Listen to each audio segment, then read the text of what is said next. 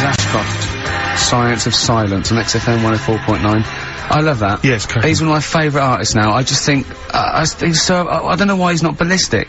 He's got everything. He's like one of our best rock stars. I'm Ricky Gervais. Hello there. You're Steve Merchant. I am indeed. Karl Pilkington over there. Big day today. Really? Yeah, for Karl. He hasn't been looking forward to it. He's been whinging in the week. A couple of things. He thinks he's overworked. He thinks he's overworked here, and he's stressed, and he's got to do DIY. MTV are coming in, right, to give him the chance of his a lifetime to do just a little screen test, and he's going, well, I'm not going to look good, am I? They're not going to know why. He said, well, I've got a round head and I'll be wearing headphones. And, he's not made an effort. He thinks, oh, they'll put him off. He said, they won't even press record. He's got a spot on his head. I mean, you know, also... You're not looking forward to it. You're not excited about it. It's a great opportunity. Why is it a great opportunity? To get on MTV. No, but look, money for old rope. Yeah, but look what's happened to people like, Jeremy Speak, whatever his name is, and all Jeremy Speak, yeah. Yeah, and, yeah, slightly different. Why is it? Well, see? You're making it in the industry, and you've got something to give. He happened to be around when they were filming an airport. Do you see the difference? Alright, the other one then, who's on a boat. Same thing, although at least she had a skill. She had a skill, you know, she can sing, you know. Well, it's just, I think it can all go wrong, do you know what I mean? Well, of course it can. So can sitting in your little room moaning about nothing happening in the world. You know, he wanted to stop educating Ricky, because nothing had happened. He said, look what happened last week. I scoured the net, he said, all I found was a dog in a car wash, and a parrot and a vicar. Right? I'll tell you what, there ain't much more going on this week. We're talking listen, me and Steve, yesterday, we took a day off to prove you wrong, and we've come up with two of the most incredible things I told you about, and they're amazing. So there are things out there, or is it but just go for truth. Go for truth and science and discovery. Fact is stranger than fiction. You don't have to revert to sort of like God and ghosts. I know, yeah. Do you know what I mean? But the funny thing is, you know, like, last couple of weeks I've been saying there's not much going on. Yeah. I found out when I was looking that there was a day in 1930, right? It was a Good Friday, there was no news, there was nothing going on, they had to put a music video on or something, on the telly, because there was nothing going on. Play a record. We're gonna play some classic tracks today. This is, Debaser. Pixies, Debaser. I was looking forward to playing that. Came and said, Karl, I'll play that. I was looking, he put it on. Lauren just called through and said we played that in the last half hour. Embarrassing. Yeah. So, what is the point of having a producer if he doesn't check things out? So, I mean, it's a good track. I mean, I'm sorry if you heard that twice in the last hour. Go on, so what am I to listen to everything all the time? I've been running around, I get in early on a Saturday. You got in about the same time as me? I went out and bought you some biscuits, so you're happy. I put the coffee on. Yeah. I've sorted what prizes we're gonna give away. I've been running to the library getting you certain tracks. Yeah. I can't listen all the time, I'm doing my best. Well, I'm not sure it's good enough, Tom. I mean, I'm worried when MTV come in, if they've heard this kind of shoddy production, they're gonna start to wonder what is it. The same songs every 5 minutes anyway. Sorry, are you sort of overworked because you were on Zoe Ball's show talking? Oh, hello, what's going on here? Well, I was he was exclusively on our show. No, I was in the car. I seem to remember, Rick, he was a nobody. Yeah. That got a chance to come on air and talk about that. And guess now what he's getting auditions with MTV? Guess what he was talking about on Zoe's show? Oh, hello. All the jellyfish stuff and all that. About getting believe it. Recycling material that you've done on this show. I phoned in, right, and I went, stop doing materials. He just hung up on me. But I had a job to do. Who do you think you are? Your ego has just gone through the roof. Hang on a minute. What? I had a job to do in the week. They asked me to drive the desk for Zoe, right? They didn't talk. Zoe, yes, she talks to you. You can't just ignore her. Yes, you can. But you Who can't. is she? Who does she think she is? You made a promise to us, a pact, that you were our kind of monkey. Yeah. What can I do? If someone takes time off, I've got to do it. It's my job. Yeah, but you don't have to talk. You don't have to use. You're the head of production. We've given you this special gig. This is like taking you out weekends. Yeah, exactly. You know, if we find out you're getting too much excitement in the week, we'll have to just calm it down. Get another little... Well, that's it now, anyway. It was only last week. Do you know, I feel like kind of solid. I feel betrayed. It's like you were having an affair behind our back. And you rumbled it. He was doing all the stuff. He was doing all this like, oh yeah, jellyfish and this, jellyfish that. Yeah, because she was asking. And I thought it was a good way of promoting this show, actually. Oh, did you mention the show? Yeah, I did at some point. Did you? What did you say? I just said, more about that on Saturday afternoons. So you talked twice? I only heard you talk once, so you're talking all the time? Well, about 5 times in the week. In the full week. 5 times. Deary me. and one, it was just stuff. You that could they never do. be a monk, could you? Chatting away all the time. Right, what have we got? I blame Ball as well, to be honest. I feel Ball's slightly responsible for it. Yeah. She can't find her own, you know, gibbon to get on the show. She can't find her own kind of, you know, loser, then don't start stealing ours. They're outrageous. Well, coming up, right, we've got Maybe we'll get Fatboy Slim in. Indeed. Next Yeah. Saturday, if you're listening, Slim, Yeah. coming on the show. What's his name? Ernie or something? What's his name? Norman. Norman. Oh, yeah. Right. Ernie! Yeah. I don't know. Oh, that's great, Ernie Ball. Yeah. Oh, he wouldn't change his name. Cook. Ernie Cook, that's it, yeah. Right. That's great. Anyway, Go coming on. up today, we have got Educating Ricky. Right, Yeah. okay. Is this the last one? You've promised it might be.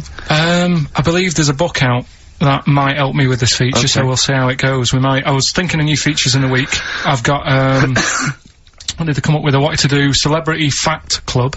Celebrity Fact Club. Alright. That's, I've just got to get some celebrities in first, before Okay. we can kick that off, so maybe in the new year. Ball and Maybe Cook. Zoe Ball, yeah. Ball and Cook. Yeah, Start yeah, off. Maybe. Right, and I've also got, Cook and Ball stories. Yeah. That's nice. good one. Cheers. Thanks, Carl. Maybe you could sell that to Zoe's show. And, I'm also thinking Through the Ricky Hole.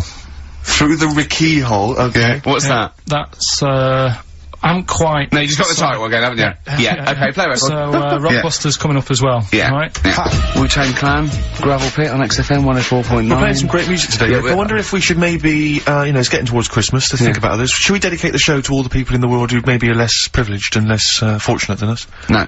No? Okay. Have you, to do the prizes for the, Prizes? Okay. Alright, so, screw those who are less fortunate, is what TV's Ricky Gervais thinks. Rick, I know you're a big fan, of the likes of Bryan Adams, Robert Palmer, Alien Ant Farm, and, obviously, ZZ Top. Yeah. And so you'll be enjoying the best air guitar album in the world Brilliant. ever, Volume 2. Yeah, sure. Fantastic. Well, Volume 1 wasn't enough. There wasn't No, enough. exactly. Again, we've seemed to be able to give one of these away every week. Are you just not sending these out? I mean, these are the same prizes we started this game with, I think, a couple of weeks back. Are you just not sending the prizes out? Yeah, but I want to give, like, more people a chance, because if one week they listen in and think, God, I wouldn't mind winning that, Sure. if you've got more copies of it, they'll go, well, I'll listen next week. Okay. Yeah? Brilliant. Yeah. So again, this is one of those, the best songs you've heard on an advert ever albums. Mainly mobile phones? Mainly mobile phone adverts, yeah, although there is the, Smash Mouth one, which was used in the Ford Fiesta TV. Oh, yeah. Walking on the Sun or something. I forget what it was. The Smashing Pumpkins album that we've given away in the past again, Yeah. obviously got a bulk order of those that can't shift them. Wild Weather, I don't know who's interested in this. This What, is, is that a double box set VHS of different weather? That's amazing. Yeah, there's That is two amazing. cassette tapes there. It's presented How long by is that? Donna McIntyre. It's a thrilling trip with the most exciting forces of our wild and turbulent world. So I'm Clouds, right in saying weather, storms. it's a double VHS Stuff like video tornadoes set and that. of different weather. Yes. Brilliant. Yeah, no, it's got, I mean, it includes the fastest winds, the Oh, hottest you're desert, joking. and the biggest rain machine on the planet. That's on there, I think you have to... God. I wonder if I hope they're bringing out another box set, Soil. Yeah, absolutely. Just goes through different mud. And this you may be of interest. I've read good reviews of the DVD of this. It's a 2-disc set. The Wicker Man, Oh, the classic right, 70s great film, film, but yeah. it's got a bunch of extras That in is there. actually quite a that's good actually film. worth having. I would probably throw the rest away. But or the palm Wicker that Man, off get the bit someone on at DVD, Christmas. and it's quite very interesting. Yeah, but you'll enjoy that. So what, the this Rockbusters, is it? Yeah. That's for Rockbusters. Brilliant. Well, I say get the ball rolling now. What, of Rockbusters? Yeah, get the ball I don't rolling. know, I mean, tease them, Rick. Don't sort of spunk all the good stuff early on. I mean, Well, that's dynamite. you can say spunk, I can't. Go on. Well, we've got, actually it's quite good moving it about, because we might have some new listeners here. Yeah. I wouldn't have thought so. Yeah. Not after last week. No. Right, okay, so if you haven't heard it before, I'll give you some initials. It's like initials of an artist or of a It's band. Blockbusters. And a cryptic clue to who the band is. There's 2 easy ones, 1 difficult one. First one is, That'll Never Get Off the Ground. Right. Yeah? That'll Never Get Off the Ground, the That'll initial? Never Get Off the Ground is the clue. Not and LZ. The initials are LZ. You are joking. 2 easy ones. Right. Yeah? Okay. Right, and then you've got, that woman's got her husband's gloves and a pair of her own. Right? Say it again. That woman has got a pair of her husband's gloves, and she's got a pair of her own. That's HH. Right? It's a bit of a difficult one. And then the last one, you'll get a right load of bacon off them. Right? You'll get what? A right load of bacon off them. That's L. L. Yeah, so, once again, very quickly. Load of bacon off of them. You'll get a right load of bacon off them. So, first one, that'll never get off the ground, LZ. That woman has got her husband's gloves, and she's got a pair of her own. That's HH. Brilliant. And, you'll get a right load of bacon off them. That's L. And it's an email-only competition? Email only, ricky.gervais@xfm.co.uk, and we pick a winner before the end. So, and you can win at Wicker Man. The weather. Best of the weather. The best of the weather. That would be amazing. The best of the weather. As a compilation, Channel 4. Exactly. Winds light to variable. I love 1976 Remember this weather. one from August 1979? Warm, isn't it? Oh, this is warm, isn't it? Oh, the best of the weather. I'll tell you what. You remember how we always played, like, great music, usually? I'm up You've not got another one, have you? Yeah, I'm gonna do it. Yeah. This is David Bowie driving Saturday. Oh, infinite again. What? I'm in the same problem. I know, beating a biscuit. Yeah. David Bowie driving Saturday. That's a great track, isn't it? A crash course for the ravers, eh? That's what this show is, isn't it, Carl? Crash course for the ravers. They tune and they go, wow, that's so cool. I wish I was like Karl Pilkington. You reckon? Yeah. Definitely. You've got to read your mum's clues out, didn't you? Yeah, These are just for fun only. This is Carl's mum. She listened one week, and now she sends him a little example of Rockbusters every week. She's got, what did she send? This group would go well with your Christmas dinner. Cranberries? Yeah. They make a few good cupboards. They make a few good cupboards? Yeah. The Carpenters. Carpenters. I was thinking of EMF. What else? I was thinking B&Q. The B&Qs. This group thinks of lots of things. This group thinks of lots of things. Yeah. Go on. Imagination.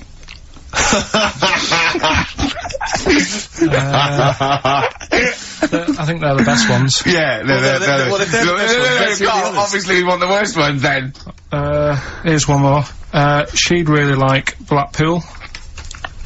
She'd really like Blackpool.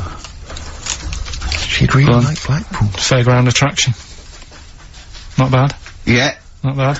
Right, so, there's, does she write anything else in the letter? Or does she just send them, like, scrawled on the back of, you know, I don't know, a till receipt? She did with the first one, now it's just the Rockbusters. Right.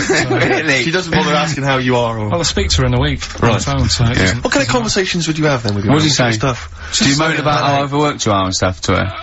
I mean, they're always surprised when I'm getting in late and that. It's like, you know, what have you done today? Well, I've just got in from work and it's like 8:30 at night. A lot of people get home at 8:30, Carl. Next. You know, just saying how's the flat going. I was asking my dad some DIY tips the other day.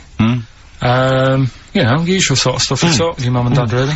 Yeah. Talking about the bisons with them. I was watching, did you watch The Mammals in the week? Oh, David Attenborough? No. I was thinking, actually, right, all this MTV stuff, if there's one reason why I'd like to do it, is I was watching Attenborough, the Mammals programme.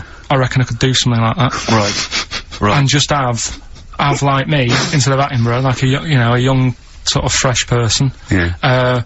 Watching, like, certain animals and saying, do we need these? Do you know what I mean? Yeah. Oh, God! What's going to be Death on Earth? Well, that's amazing! Do we need these? No, because there's loads of stuff. And the audience at home would vote. Would there be some kind of telephone like a vote? vote-out system. Oh, the thing is like, it's something interesting that Attenborough was saying the other night on, Do we need these? on Jonathan Ross's show, on his telly show, right? He was saying, he said, you could take all the humans off the Earth and it would carry on. But take, like, some animals off it, mammals and that, you got problems on your hands. I thought that was quite interesting. Yeah. So it's like, the question is, do we need these? Is that part of the big thing? Right. Like jellyfish. Yeah. we've talked about jellyfish. Yeah. Yeah. So which mammals in particular were You talked about watching that Zoe Ball show, haven't you? Eh? Which mammals, were you thinking we don't need when you watched the show the other night? Any in particular that you thought they don't need them? They're not of interest? Well, I like whales, but I don't know what they do. And they're taking up quite a lot of room. Sure. But stuff like, Yeah. but like, jellyfish, I looked into because, Yeah, you know, well, I was I know you talking about don't, them, and, they were saying they've got no eyes, no heart, there's something like 97% water, Yeah. they're blind, and they do about 33 miles a day. Right. So it's like, do we need them? Could we clear them out? Yeah. Yeah. What, a big net. That would be the programme. What, right, we'll get rid of them. Next week, we'll be looking at, Rhinos. I think it's genius. Honestly, I think it's genius. And like going along sort of like picking up sea anemones and going and just lobbing them into the sea. well, what do you think about MTV doing that? And then I just, in between the bits, Play music I videos? play music That related relates to to it. fish, so I could play like Fish, Yeah. that rock guy, or, the animals, Rock lobster. yeah, or, what else could This I get could run in and there? run. What other songs have got animals in them? The Well, Monkeys? Could play the Monkeys. Yeah, there's about 1 million, so let's not start this. No, Yeah, but, do you know what I mean? So do we need this? So MTV Carpet. flies you around the world And to you- the most incredible exotic locations. You sort of climb up a tree or whatever next to, I don't know what lives up a tree, some kind of rare parrot. You say, look Sloth. at that, it's colourful, Sloth. it's interesting. Oh, you like sloths, don't you? No, they just live up trees, but I'd say, do we need them? Why? Well, what do they do? What do you mean? What do they do? What do you want from an animal? Carpentry. What Well, do you like, want? I don't like scorpions, right? Right. But then I found out they look after those monkey things. They're not monkeys, they're Whatever. lizards. Well, alright, yeah, them lizards, they look after the lizards. So there's a reason. But do you need the lizard? Could be your Well, next yeah, question. because the local people made shoes out of them. But not when the scorpion protected them, they didn't. Alright, we don't need them then. So, and so ultimately, would anyone decide? I mean, do the animals kind of get a chance to mount a case for their survival? I mean, is there maybe someone that comes into their corner and sort of defends them? I'd have like a David Attenborough type character who says, Right. well, they do this, and I'll go, yeah, but do we need that doing? Yeah. Yeah. Okay. So, Yeah. and so what does an animal need to do in order for you to feel that it sort of gets a chance of life? I mean, like a pet, like an animal, like a dog maybe, or a cat, I mean, they give a certain affection to its owner. Is that a valid, reason to survive? Not particularly for you. Not really. No, I've okay. been saying that though, blind people use dogs, so they are useful. So dogs are useful. St. Farmers Bernards, use they often dogs. save people, don't they, in Yeah. snowy weather? Cats. I'd have to think about it. Okay. Keep the mice down. Yeah, but you got rent a kill. So Okay. what I'm saying is, something that will affect the world. Right. I think you'll find everything does. I think you'll find everything does. Except Karl. I'm not sure what effect he's having on the world. I tell you what though, Steve, right? Did you watch the mammals? I did see the mammals. They had bison on it. Right. The weirdest looking things you've ever seen. Yeah. They've really Again, you're on dangerous ground here, no, Carl. but they've really got a, it's like, decide what you want to look like. It's just a mismatch of stuff. It's got a really big airy head. Yeah. Unlike you. Sort of bald at the back. Right. Sort of It's played by thinner. someone you went to school with. Was there two of them? Oh, brilliant. From the album Original Pirate Material, it's obviously The Streets, and an album track from that, It's Too Late. Fantastic, isn't it? Yeah. I know everyone's raving about it being, you know, one of the albums of the year, but it is, I think. It's great. That's brilliant. I love the backing as well. It's just so good. The lyrics, the things you go, they're my favourite band of the year. Next week then, we'll do all our favourite songs of the year, shall we? No, I think it's got to be 2 weeks' time, hasn't Oh, it? 2 weeks, is it? Yeah, We'll do I'm the away Christmas- next week as well. What do you mean you're away next week? What are you doing? Zoe Ball show? I'm going up north again. Why? So Claire's gonna be here with you. Okay. Yeah, at least What are you doing up north? she does her job. Just, Suzanne's dad's birthday, so. I bet he's a party animal. I've read that they really kick off, don't they? Is it? Yeah. When? So, You gonna be raving? can't concentrate now. Oh, well, he's all stressed because the lady from MTV's here. She's going to film his little face. So the what- the things he said in the week, he was so worried. He's got worried about the spot on his head. That won't come out. Just you got your best side. He's on that side, that's alright. Oh, yeah, the camera's out. Look, he's getting nervous now. Okay, Carl. Ignore the camera. Okay, just ignore the camera. Okay. Now, me and Steve have done our research for you, and we've got two amazing things to tell you. What should I tell him first? About the baby or the Well, they're both equally fascinating, so you choose. I'll tell you the crab thing first, right? Steve actually saw this thing in the Guardian the week, about our research thing, and then we looked it up, we looked into it on Friday, and it is incredible. Right, listen to this. There's a thing in a bay in, New England, right, where it's like the biggest, they make silicon chips and stuff for computers, right? And because of the data protection thing, after they've done them, because they have to destroy the plates, right, well, the information's sort of put onto them, but there's still flakes of silicon, they sort of grind it down straight away, and some of the flakes got into the bay, okay, but some of the information's still on even the like granules of silicon, anyway, gets in the water, and silicon is rather like, a carbon derivative. They reckon if there had been life on another planet and it wasn't carbon-based, it'd be silicon-based. Because that's simple sugars and it's just COH and that, and it can work with silicon, right? Anyway, the crabs have been taken up, it's still in the water, and they looked out on the beach, and, over years, the crabs have started, sort of putting themselves in formations, like geometric format, and they couldn't work out why they were doing this. And, when they put them in the experiment, they sort of like chopped them up, and they found they'd taken on silicon. And it had sort of got into their brain, and they were downloading information. They picked up little things, because it's just chemical, you know, like, electrical impulses that got information off the silicon chip, and they were interfacing it. But, this is the amazing thing, one bloke sort of thought of this, and he thought, well, if it's a simple computer with a brain, if it's just a simple sort of electrical thing, then maybe there's sort of, you know, we could get it down. So what they did is they made a thing called a biointerface, and they put it into the crab's brain, just a really simple brain, so it's measured avant-garde, right? And it got impulses from it, and they were getting, like, computer readouts, just flashes of, like, symbols and geometric things right on this screen to read the crab's brain, and it was stuff like, you know, fragments of a what made them do this in the first place? Because they saw the crabs behaving differently. They were behaving differently to each other. They were just like, they were, you know, intelligent.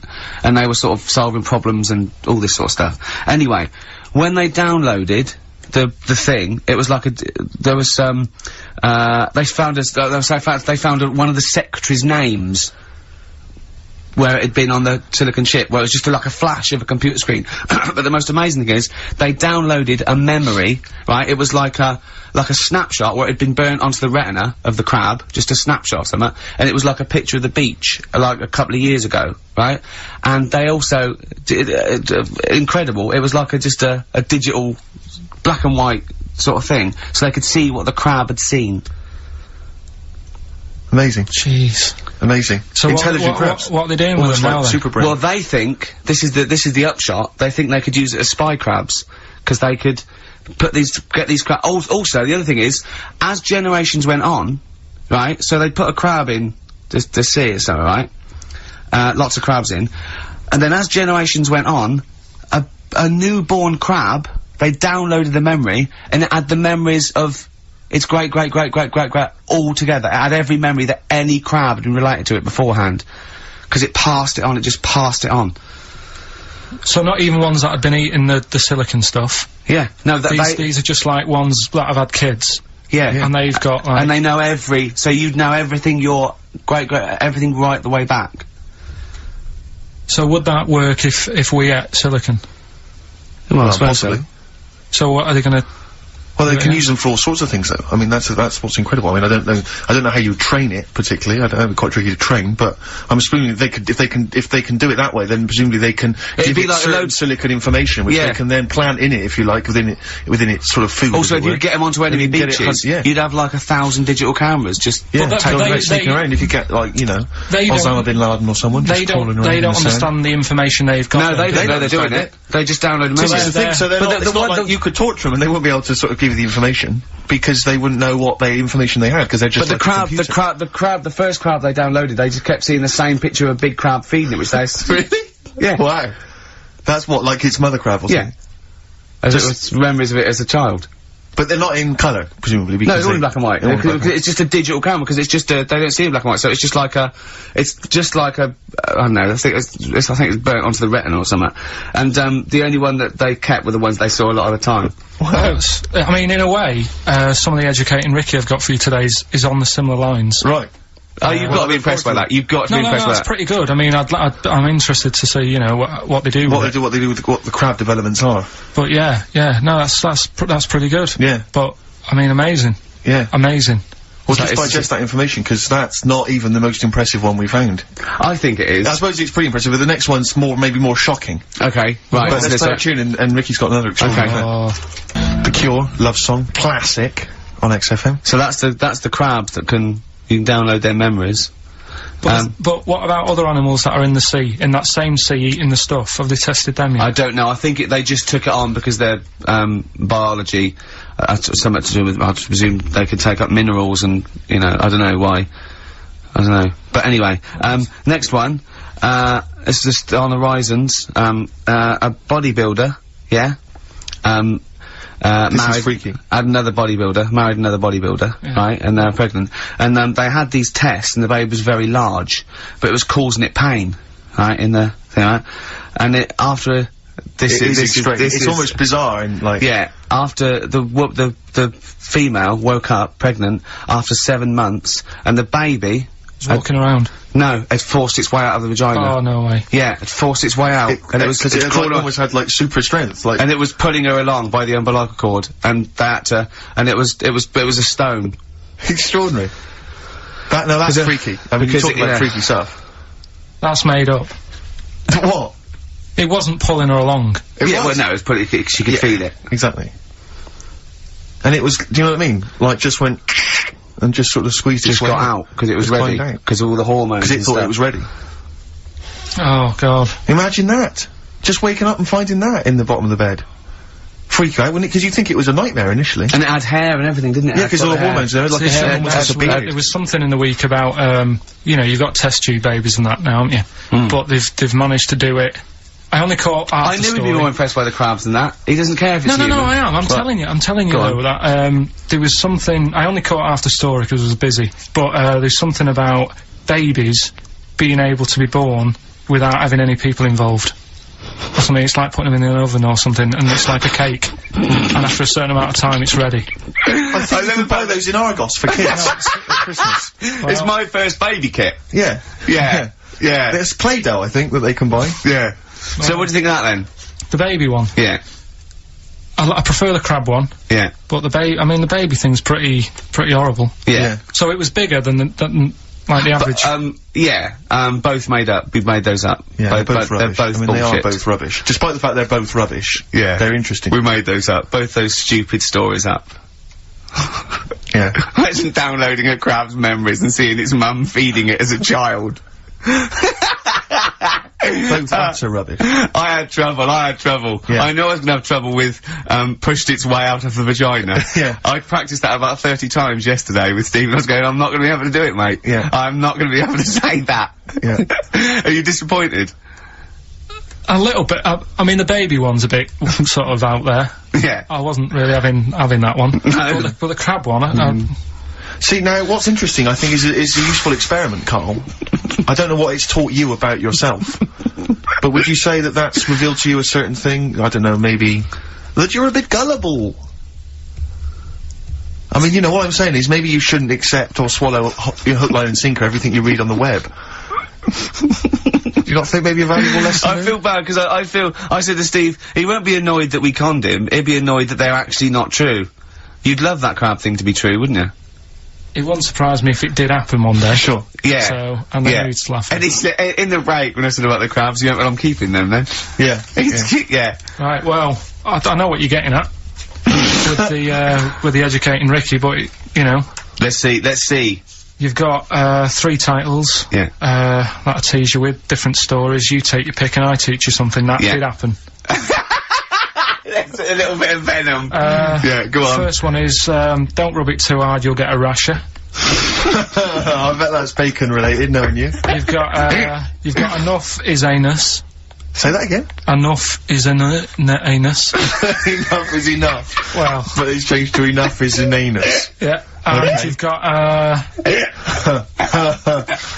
Yeah. You've also got, will it be a bloke? Oh no. Will it like a bloke or a woman? What? Will it like a bloke or a woman? Will it? Yeah. Will it like a bloke or a woman? Wow. Yeah, so they're your 3 stories today. That sounds exciting. Okay, well I'll have will it well, like... we're gonna play a record now, Rick, surely. Yeah, and, okay. And come back with... Sorry about the crowds and the big baby. Alright. It's a valuable lesson learned. I'll think of a title for him. Yeah, Oasis. The Hindu Times. Carl just did his little screen test down the lens, and he said, just look at the camera. He went, right, do you want to know about MTV? So well, it might be VH1. He went, right. It did Rockbusters, then after the break, some Genesis. I'd watch it. You didn't tell me she wanted all this. I thought you said, because I said you just bring your own camera in and we'll put it down on some tape and pass that on to her. Yeah. So now, I'm doing 2 jobs at once again. This is what I'm saying to you in the week. I'm juggling jobs all the time. I tell you. Right, come on then. How much do I get? He looked straight at the camera and said that. Right. So, 3 stories. Don't rub it too hard, you'll get a rasher. Enough is anus. And we'll have that one then. That one? Yeah. Right, well, do you believe in palm reading and stuff? No. Yes. Sorry, yes. Yep. Yeah, of course. Sorry, I forgot. Yes, of course we do. Right, well, there's a fella who, he used to do palm reading. Oh, yeah. But a lot of people, he found that when he went up to him in the street and said, do you want your palm reading? He was like, a lot of them were like, you know, oh, I'm a bit ashamed of my nails and stuff, because they're a labourer or they're a cleaner, or something like that. I know a lot of labourers are slightly embarrassed by their nails. Yeah. No, but... Yeah. So he found Look at my bloody hands, Reg. Well... That's that hod carrying. Did I ever tell you that? Did I ever tell you that I got picked at school to make tea and serve biscuits to old people because I've got good nails?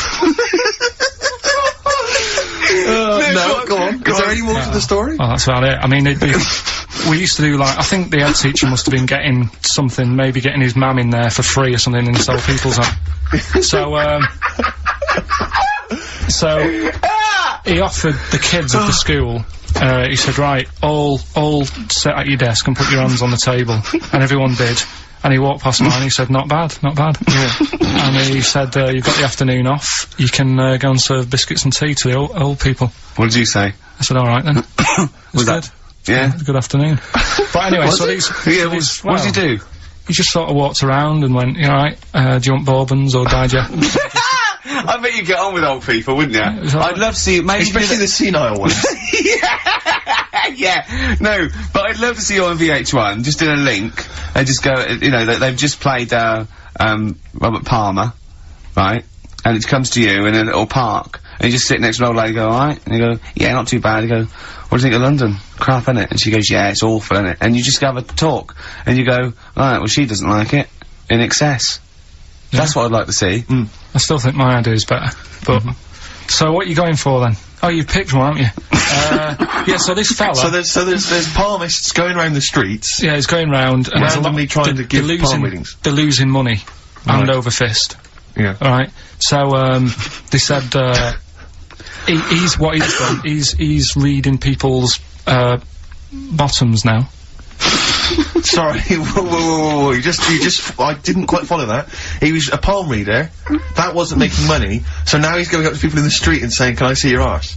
Basically, yeah. So from being a palmist to an arsonist? Well, they just, that's what he does. He said these same sort of lines and that you get on your hand, you get them on your bottom, and, he can read them. Right. Yeah, he's not a pervert or anything, or making up as he goes along. No, that's it, that was that. So, if a man came up to you in the street and said, can I have a look at your arse? Can I read your arse? You'd drop your trousers, would you? No, if he went up to him and they said, oh, I'd rather you didn't, because I'm a labourer, I've got bad fingernails. No, that's why I've seen, that's what a lot of labourers, they're showing their cleavage, you think, but actually they're having their arse read. Absolutely. That's what it is. And then, right. So is that the end of the story? Yeah.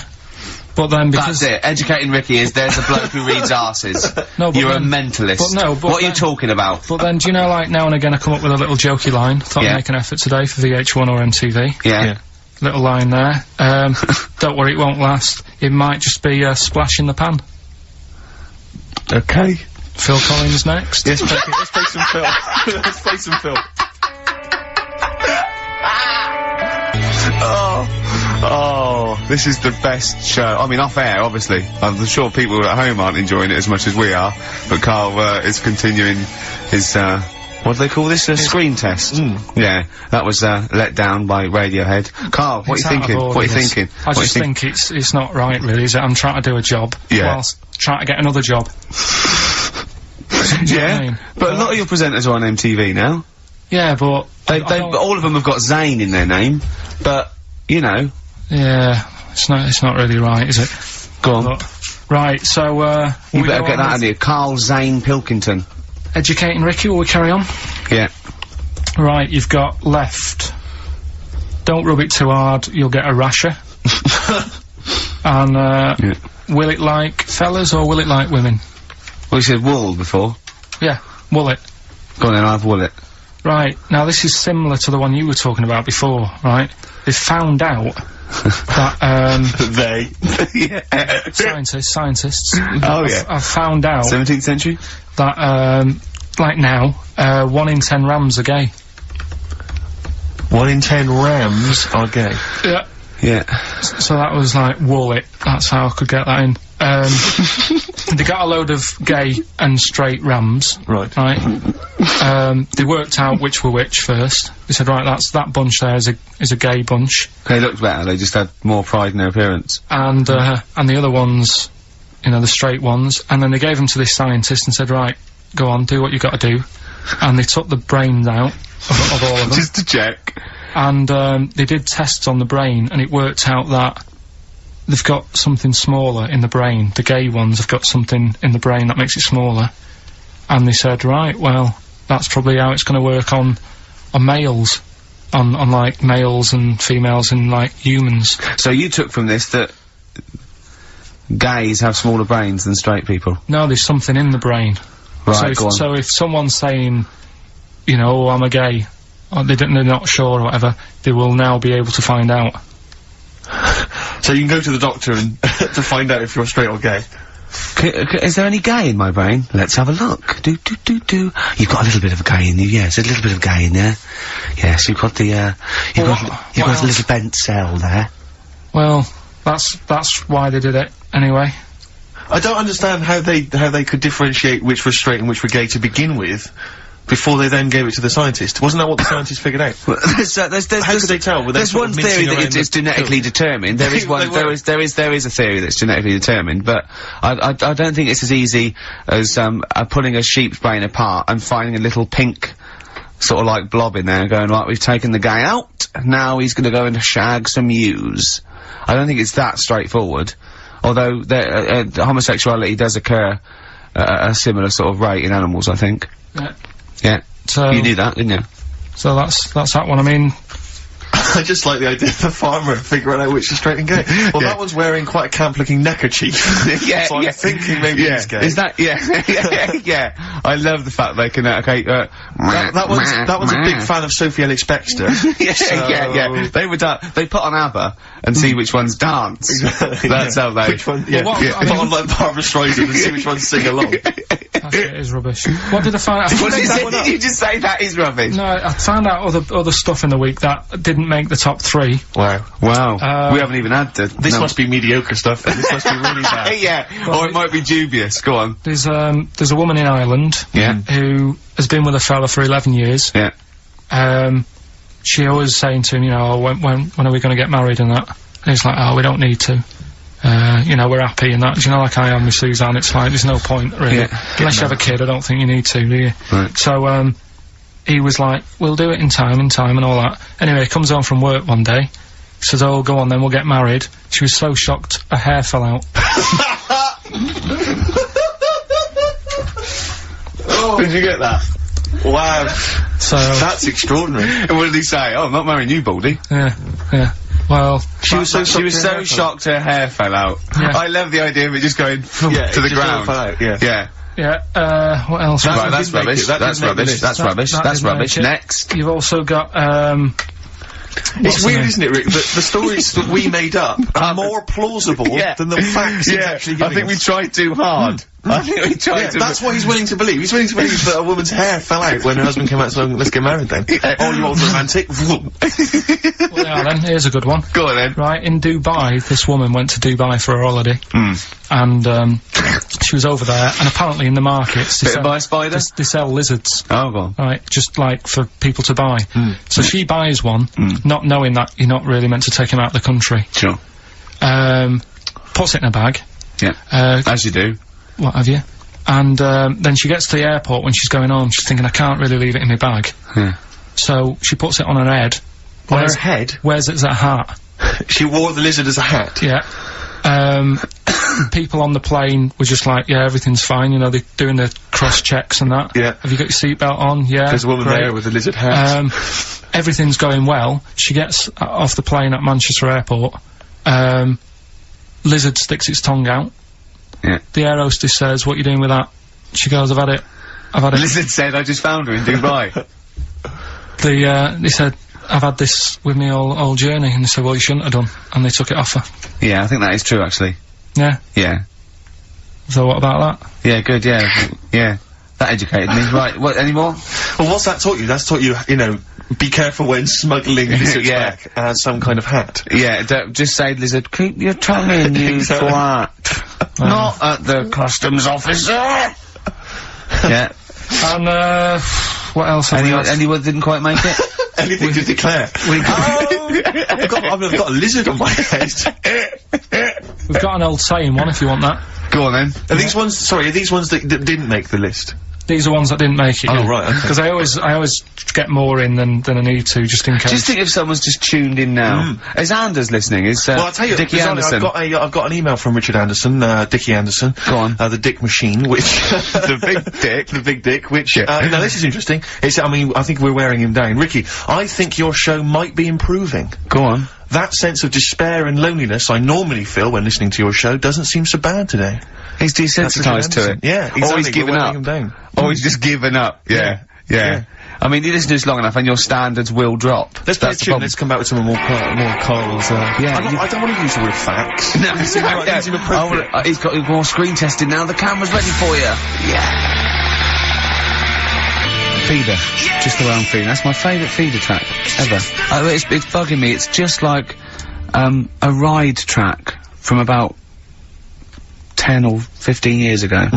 So if you know, put me out my misery, email in. It's just like a ride track from about 1990. And I can't, it's just the beginning. Drive me mental. Ricky.gervais@xfm.co.uk. Yeah, well, half hour to go. You've done your screen test. Yeah. Reluctantly. I think you had such the wrong attitude. Well, it doesn't matter, does it? If I've told you before, if things are meant to be, right, they'll happen. That's how I've got through my life, right? I'm 29 now. Yeah. Never 30, ain't you? Well, yeah, 30, but the camera's still on. Right, so... and everything I've done in my life, I've never sort of planned it. Do you know Is that what I mean? how you stormed through your exams? Well, your GCSEs? look at the school play, doing Little Donkey. I wasn't planning that day to do the drums. It just, on the night, I couldn't help myself. And you stole the show. What happened? What do you mean? When you know, when all the kids were playing Little Donkey, I wasn't meant to be doing my drum set in that track. I was only meant to, I think I was doing the We Three Kings or something. But when they started doing it, the tune, I couldn't help myself with the drumstick, just like tapping away. Right. At the drum. Yeah. And then when it came on, I was like, oh, and I started doing it, and like the teacher looked over at me, and I was like, oh, I shouldn't be doing this, but she sort of gave me the nod as if to say, it's alright, carry on, it's sounding good. Then after it, she went, you know, they love that, you can do that again tomorrow night. Yeah. So I got like an extra part in the play and that. Yeah. That wasn't so planned. you were doing the drum part to We Three Kings over Little Donkey? Yeah. That's weird, that is like Fatboy Slim or something, isn't it, when they mix up? Yeah. Or Moby. Still mashing it up at the age of what, 8? Yeah. No. And that's what I'm saying. And is that when someone was filming it and you could hear your dad on the camcorder going, he looks like a twat? That's the one, yeah. Oh. And that's why I don't want to be on the telly, because I'll always have my dad's sort of echoing voice just saying, he shouldn't be on there, he looks like a That's it. So that's why I'm a bit sort of nervous about this today. Really? You think it's sort of quite Freudian in a way, sort of? Yeah. Your attitude is case for Sarah. Well, plus I haven't got the look. I'm not pretending, right, that I should be on the telly. What's wrong with your look for VH1? It's not right. It's not right. Jono was on VH1. Was he? Yes. So I'm going up against Jono? No. So... He's gone now, he's moved on. Yeah, there you go, you see, another one who they gave a chance to, and then he was like, you know, yeah, I can do that. He's built up, right? They built him up, you can do that as a job, and then they knocked him down. And he probably started eating. Well, I don't think you can knock Jono down. He started eating! And look at him now. Yeah. Right, so that's what I'm saying. So if it's meant to be, right, whoever's gonna watch this tape, you know, thanks for the offer and that. But, you know, time will tell. Very wise. So, there you go. And I tell you what, actually, Go on. it's a bit funny, because we're looking on the web in the week at different sayings, and, do you know the saying? A round head does not an MTV presenter make. Yeah, no, what's that saying? Spark in the pan or something? Eh? Flash in the pan? Flash in the pan? Do you know that saying? Yeah. That's a bit like what could happen to me, innit? Do you know what I mean? There I am trying to do my normal job, right? And then you bring me in here on a Saturday, next thing everyone's after me. Yeah. And then it doesn't work out, and I'm dropped. Yeah. And that saying flash in a pan, do you know how it came about? No. Do you know like how years ago they used to dig for gold? Gold. Yeah. Yeah. And they had like a little pan. Yeah. And they'd put the soil in, and they'd rub the soil. Yeah, and it shone in the sun. Now and again, it shone in the sun, and they get all excited and were like, oh, brilliant, some gold. And then they realised it was just the sun flashing in the pan. Yeah. And that's, do you know what I mean? Yeah, yeah. So again, that's a bit weird how I saw that saying in the week. Almost like a little thing saying, don't be getting carried away. Omen? So, well, makes you wonder. But anyway. Not really. So, tell you, things that make you wonder, you saw Darren Brown, what did he do? Darren Brown, no, extraordinary. Yeah, I told him, but I said, you should peep. A lot of people don't realise who Darren Brown is, and he's, I think, the best illusionist in the country. We went to Jonathan Ross's house for his birthday. I didn't. No, me and Jane, and we went there, right, and there was lots of people there, and Darren Brown was there. Jonathan got Darren Brown to do, and it was incredible. He did all these tricks, right? I mean, incredible. It was just amazing. And he did one with a bloke who was there, a friend of Jonathan's. I think his name was Ray, and he got him to give the pack. He said, count the cards, and he counted out 52 cards. Yeah? But yeah, he went, think of any card in that pack. He didn't touch it yet. He's counted 52. It was in his hand. He said, think of any card. He said, what was it? He said, 3 of spades or something. He went, find it in the pack. Couldn't find it. He said, count the cards. There was 51. Right, and he couldn't find the card, and he had no idea. And we forgot about it. He went, oh, it's gone wrong, and he forgot about it. And he kept, so he was going, I wonder where that card is, and he kept looking at it, right? I found out that about a week ago, Ray went into hospital with an appendicitis. Yeah? And the surgeon, so there was something crumpled up, there was a thing, and it was a card. It was the card that was in his thing causing appendicitis, and when he came out of surgery, there was a card from Darren Brown saying, was that your card? That's amazing, don't you think? I mean, that's like incredible. Thing and then a crab went, I know what it is. It's a 5 of spades. It's another wind-up. Yeah, well, see, I'm not going to believe anything anymore. But that's so if I ever... You've learned a lesson! Yeah, but say if all this goes wrong now, right? Cry Wolf and all that. Yeah. Imagine I get dropped by MTV. You haven't been asked yet? Yeah, well, whatever.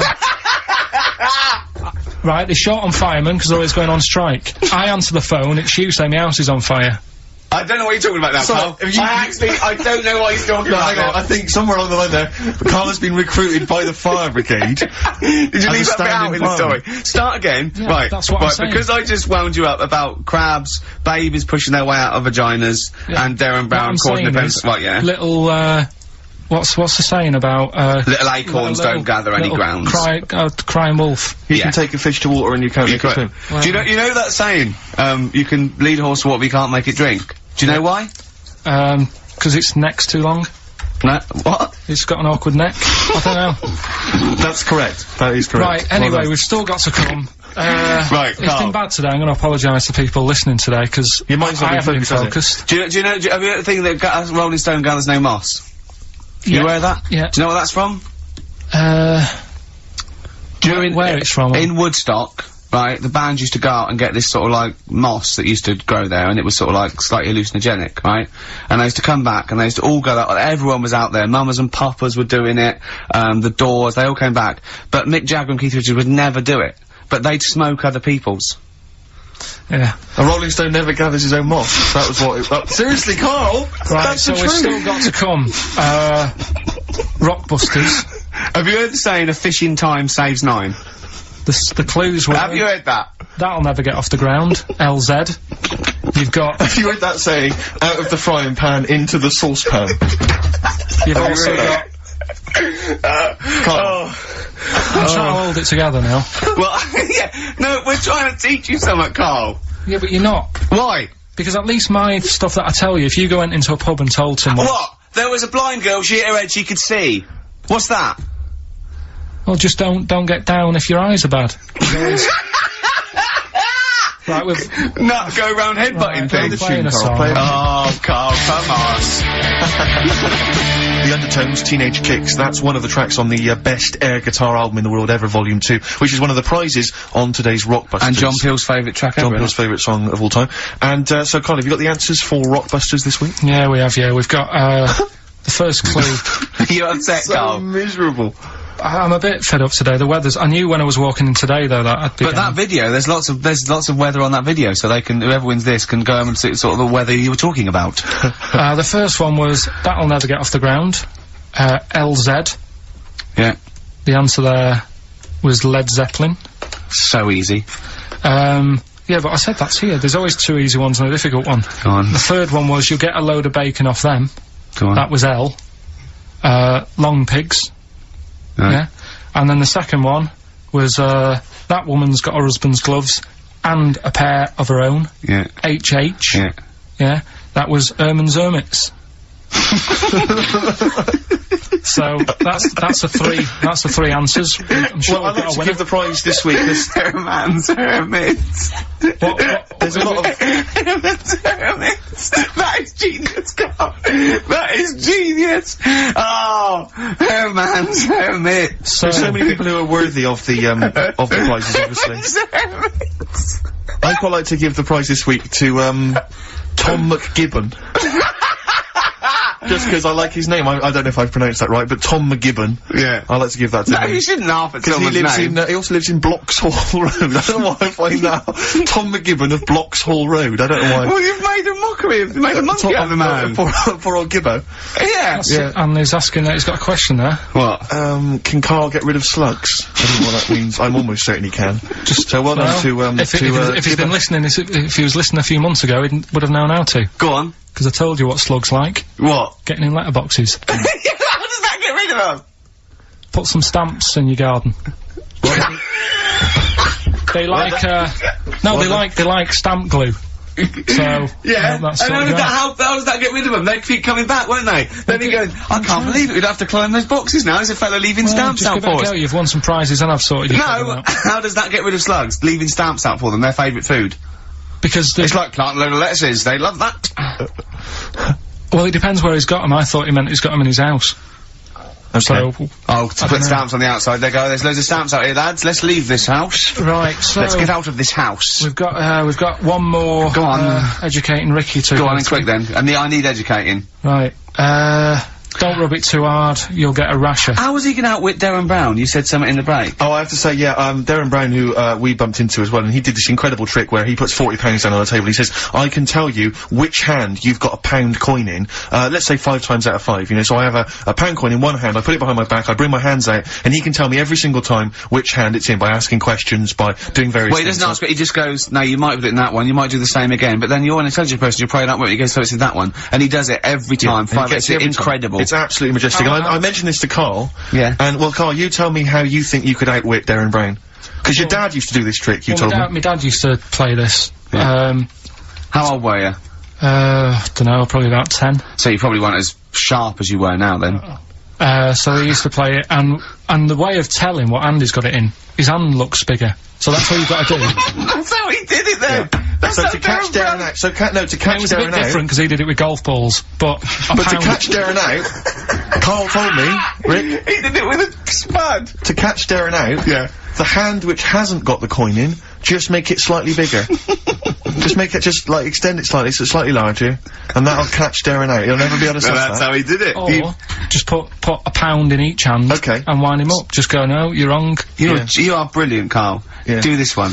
Did your dad used to do the one where he takes your nose off of your face and puts it between his fingers? Did you keep going to the doctor? Yeah. Yeah, go on. Right. You know how that's done? You know he's not actually taking your nose off. It's his thumb. Go on. It is his thumb. Last one. Yeah. Don't rub it too hard, you'll get a rasher. It's been a mess today, mate. What do you mean it's been a mess? It's been a mess. What has? This. What? The show? Yeah. How has it been any worse? It's just all over the place. There's no sort of, it's not tight like it normally is. And she'll be going away with this, thinking that's what the show would be like. She listens to the show, she knows it's a shambles every week. Go on. Well, don't rub it too hard, you'll get a rasher. Yeah. Do you know the saying, ham it up? Yeah, go on, yeah. Right, well, do you know what it means? Well, it means to overact. Right. Well, years ago, with actors in musicals and stuff, the actors used to look pretty ill on the stage because they didn't have proper makeup and that. Right. Right. So, what they used to do, to make themselves look Rub their face in pigs? Well, they got bacon, rubbed it on the face, and it made the face a bit sticky because of all the, like, you know, the pig fat and bit of lard and stuff like that. And then they'd go and get some bricks. Bricks? Yeah, house bricks. Rub them together, make some sort of red dust from the brick, and then put the dust on the face. And the fat and the lard and that would make the dust stick to the face. And they'd look well under the lights. And that's where they'd smell great as well. Yeah, well... Lovely, everyone likes to smell the bacon. No, but, so that's the old, ham it up, that's where it comes from. You know, if it's true, I've no reason to think that it's not. So that's your third Educating Ricky today. So, what have you learned? Nothing. Absolutely sod all. You've got your hamming it up. Yeah. Rams are gay. They know which ones are gay now. Now! And, at last, thank God. The fella who can hand read, an arse. If you missed the rest of the show, what are you gonna make of that?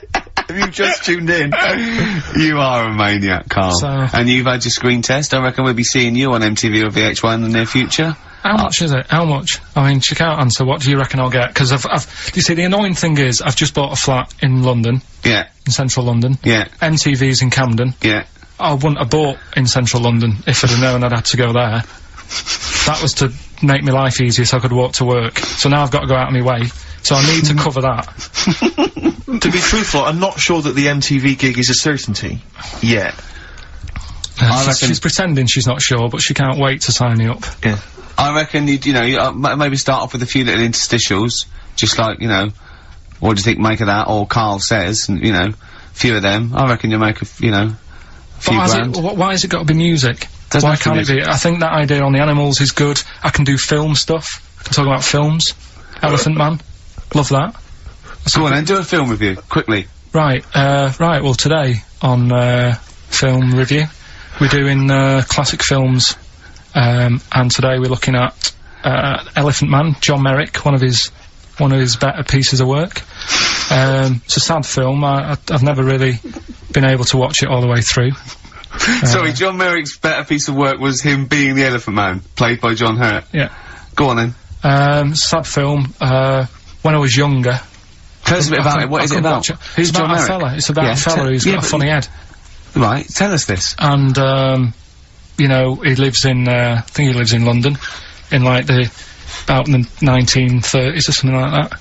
And he's being picked on all the time and stuff.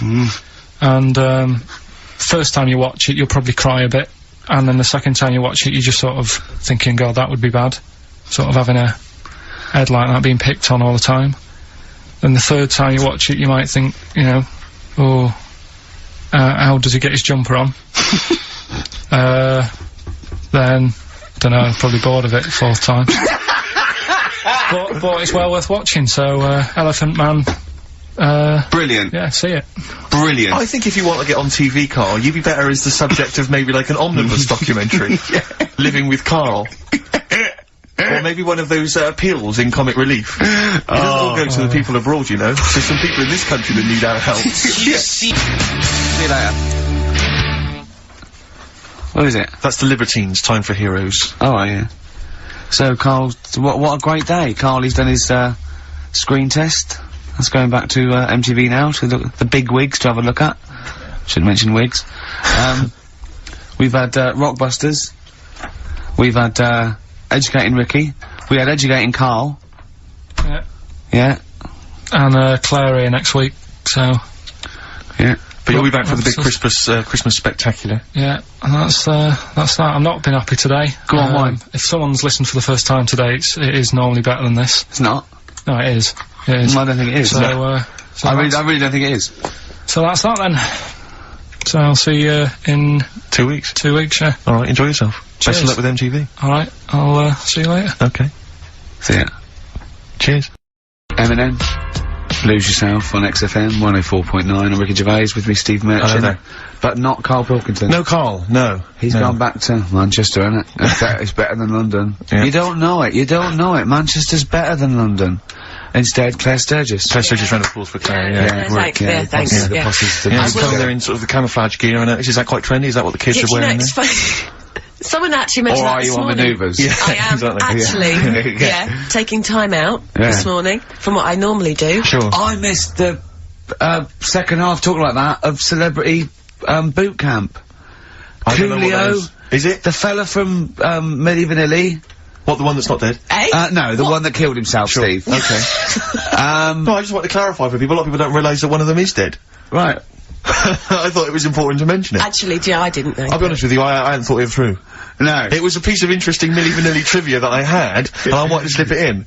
It wasn't really trivia, because it was a question. You went, what? The one who's not What dead. I'm saying, because I could have found a more tactful way of bringing up the death of one of Milli Vanilli, because I think there's a lot of people out there now upset, maybe Claire Actually, didn't yeah, realise. people who didn't know. That's quite a shock. I didn't see, I mean, I should have sat people down. Who died? Vanilli or Millie? I think it was Millie. No, it's okay. Vanilli. What? Is it, I don't know, No, but which I one. didn't know. that is- Actually, I'm guessing. Well, I'm about not that? confusing Milli Vanilli and Scritti Politti, because I mean, that is a danger. Oh, no, you're thinking of, the fellow out of Grumple Palumple.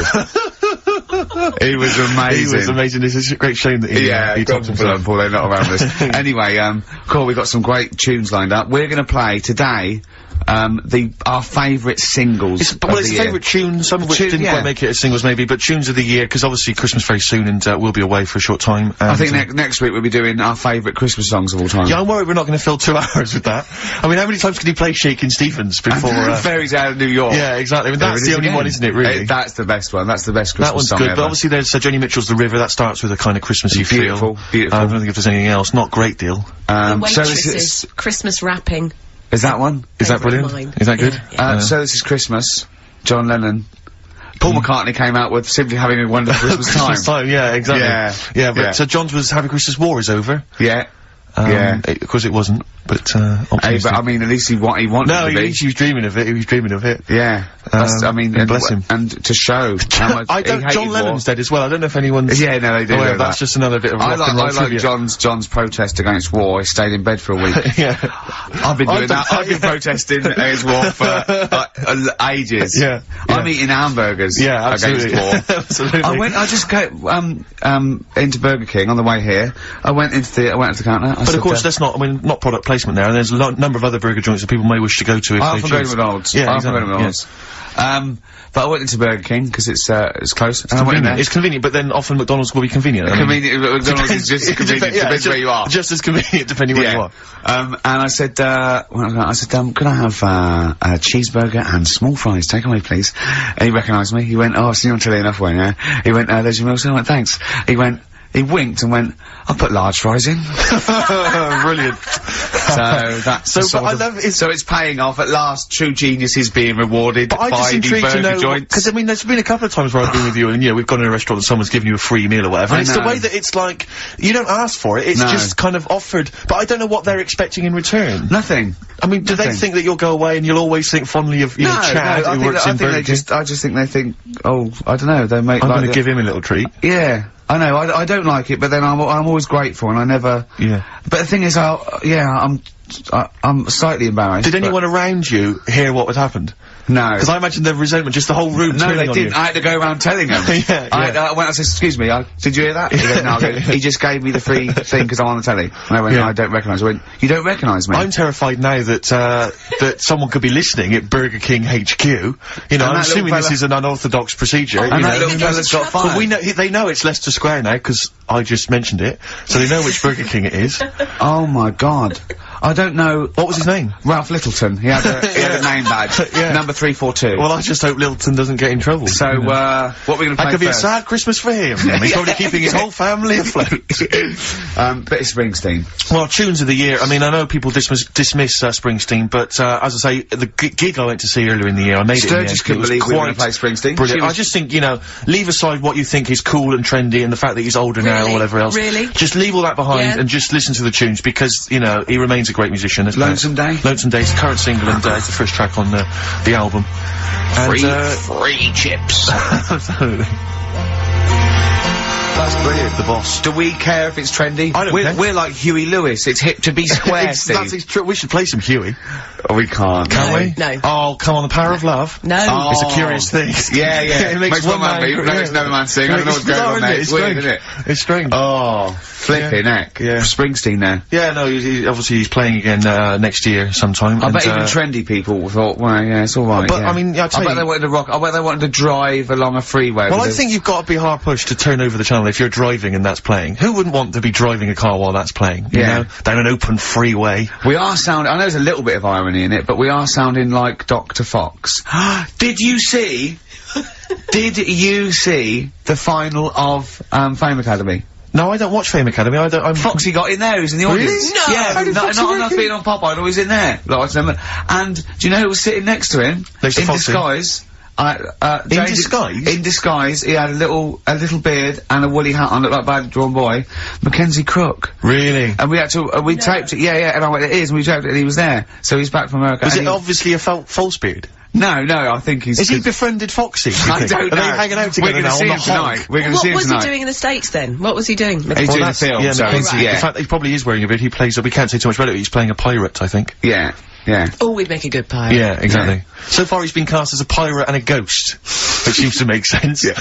Oh, dear. So, I'll be probably pumping in for information about Foxy, because, you know, I'm a big fan of Foxy's, you know. I know. Both a DJ and a medical man. I like the way that you got pumping and Foxy in the same sentence. yeah, absolutely, yeah. I'd love to. Calm down. Stop Did you just say pumping you're going to see him tonight? Is it Comedy Wars tonight? Yeah. Yeah, it's the big so do, exciting. yeah. You're going, obviously. Yeah. Of course. What are you wearing? What are you wearing? Very boring, I'm afraid. What? Very traditional tuxedos. aren't we? Tuxedos. We went shopping together and bought them. It's quite sad. I don't know. I should have said that. Lost a certain degree of rock and roll cool. It was funny, because I went straight in, I went, 42 chest, 36, 30 leg, that's fine, right? Steve, I had to stay there looking at Steve trying about 9 jackets so the arms weren't too short. Yeah. I suggested at one point go down to London Zoo and see what the gibbons wear. Because it's, every single... Those little jackets you see them wear when there's an organ grinder.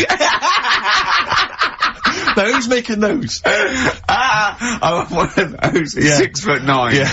Oh dear. Have you got the cummerbuns and things? You've got. Well, this is the thing. My father phoned up. You know, I have conversations with my parents, which are always they'll phone up and it'd be like, "All right, how's it going? What are you having for tea? What are you having for tea? Probably having a lovely. I'll probably have a spaghetti bolognese tonight, Dad. Oh yeah. What have you had, Dad? Oh, your mother just made a lovely lasagna, Steve. I mean, it literally, that's the conversation. It's like, yeah, I think every parent is just, they're just interested in food that you've eaten, food you're planning to eat, food you've enjoyed in the past, because they just want to know you're eating. That is And then, have you got enough vitamin C? Got enough vitamin C tablets? Because I can always send you some. I can buy them myself, Dad. I'll send you some. It's not a problem. Dad, I don't need to. So anyway, he says, what have you done? You know, and I'm trying to think, I think to myself, he'll be impressed if I bought a tuxedo. I say, I bought a tuxedo. Will he like that? Yeah. He said, you bought a tuxedo, why didn't you rent it? I said, well, it was quite cheap. We went out cheap. Told him the price. He went, no, it's not bad, not bad. Elaine! You just bought a tuxedo! He just bought a tuxedo, Elaine! Yeah? He said, have you got a cummerbund? I said, a cummerbund. I said, do I need a cummerbund? He said, well, you're gonna be dancing? Like he knows the Like he knows, like he's some kind of, like, I don't know the man's ever worn a suit, let alone a tuxedo. What does he know about? I love your dad. Gonna be dancing? I just had the idea of him being at some kind of do, and right, Elaine, jackets off, cummerbunds on, time for a dance. You know a cummerbund? you wear it over your braces then? Because those things are... Because you're not wearing a belt, I assume. No, you wear it under the braces, I think. No, you don't. Do you? I don't wear know. it over it, don't you? Over the belt, but braces is different. There's no belt. Well, no, There's if no you... belt in a tuxedo, is there? No, you're right. No, you're right. It is over the braces. Sorry, how many people tuned to XFM are worrying about the etiquette of cover but buttons? this is important because of the Comedy Awards which is going on. It's live tonight. Yeah, I isn't know, it? yeah. Well, that's But I'll tell you this, Rick, I tried on the tuxedo I bought yesterday, I got a new shirt as well. I look like James Bond. I'm not gonna lie to you. No, I do look like can't James wait. Bond. I look exactly like him. It's uncanny. It is uncanny. Really? Because Yeah. the bloke in there said you look like a lanky streak of piss and I looked good. No, No, he did. Because as you were walking out the shop, he called me back in and said, you know that... I know, fat man that off was the for telly? show. That was for show. Because when, the very last time, when you He were said you look like Oddjob. He said you look like Oddjob. No, he said you look like Blofeld. He said when you were definitely on the tube, he said you who's look the like goggle-eyed Blowjob. He said you look like drinking streak Blowjob. of piss with a stupid gingery blonde hair and He said you look like a combination of Blofeld and Oddjob. You look like Blowjob. He said He is a Blowjob. lanky twat. He said Blowjob. Richard Ashcroft on XFM 104.9. That's in the top 5 for me, the singles of the year so far. Well, yeah, we're talking about, what are we talking about? Comedy Awards, your dad, cummerbund. My father's cummerbund. I'm sure it is over the braces, I think. Yeah, well, if anyone knows that, if anyone knows the kind of, rules. So, are you actually wearing cultural one? rules. Are you actually wearing A cummerbund? Well, I asked him, he said no, he said don't bother. No, don't But then bother. I'm thinking, what if I dance? What? If I do some grooving later? You shouldn't. Why not? Well, I've seen you dance Don't before. give me that. No, no. Don't give me that. No, wait. It's not that you're not That a good dancing you did in the dancer. office, that's your best dancing. No, it's not that you're not a bad dancer. It's that I've seen you hit people in the face with your elbow. So there's always going to be casualties. Actually, Rick, It's almost busting a good move. It's murder on the dance floor. I've danced with Steve. Have you? At one of indie discos at Uli. There you are, you've never forgotten. And he's good. He's I am alright. figured out, yeah. He is actually I'd say the only alright. problem is because You I'm were so in the tall. bar, but he was Because I'm so alright. tall, I do tend to tower like 2 foot above everyone else, and that does make me look slightly freakish. I wasn't going to use that word, but I can see where you're coming from. Yeah. So I do feel slightly self-conscious. Why so don't you hold them? Why don't you carry them when you're dancing with them? So they're... Well, no, but the thing is because then you could dance with Jeanette Cranky and still not look too weird. Sure, but that the thing would is, be weird, wouldn't it? You holding Jeanette Cranky and dancing with her. Would that be weird? I think we've all had that fantasy. But what I tend to do is because I'm conscious that everyone is can see me and that I'm sort of, I'm quite visible on the dance floor, what I'll tend to do is maybe dance on any kind of podium that they might have in some of the bigger dance clubs or, any kind of stage. I'll just get up there, bust some moves. Yeah. Because then it's like, I may as well put myself on public display. Yeah. Rather than just people think Because then you're going, look, I know what I look like. Yeah, I'm I know proud how of great it. I look. Yeah. No. No, Because it's, that's your opinion if you don't think it, but that's again a lot of jealousy. I mean, a lot of what you say is jealousy. He went for the normal shirt, I went for the wing collar. I just thought I might as well. I do like a wing collar, actually, Yeah, yeah. What about a proper bow tie? I You had to tie yourself. bought it, I went a bit berserk. I even bought, Union Jack cufflinks, because it's the British Comedy Awards. Nice. You know what I mean? Who's So, hosting Well, it more this money year? than sense. It's brings to mind. yeah. I mean, you're earning so much cash now that you don't know what to do with it, aren't you? Really? I mean, I don't Union know Jack what it is you're cufflinks. spending on, but yeah. I said how much, they went, I said not expensive enough. Exactly. I said I'm gonna give you an extra tenner. Is it true? We're talking about, when his dad, said that, and then you told me something that I find amazing. Oh, well, the thing is, it's Christmas, obviously, I've got to go back to Bristol. I love seeing my family.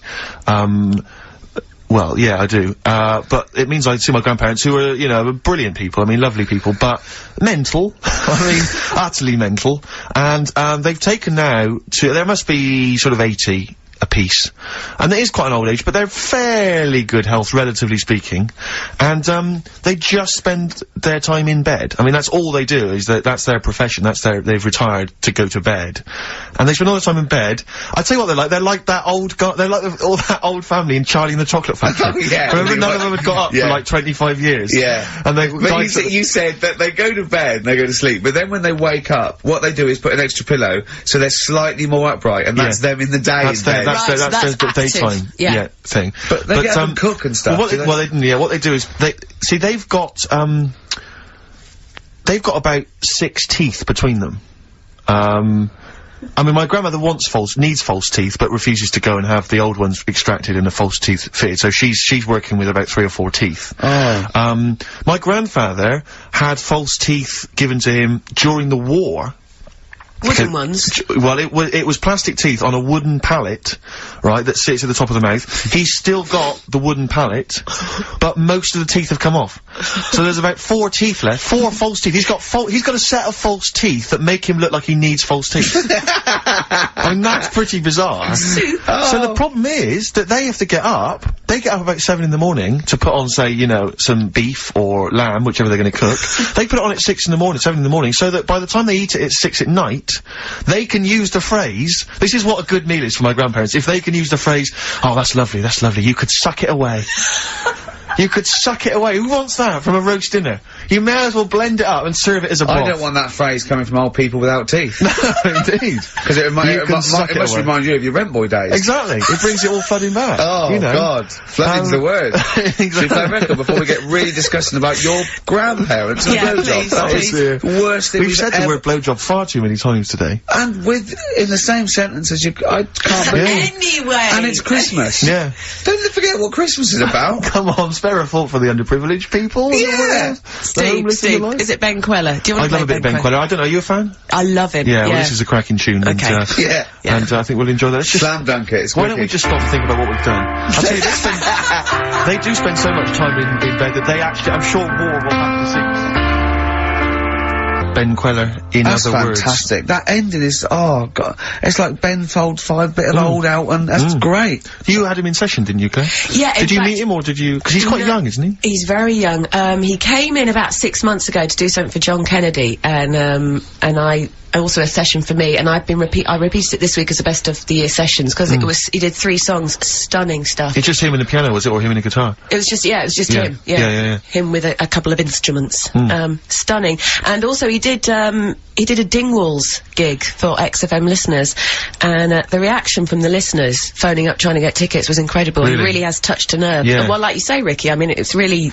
It's great. Well, I just think we were talking, there's a kind of lack of music that sort of seems to be making use of instruments and and just the sound you can make with a piano and a guitar and drums, you know what I mean? It's like, it's so invigorating, and you get kind of stuff like, you know, the Streets and whatever else, or, you know, kind of hip-hop and stuff, and I love the fact that a lot of, pleased to see Miss Dynamite on Top of the Pops last night using a live band. Really it really made her whole sort of R&B sound really exciting. Better than the other one. Yeah. Anyway, that's us being Muso. That's us being terribly Muso, I like that. That's us being Muso for the year. That's enough of that. Well, we are playing our favourite records. Well, it's nice to be able to talk sensibly without Carl interrupting with some gibberish.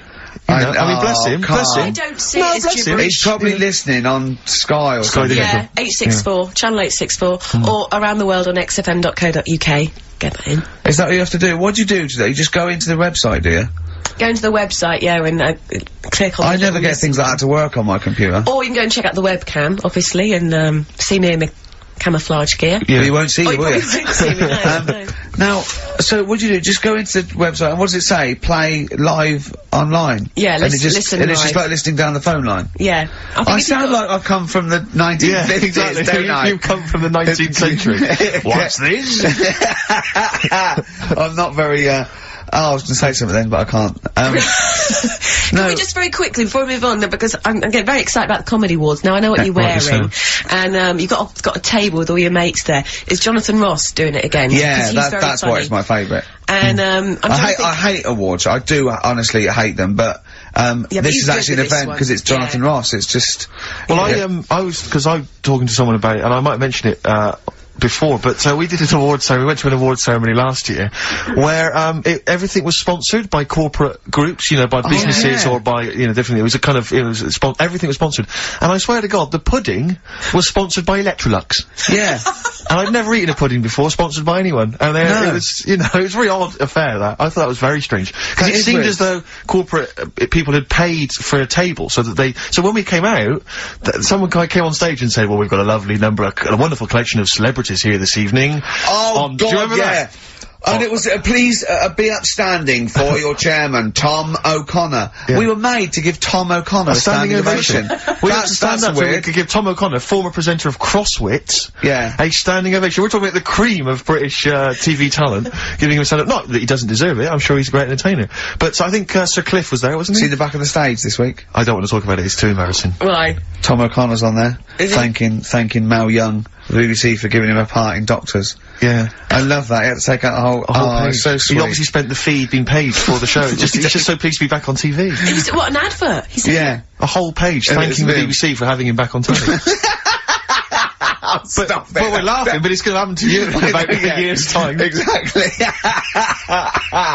Oh, God. Anyway, I just want to know, bad behaviour. Who do you think's going to behave badly this year? Because I don't think anyone. We've had, you know... Well, we had the Barrymore and Clary and... Clary, the fisting, and Barrymore throwing his monitor. That was funny. It?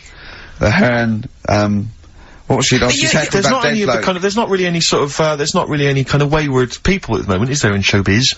In terms of entertainment comedy, there's no one who sort of seems to have a drunk or drugs problem. I'm worried about Ricky. Sadly. I'm worried that, you know, something might take hold. The devil may care. No, I think he's very careful. He's a bit careful, yeah. He's so, too tired. Yeah. Too tired. Shout and scream. You have been kind of coughing and wheezing throughout today's show. I had a fight, didn't I? Oh, we should talk about the fight. Yeah, we can't give out the result. We can't give the result out on the fight, but... No, I've got a cough. I just got a cough again. Got a bit of a cough. I'm scared I'm allergic to something. What if I'm allergic to... I was worried today that... What if you're allergic to wheat? Oh, no. Well, that'd be terrible. But I was worried, what if I'm allergic to my cat? Get rid of it. Oh, no. Well, it seems that easy, but... Well, it is that easy. Throw it out the window. That's how I sort out that. I'm not a trained doctor, but that's how I sort that one out. I just like to apologise for any, But they always land on their feet, don't they, Cam? They do. And it's got 9 lives, so if it lands on a spike, it'll be fine. Oh, don't. Yeah. What happened to me? Because you can't laugh, because of the fight and the ribs. Oh, yeah, Because you took quite a I have to say, though, that, I remember we were talking on the radio about what Ricky should come out to for the big match. For those that don't realise, Ricky at Christmas, there's a TV show on. Ricky, I don't know why, even to this day, why you agreed to do it. Nor do I. But, he's doing a celebrity boxing match, fighting, and he was described at the beginning of the fight, Rick, I don't realise I don't know if you know this, he was described as entrepreneur, Grant Bovey, husband of Anthea Turner. I don't know what that means exactly. Well, he does bits of business, I think. Businessman. Sure. Yeah, businessman, entrepreneur. Yeah. But, Arthur Daly what was I described as? Yeah, you were described as I think funny man? Oh, right, he might be something like that, or a comedian and actor. But Ricky came out to, Mama Said Knock You Out by LL Cool J. Nice. I don't know whose suggestion it was, I think it might be mine, but it was, blinding. And I noticed you were really, it was ludicrous, really. You came out in the shorts, you had the, Well, I was acting up. I know, but you really they were going, don't you laugh, all my corner, and I think I overdid it, didn't I? Well, he was kind of praggling around the ring, staring staring Bovey out and staring the crowd out. So embarrassing. And kind of looking really, but of course he's got this ludicrous beer belly. Do you know what I mean? So it looks like Johnny Vegas is like I was meant to do. Yeah. And Bovey looks quite a sort of athletic guy, really so he fit, looks like he could actually be a boxer. But did you have like obviously they're filming it for telly, did you have the production crew saying, right, stop, cut, can you just do that, throw that punch again? No, it was a real fight. They just let them go. I think people are going to be surprised. I think they're going to see it's a real fight. And I tell you, it's unpleasant. I mean, it's actually an unpleasant thing. Okay, well, I'll tell you now what Karl said, because Karl was there, and he said to me, I can't do his accent, he went, oh no, it wasn't nice. It wasn't nice. No, it was, although I have to say, I was really kind of riled up by it. I mean, I've never been to a fight before, and I just was like, come on! I was like, smash his face! I was really shouting, I was just going crazy. Shouting for me, though, were you? No, I was shouting for, then I just decided to try and freak everyone, so I was shouting, kiss him! Snog him! Lick him! Ask him out! I was shouting that in a vain attempt to throw someone, and, it was extraordinary, but I tell you, I think you'd be better off, like, if they sort of brought back wrestling.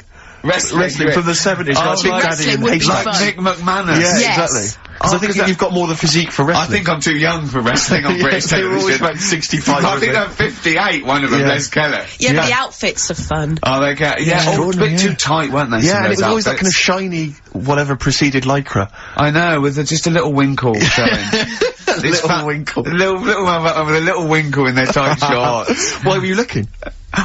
Oh, I've done you. Oh, play a record. I've done you. I'm not. Answers, please. I'm not one of them. You're not looking at mine now, are you? Yes.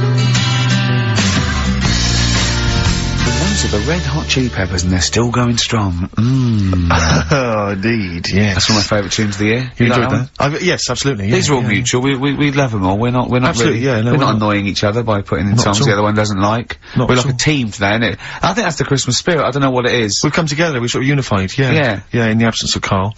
Yeah. Who often divides us, he often comes between us. Does he? Like, yeah, Does he well, do I'll tell you that? what, Yeah. it's like a child. Like, it's like we're a married couple and he's sort of our autistic child or something, you know, right, and sometimes it just puts a strain on the marriage. You know, we all three of us love each other.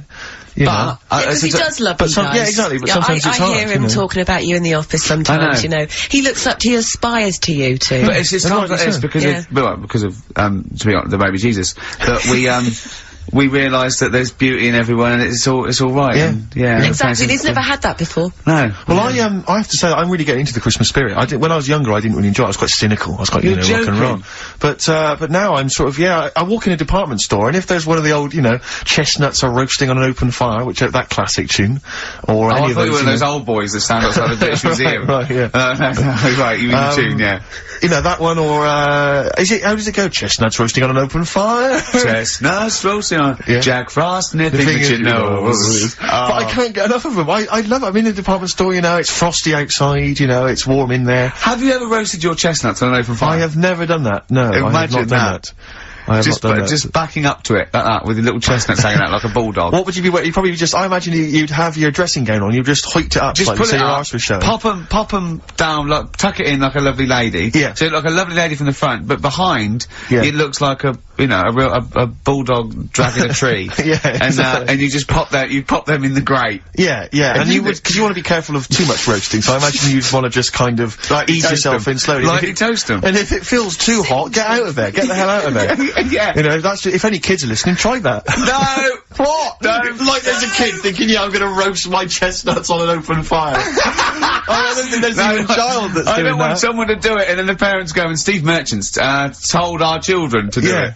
We're probably we're probably in trouble So now kids, because of that. where's the kid gonna find an open fire like those? I mean, it has to be the sort that they use, those kind of barrels. It can't just be open fire at home, that doesn't count, that's just stupid. If you're gonna do it properly. Oh no. We're having such a nice time there. We've lowered the tone. I'll tell you what'll perk us all up though. Richard Anderson has emailed us, Dickie Anderson. He's loving the show, is he? Well, I don't know if you've heard this, Karl. Karl? I called you Karl. That's okay. That's okay. I'm Claire, pleased to meet you. Is it the shaved head or the stupidity? Yeah. It was the k sound. Because didn't I call you Arthur or Jack or something last time? You called me, I can't remember. I don't know, but it was quite embarrassing. Claire, I'll be honest with you, Claire's quite an unmemorable name. Yeah, I know. But yeah, Dickie Anderson, he's a guy, I'll be honest with you, he's not a big fan of the show. But Is he's, he not? well, we're getting to winning round. He says, dear Ricky, the more disappointing your show becomes, the more I seem to look forward to it. Now I see your face plastered across London. Is your show some sort of curse put on me by an old gypsy woman I've annoyed? A good point, Dickie, but, Dickers. but Randers, as I call it. Yeah. He can't listen now, I know what he's doing. Yeah. He's tucked him in, he's backing into the fire as we speak, and he wants to roast them until they spit. Oh dear. Oh. Thanks for listening, Anders. Thanks for Randers. And Merry Christmas to you and Happy New Year. And as you know, you got a lot to look forward to, because our first hour is always the best. That's exactly So right. you're going to be loving it till 3, cockers. Oh dear. What should we play? Well, this is, I every so often I get sent, a CD by a friend of mine, Harry, who, just sorts me out with tunes that I may have missed. That's such a good idea, by It the is a way. great I think idea, and, fantastic. this is one that I think it came out this year. It's a Teenage Fan Club, and they teamed up with Jad Fair. And I think it's a mixed bag, the album, apparently, but this is one of the good tunes on it, Near to You. I'm afraid your CD isn't working. Oh, no, it is now. No. Oh, it's not me, Steve. Honestly, it keeps Claire, it stopping. looks like it's you. No, honestly. You're pressing buttons, you're fiddling with buttons. No, look, comes back again, look. Right, you can't play that. Look, I didn't touch it. This never happens when Karl's here. It does. It does, you're right, yeah. Yeah. I tell you what I'm going to do. I'll swap it into another CD machine. Can we play Oasis? It's another one of my favourites. The Oasis back on form. Yeah, no, Rick, I'm not discrediting the tune, I just feel like... Oh, I'm Steve's trying to not carry on. No, we've it was a good hour. It was a good hour of radio, and it's just been cheapened. Actually, you're right. and It's just gone 2 o'clock, and already...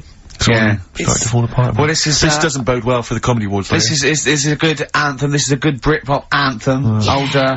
Old Noel back on form with the old singer-songwriting. This is Little by Little, and Oasis. He's a giant. He's like a giant, isn't it? And he's a giant, and he starts off little and gets bigger. Little by little, he gets little bigger. by little, but it's bigger by bigger, I'd have called it. Yeah, well, that's what makes you, Genius. Award-winning. Yeah, absolutely. Oasis, Little by Little. Little by Little, do you want to explain who you some are? great tunes. I'm Ricky Gervais. No, I'm Steve Mission, and that's close to just standing in the car. It's XFM 104.9. Yeah. And, what is it on Sky? What is it on Sky? Oh, channel 864. Ricky, people are saying they can't see on the webcam. You just stick a leg up or something, just so they... that's his foot. Yeah, was it just on you, is it? Oh, because most... But they can't see me because I'm in camouflage, so it's not a very interesting picture. I got a wave, there you go. Yeah. Does anyone log online? I don't know how does the webcam look? I've not ever seen on a webcam. Is it just kind of, because normally aren't they kind of really sort of, jarring and Does it take pictures like a digital camera? It's every 15 seconds it updates. Right, okay. You get a still picture, Is it right? I see, okay. Right. Oh, it's still pictures, is it? I didn't realise that. Yeah, every 15 seconds, yeah. So they can't actually see, you know, like if I was to bust some amazing dance moves. No, they would just see. Well, if you did it every 15 seconds like you move, they could then print them off and do like a flicker book. That would work. So they could see, amazing. They could see doing windmills and, you know, really, King Tuts. Yeah, all that. Yeah, scissor kick. I'm running out of steam now, Steve, a bit tired. Are you? So I've got 15 minutes to do, so we better think of something to say or I genuinely was going to ask you, because obviously Christmas is approaching and I've not even started to think about Christmas gifts, so I don't know how you're getting on, Claire. I never do. But, because Claire, you're aware of what Ricky bought his family last year, aren't you? Oh, yeah. Do you know, I am, because he told me and I've completely forgotten. It's extraordinary. It is extraordinary. I mean, how much thought and planning went into it? Right, I was pressed for time. How many kids were there? How many people were there? This is it. I've got a big family, okay? Well, not big, but I mean, they've got lots of kids, so I'm sort of youngest in my siblings, and so they've got kids ranging from like 30 to babies, and there's about 15 of them. And you buy them all? Yeah, I'll try and get them. Try and get them all. Something. Nice. So what is it? Wait. So I got a lift down. And I thought, oh, what can I get? I thought, oh, I can't just give them the money. I'll stop you there straight away, if I may. What? You notice he's on the way down for Christmas Day. Oh, right, so he's on the... Oh, right! He's on the way down. This is when he starts... Oh, Boxing Day. So this is when he starts to think about buying them a gift. Yeah. On you go. So, I was getting a lift, and, Matt was giving me a lift down, so, just before we got there, I just ran across the road to the 7-Eleven, got 200 quid's worth of scratch cards. Scratch cards. Scratch cards. Bear in mind, I think you were describing the family then. I noticed, some of them you described as babies.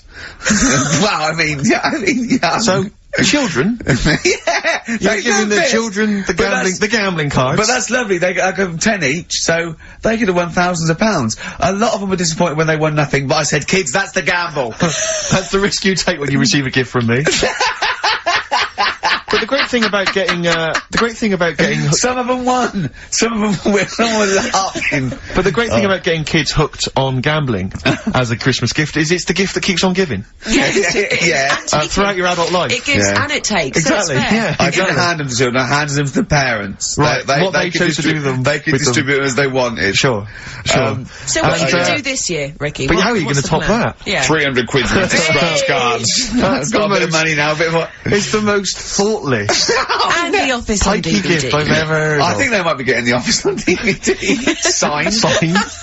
So that's already sent it up in value. Oh dear. I know, that's pretty bad. So have you seriously considered it this year? No, I'm gonna go shopping. I'm gonna go shopping properly. Yeah. If you want any help, I am the queen Didn't you take a small roulette wheel down there, wouldn't you? Genuinely, didn't you buy like a roulette wheel? No, I had it. That's down there from when I got it when I was about 10. Oh right. And sometimes I'm the banker. I always win. Yeah, of course. So they got to learn a lesson. The banker always wins. I bet it's a valuable lesson when they lose money to me. You should just go down this year and just say, basically, I went to a casino. I put £10 chip on for everyone. Exactly, yeah. Here's the winnings. You lost. You won. Yours came in. Yours was a donkey, love. Yeah. But Steve, what about you then? Because I mean, you don't like shopping. Well, it's not that I don't like shopping, it's that I've got no ideas. You know, I'm running on empty with my parents. They don't appear, as far as I can make out, they don't appear to have any hobbies. No. And I said to you before, my grandparents... You don't like wasting money. I'm not being funny, but you don't like wasting money either, do you? Well, I don't like wasting money, no. But I like to buy something practical for people. I like something which is gonna last, something that's value for money. I don't like novelty gifts. Yeah. No, I think novelty gifts are wrong. I've mentioned to you that my grandparents spend all their time in bed. So there's only so many kind of, you know, sort of bed socks you can buy, you know, and ointment for, you know, bed blisters and so on before, you know, you run out of ideas. What about some of those novelty teeth? Because that would be, you know, a nice jokey present, and they could probably come in useful for chewing the broccoli. Yeah, yeah, exactly. Oh, do you know what would be nice? One of those... No, I'll tell you when. No, go on. those sort of travel pillows. So you know when you're travelling and your head sort of falls down. Like but they travel from vertical to almost horizontal. They're sitting up in their bed. Get on one of them beds that come up. You're not made of money. What am I talking about? Like Thora Hurd's bed. Thora Hurd's bed. Does her feet ever touch the ground now? Do you know what I mean, though? No, it's literally... She goes shopping in one of those little trolleys. She goes straight into her room. She's up the stair lift. She gets lowered into the bath. Yeah. It's terrible. Ludicrous. Just lazy. I mean, I tell you that, but I mean... Well, there's a whole idea. But yeah, but if you're earning the kind of money that, you know, that Heard is on, you know, with her songs of praise and whatever else. Exactly. Money for she was at the Comedy Awards last year, wasn't she? Well, give her an award. She's up the stairs like a greyhound. She can move then. Yeah. But so I've got no ideas. Absolutely no ideas. Okay. But any suggestions are welcome, Claire. What are you going to get your family? You've already put this through. No, I obviously can't tell you because they will be listening. Right. But they're all outside at the moment because my family are coming to meet me after the show, and we're going to swap presents then because. Okay. Outside. Are there any in Office Leicester DVDs? Square? No, I haven't. Books? No. Because I should point out that the Office DVD is currently available. Good, I actually did go and buy. I actually went and bought it myself. Also buy it and I am online. enjoying the scripts, by the way. Excellent. That's in. I love the fact that we're authors in the top 10. Yeah, we're in the top 10 bestseller list. No. But to be fair, we're at number 7 in the paperback non-fiction. Now I don't understand how that can be non-fiction. Yeah. Because it's the transcript from a made-up television it's not a real show. documentary. Exactly, yeah. But we're beating these poor people. But we're officially best-selling authors. I think that's fantastic. Which is excellent. Which is very good. My favourite bits are the emails at the start. They are like well, I mean, a lot of people don't know what you're talking about, Claire, but of course if they pop down to Waterstones or Books and they can sort themselves out there. Oh, dear. Nice. I like your style. Can we have some more music now? Let's have, what plays? The Streets, maybe? I mean, Streets is obviously one of the albums of the year, and this is one of the album of the year. This is Week Becoming Heroes, I think the last single, and Dynamite it is too. Eric Sermon, and what's the tune called there? It's called React. Yeah, React. From his debut, his 4th solo album. Not bad. I'm enjoying the tunes. No, absolutely. I'm enjoying the chat, I'm enjoying the tunes. We're keeping it real. I'm enjoying the penultimate show before Christmas. Last message from Anders, I suspect, for the day. He says, I've just roasted my chestnuts over an open fire. It's a lot more enjoyable than listening to your show. He's pretty snappy, is Anders. Yeah, you know, he keeps them coming, you know. It's a shame that, you know, that we sort of couldn't sort of maybe meet up with him and try and persuade him that, you know, he should come over to our side rather than, you know... Come over to the side. Exactly. Yeah, come over to the side. I think we've got him though, because Do you think so? Yeah, apparently they did this survey in America. People who loved Howard Stern listened to an average of like an hour and a half a week, and people who hated him listened 2.5 hours a week. Yeah, exactly. So I think he's probably more faithful a listener yes, than some of the people that quite like us. Exactly. Yeah. You know what I mean? He's got to listen. I'm the same with some people. I've got to listen to things that I just think are awful. I can't. You know, it's compulsive viewing. So, you know, I don't care if people listen to us because they hate us or like us. No, indeed, as long as they're listening. I was on the tube. As long as they're spending money on the advertisers. Yeah, I was on the tube the other day, and obviously there's lots of pictures of you guys, and there's a young couple. And the guy was trying to explain to the girl what you did, and he said, "No, you should check them out. That they do quite well, actually." Really? That's very sweet. Why was he explaining to her? She didn't know what was happening, or I don't know. I sort of, as I walked by them. Are you leaving out the fact that she went, "Oh, I hate that bloke"? No, not at all. No, because I would say that because that would be quite. He had some Germans laughing at him on the tube because he recognised him. You don't think of that. Well, because obviously Ricky doesn't travel on the tube anymore. He's too rich for that. I never did. I always thought it was beneath me. Sure, but I used to walk everywhere. Didn't you? But I'm still forced to take the tube, and I sat on the tube, and it pulled up, and outside the window, just happened to be on the station, was one of the posters with us. So I was kind of there, not realising it was behind me, and these big kind of fat German or maybe Bavarian guys. Well, they're in lederhosen eating sausages. Yes, they were. They're Bavarian. Yeah, they were. And I noticed one of them kind of looked at me, and then looked at the poster, then looked looked at me, just happened to say it, and wittered something to his friend in German. You know, I don't want to try and do an impression. That's freaking goggle-eye. Oh, wow. I think that... No, but I know what you're thinking it means. It doesn't mean that. Right, okay. It means... What's the rough translation? Elegant boy. Right, okay, yeah.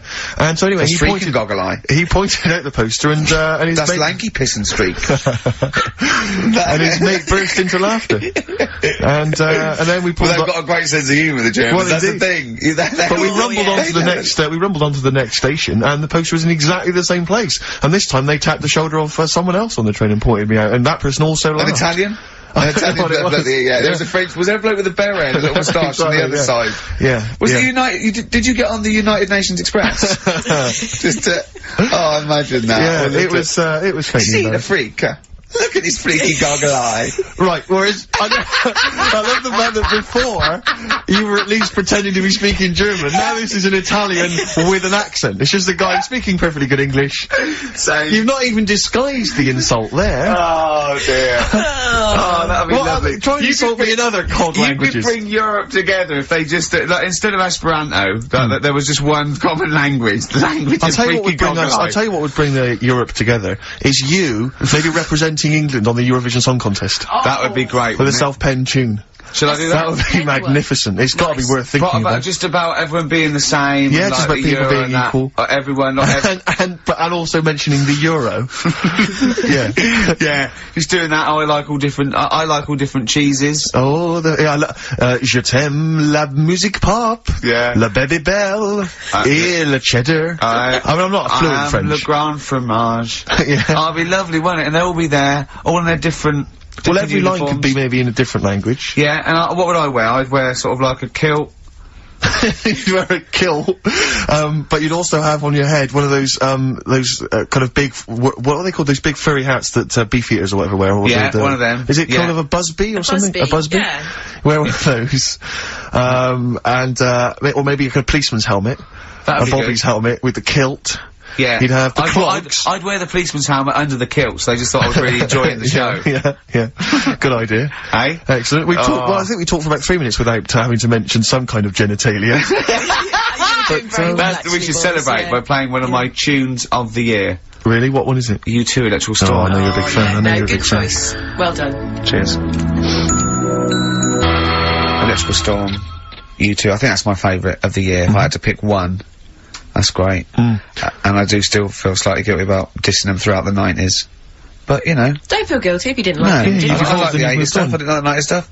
I'm loving what they're doing in the noughties. I think you're a bigger man than them, frankly, for being able to admit your past mistakes. I think you're better than Bono, despite all his charity work. Yeah. You're more of a noble figure. Yeah, stop bothering the Pope, he's busy.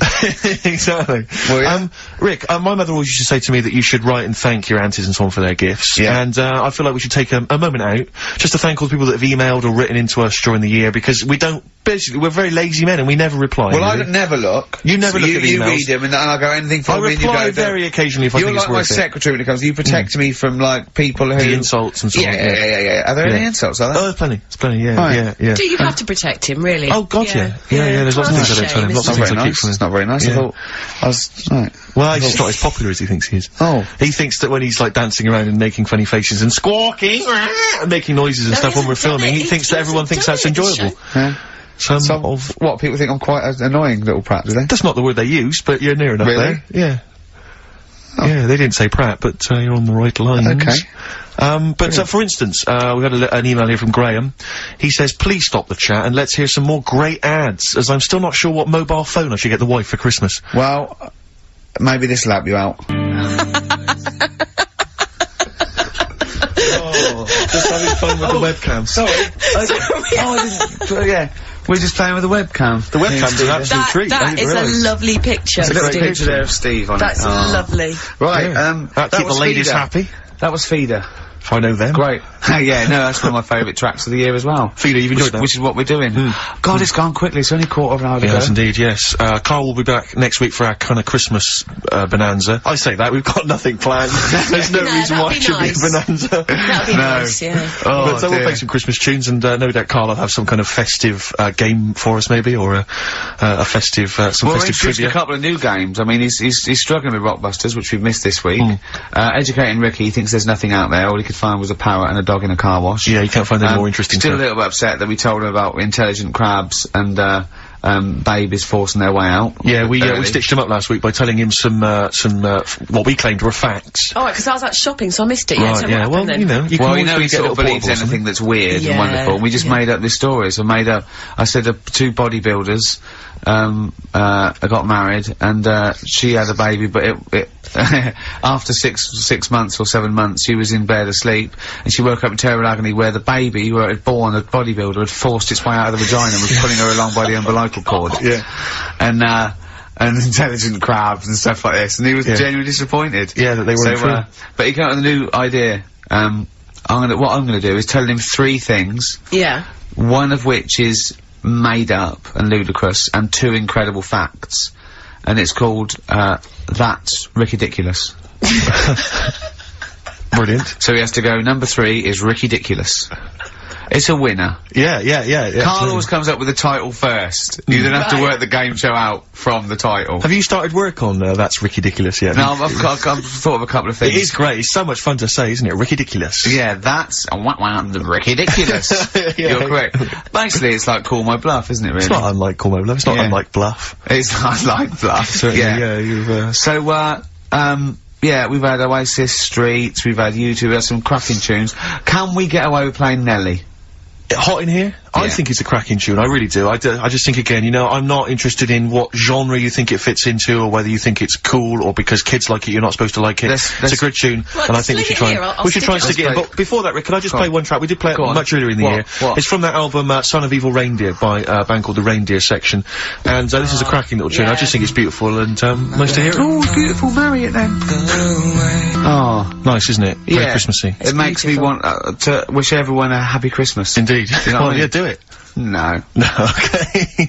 That's called Grand Parade from the album Son of Evil Reindeer by The Reindeer Section. It's a nice tune. It's one of my favourites of the year. By the way, Not Steve. at all, no. That's my pleasure. It's my pleasure. Claire, just big highlights of the year for you as a final roundup. Sort of things have you enjoyed this year? I mean, musically maybe, or maybe stuff you've, you know. I've enjoyed that band, The Music. Okay. And The Rapture. Sure. And the Electric Six. Remember last time I sat in for Karl, we played Danger High Voltage. Yeah. Like one of the first times. That was the first time I'd heard it. You played that. And now we're playing it every hour. Yeah, because you're sort of a pioneer, aren't you, musically on XFM? You're one of the people who keeps it pretty raw. the early days of Idlewild. Ricky, do you remember the early days of Idlewild? I'll take that back as well. Teasing you about them playing the Pinder and Wakefield stuff. That latest single I love, and the video's great as well. Yeah. I'm a big fan of Idlewild now. You'd no, great, brilliant. Yeah. So yeah, it's been a good year. I haven't been out to many gigs, obviously, because I do the evening show. But you know, all the sessions which I'm doing the best of next week. Quick plug for the show next week. Best of the sessions. So it's been good year. Low points. What do you? Low points. Do you know what mine are? What? Poverty and war and everything. Oh, I always hate it. I always hate it. No, you didn't say that. Yeah. No, you were gonna say. I was gonna say. No, you were gonna say the streets or something, and and you didn't care about the people dying. So don't try and do it now. I'm thinking specifically. You're nasty. You like that. You like poverty. Oh, you like poverty and starvation. Play a record. That's interesting. Yourself. That's interesting. What? Near Christmas time. What a horrible. You hope kids go lame? That's terrible. That's a terrible thing. Nelly, hot cheeky little bit of Nelly there on XFM 104.9. We don't care. Springsteen and Nelly, you don't get that on XFM, do you? No. Usually. No, indeed. We don't live by the rules, do we? Absolutely. As I was listening to you then talk. You got bored? No. It reminded me of an email that someone sent in saying that they listen online, but because of however slow their computer is or whatever, it kind of stutters all the way through. You've got to point out that is the way I talk. No, but they said it only happens when you talk. And I think they've correctly identified that it's not the computer at fault. Well, that's why I was worried about doing this someone. boxing match, because I've definitely lost my looks, and I already slur. Yes. So there was really no danger of any damage. No, exactly. Yeah, you do saying punch drunk constantly. Exactly. But that's just part of your charm. Well, listen, that's been a lovely 2 hours for me. I've enjoyed it. I hope the listeners have enjoyed it. I hope you've enjoyed it. I hope Sturgis has enjoyed it. I've enjoyed it. Yeah. Well, I didn't really care if you enjoyed it. Don't butt in when I'm talking to Steve. You know, you're here to press the buttons, do we're gonna play now a Christmas song for the lovely Christmas ladies. I don't say it's so much Christmassy, but it's one of the tunes I heard this year that really stuck out for me. Things, well, year before, you've embarrassed yourself.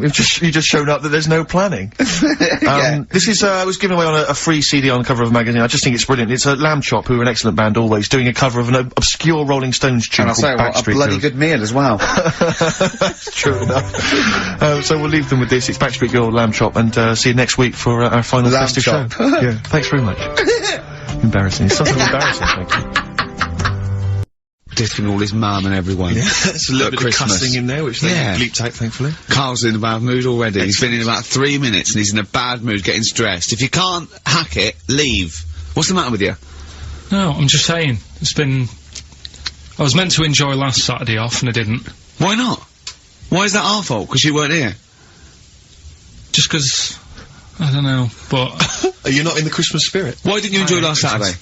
What did you do? I went all the way back up north again, right? Because, it was Suzanne's dad's birthday, right? I was busy last week, didn't have time to get him a present or anything. Didn't have time to get him a present. So I got to Euston Station, bought a card for him, which was a Christmas card, so he wasn't happy because he was saying it's my birthday, and I said, well, I won't be seeing you again. So I've got a joint card. And then we went out. Did you get him a present? Well, no, because we went out on Saturday night for something to eat at this pub that he likes. It does nice steak and onion rings, right? Lovely. So, he should have been happy anyway. Yeah. But... Well, you paid for it? No.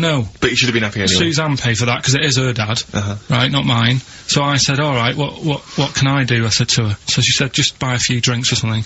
Anyway, I didn't get around to getting drinks. I can't believe it. You didn't get round to getting the drinks. Right, so I said, right, I'll pay for the cab.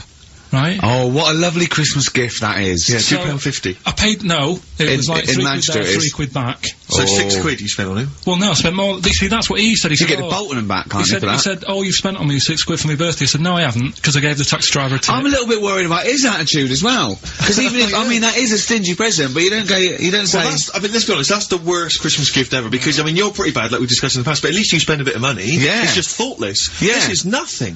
I know. You're not giving him any time. I mean, I would... And I knew my demographic. They loved it, my family. They couldn't believe their luck. You know. Well, a tenner. You spent a tenner on him? Well, the cab fare was £6. But the thing is, it's not I don't think he's saying that. I think it's the fact that this is like, you know, frittering away in everyday life. Kind of thoughtless, he would have loved to, I'm sure he would have been appreciative of a lovely £10 gift that you cared about and bought.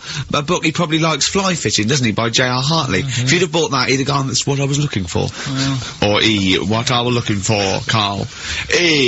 Bloody hell, Carl, you little balls twat. That's just what I wanted. So... Alright, so just calm down. So what have you got planned for Christmas? Is this what, I mean, are you doing the same French with Carl, Suzanne? Excellent, you've paid me milk bill for this week. That were nice. I'm spent this year. So have you planned anything for Suzanne, or are you just I'm taking her out Christmas Day for something to eat. Well, does she know that? Was that? She's working today, so she, you know, so... Right, okay. So what Christmas gift have you got? That's it, I'm taking her out. What, you haven't got a present?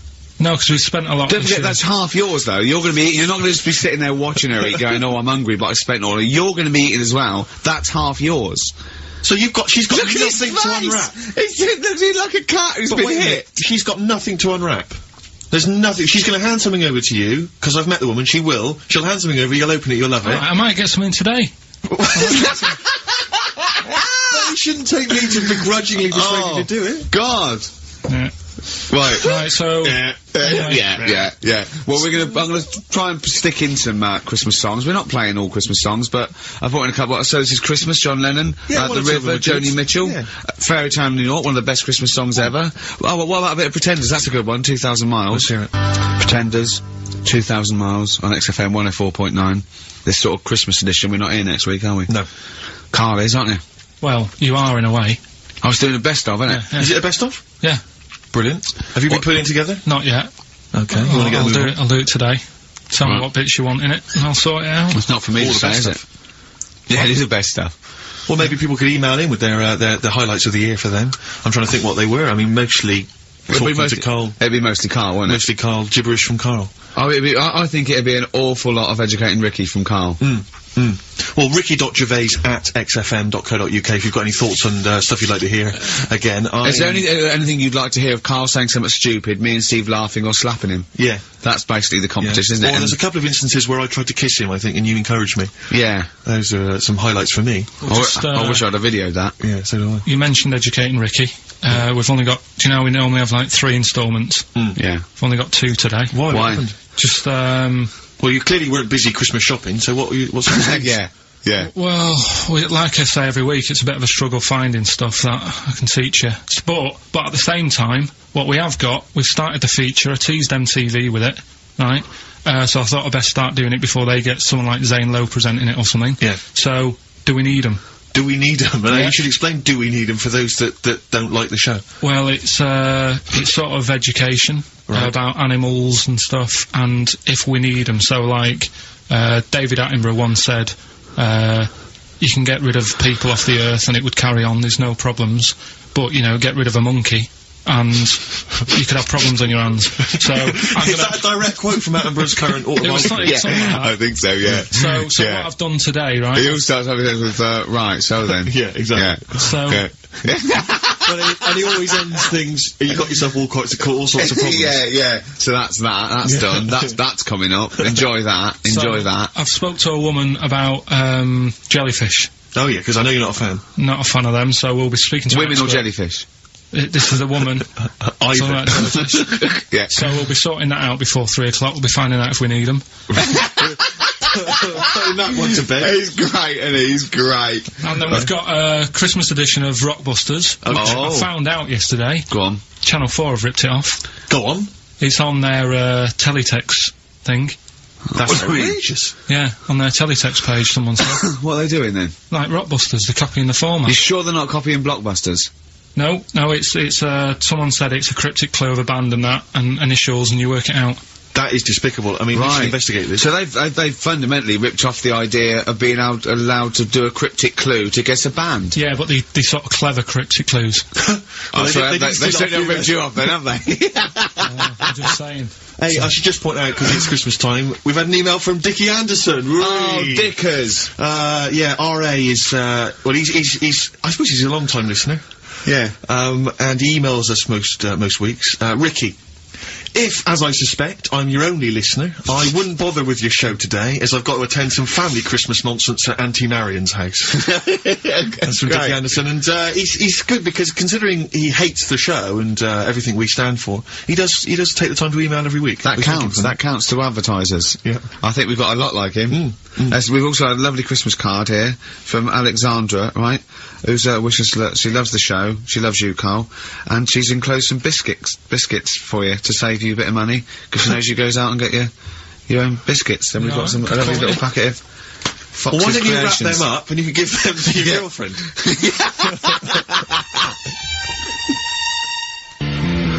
Don and Blitzen from the About a Boy soundtrack by Badly Drawn Boy. Christmas theme there. You spotted the Christmas theme.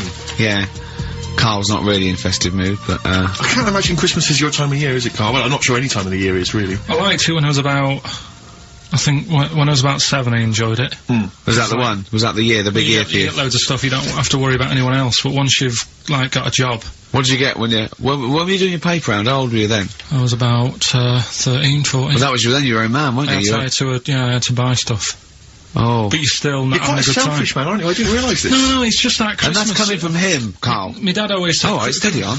Dad said Christmas morning was for, like, you know, for me, so he used to stay in bed. So he never... That's brilliant. That's a great thing to say, isn't it? Yeah. Christmas morning's for you. Run wild. Do what you want. Just don't bother me. I'm going to Honolulu for 2 weeks. That's great. Dad, it's Christmas. Do I have to do anything? No. So my mum used to get up, because she used to like to see my face light up, you know, when I open my presents. And then, fireworks. And then, then I'd have to go to my bedroom from about 6 o'clock onwards, because, like, my mum and dad were into having big Christmas parties, and I wasn't, like, old enough to go. Right. So they'd say, right, you know, you've had your fun now, you go up to your bedroom, stay in there. Really? Yeah, I remember one year, right, I got a train set, that's what I wanted. Yeah. Right? Brilliant. Playing with it all day. I thought, I don't mind about the party, I'm happy staying up here, playing with this. Brother comes in, he's had a few, right, he's going, yeah, give us a go on your train. How old is he? he's a bit older than me, so he might have been like, let's see. Well, let him be 18. Yeah, probably about 18, 19, and how old were you? like that. I had a train set, so, I don't know, about 14. something like that. Yeah. Right, so I'm playing on that, loving it and stuff. And then he comes in and goes, oh, gives a go. He turns the transformer up to like 14.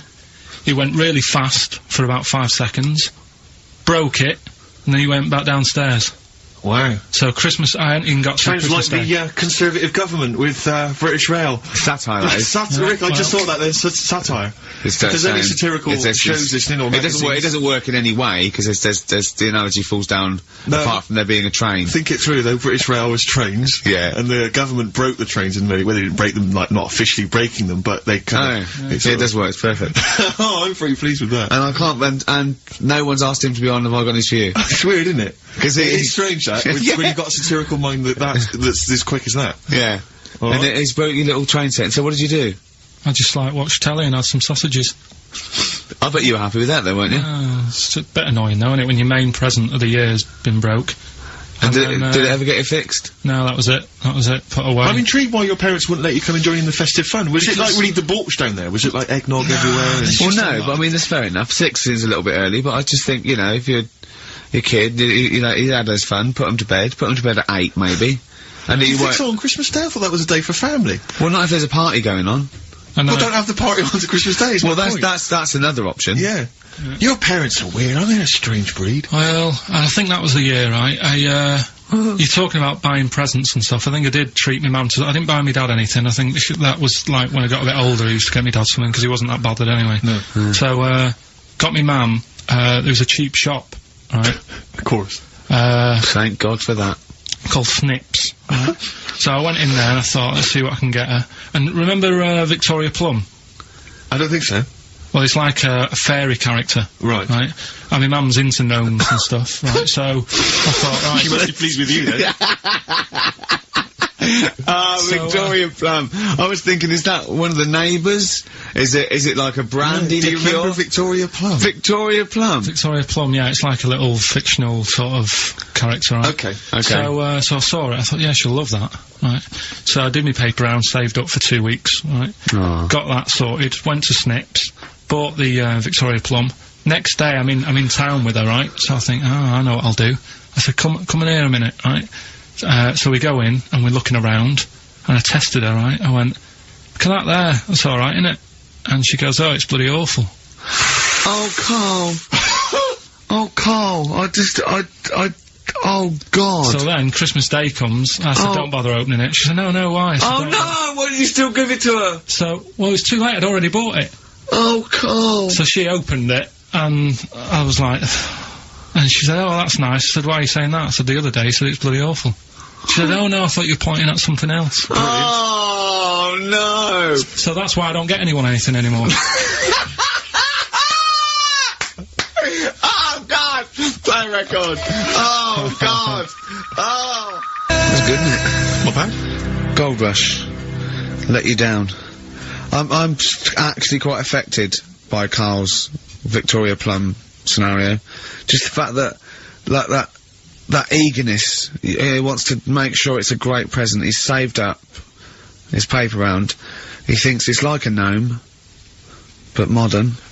I'm worried that you're using it as an excuse now, and that's why you're not buying anyone any gifts, because you've had your fingers burned once. I mean, you were 6, 7 years old. To be fair. No, you weren't. You were about 13, weren't you, if you're doing your paper round? Yeah, it must have been, yeah, 11 or 12 then. Oh, right. Yeah, so I'd saved up. Oh, no, I'm not using it as a thing, it's just that... What did you get your mum this year? I've sent them some money so they can, get a passport. So they can get a passport? What do you mean, where are they? Immigrants? Are they trapped somewhere? Well, they're in a holding bay somewhere in Dover. Yeah, I've got a friend who's a truck driver who's going to sneak them across. What do you mean? So they can buy a passport. What do they do? Sell it when they're a bit down in their luck? No, they haven't got that much money, right? They've never been abroad, and the mate said they might, take them next year, and they said, oh, we haven't got a passport, so I thought... You've got to buy a passport, have you? Isn't that your God-given right as an Englishman? No, you've got to pay for them, they're 30 quid each, so you better do, otherwise they're conning me. Right. So you sent him 60 You don't quid? get born with a passport, of course You sent him don't. 60 quid in an envelope, have you? Well, check.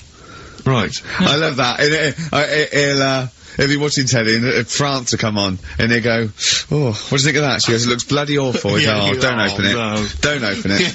Don't open it. So you've not paid for a holiday for them. You've Just sorting out it's the better prize, isn't it? Because they can't go anywhere without it. Well, the passport keeps on giving. Yeah. So 10 years. That is, yeah.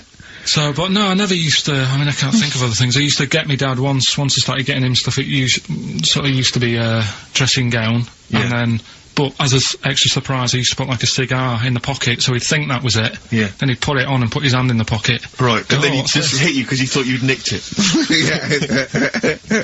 Oh dear. So you bought him a jacket with a cigar? That's quite thoughtful. Didn't you sneak a cigar once on Christmas? Yeah. Well, that's when they used to have, like, the big do's, like I say, you know, they were known for it, like, the whole estate used to know that, you know, we were having a party. Yeah. So, so they'd all come round. So they'd all come round and have food and drink and that. I cannot imagine how unpleasant that must have been. Awful. And you locked in your bedroom with a broken train set. Yeah, and looking at Victoria Plum, whatever that was. In the bin.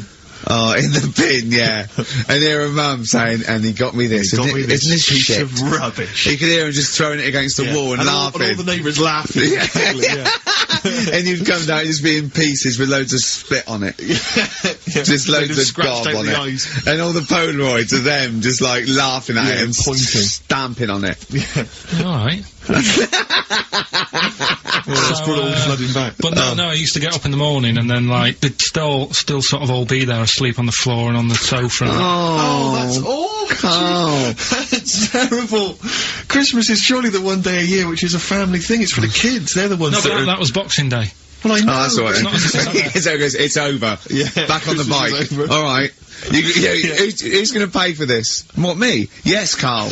You're doing 2 rounds today. Yeah, was your paper round supporting the entire family? Yeah. No, so I used to get up and, like, go downstairs and they'd be asleep, so I'd be mooching about trying to find, like, another present that's still working. I love the idea that these people from the estate had, like, squashed his presents.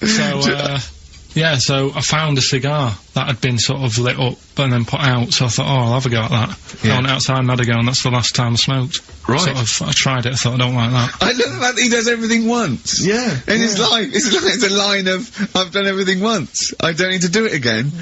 Oh, dear. You know, I've said in the past to you, Rick, that my grandparents, so I love them dearly, but it's like, for the last 30 years, they've been waiting to die. I know, It's like they just sort of, it's like, you know, the novelty wore off of life. Life in the 50s. Yeah, they got kind of bored of it. Like, in the 40s, it was brilliant. All sat around the old Joanna's, the Bonspale singing. They loved that. The 50s, you know, that was great as well, because that was the post-war years. It was, you know, it was a bit tight in the pocket, but it was alright, everyone pulled together. And then the 60s came along, all the crazy music, the funny hair. Let's stay in bed. Exactly, and they basically stayed in bed.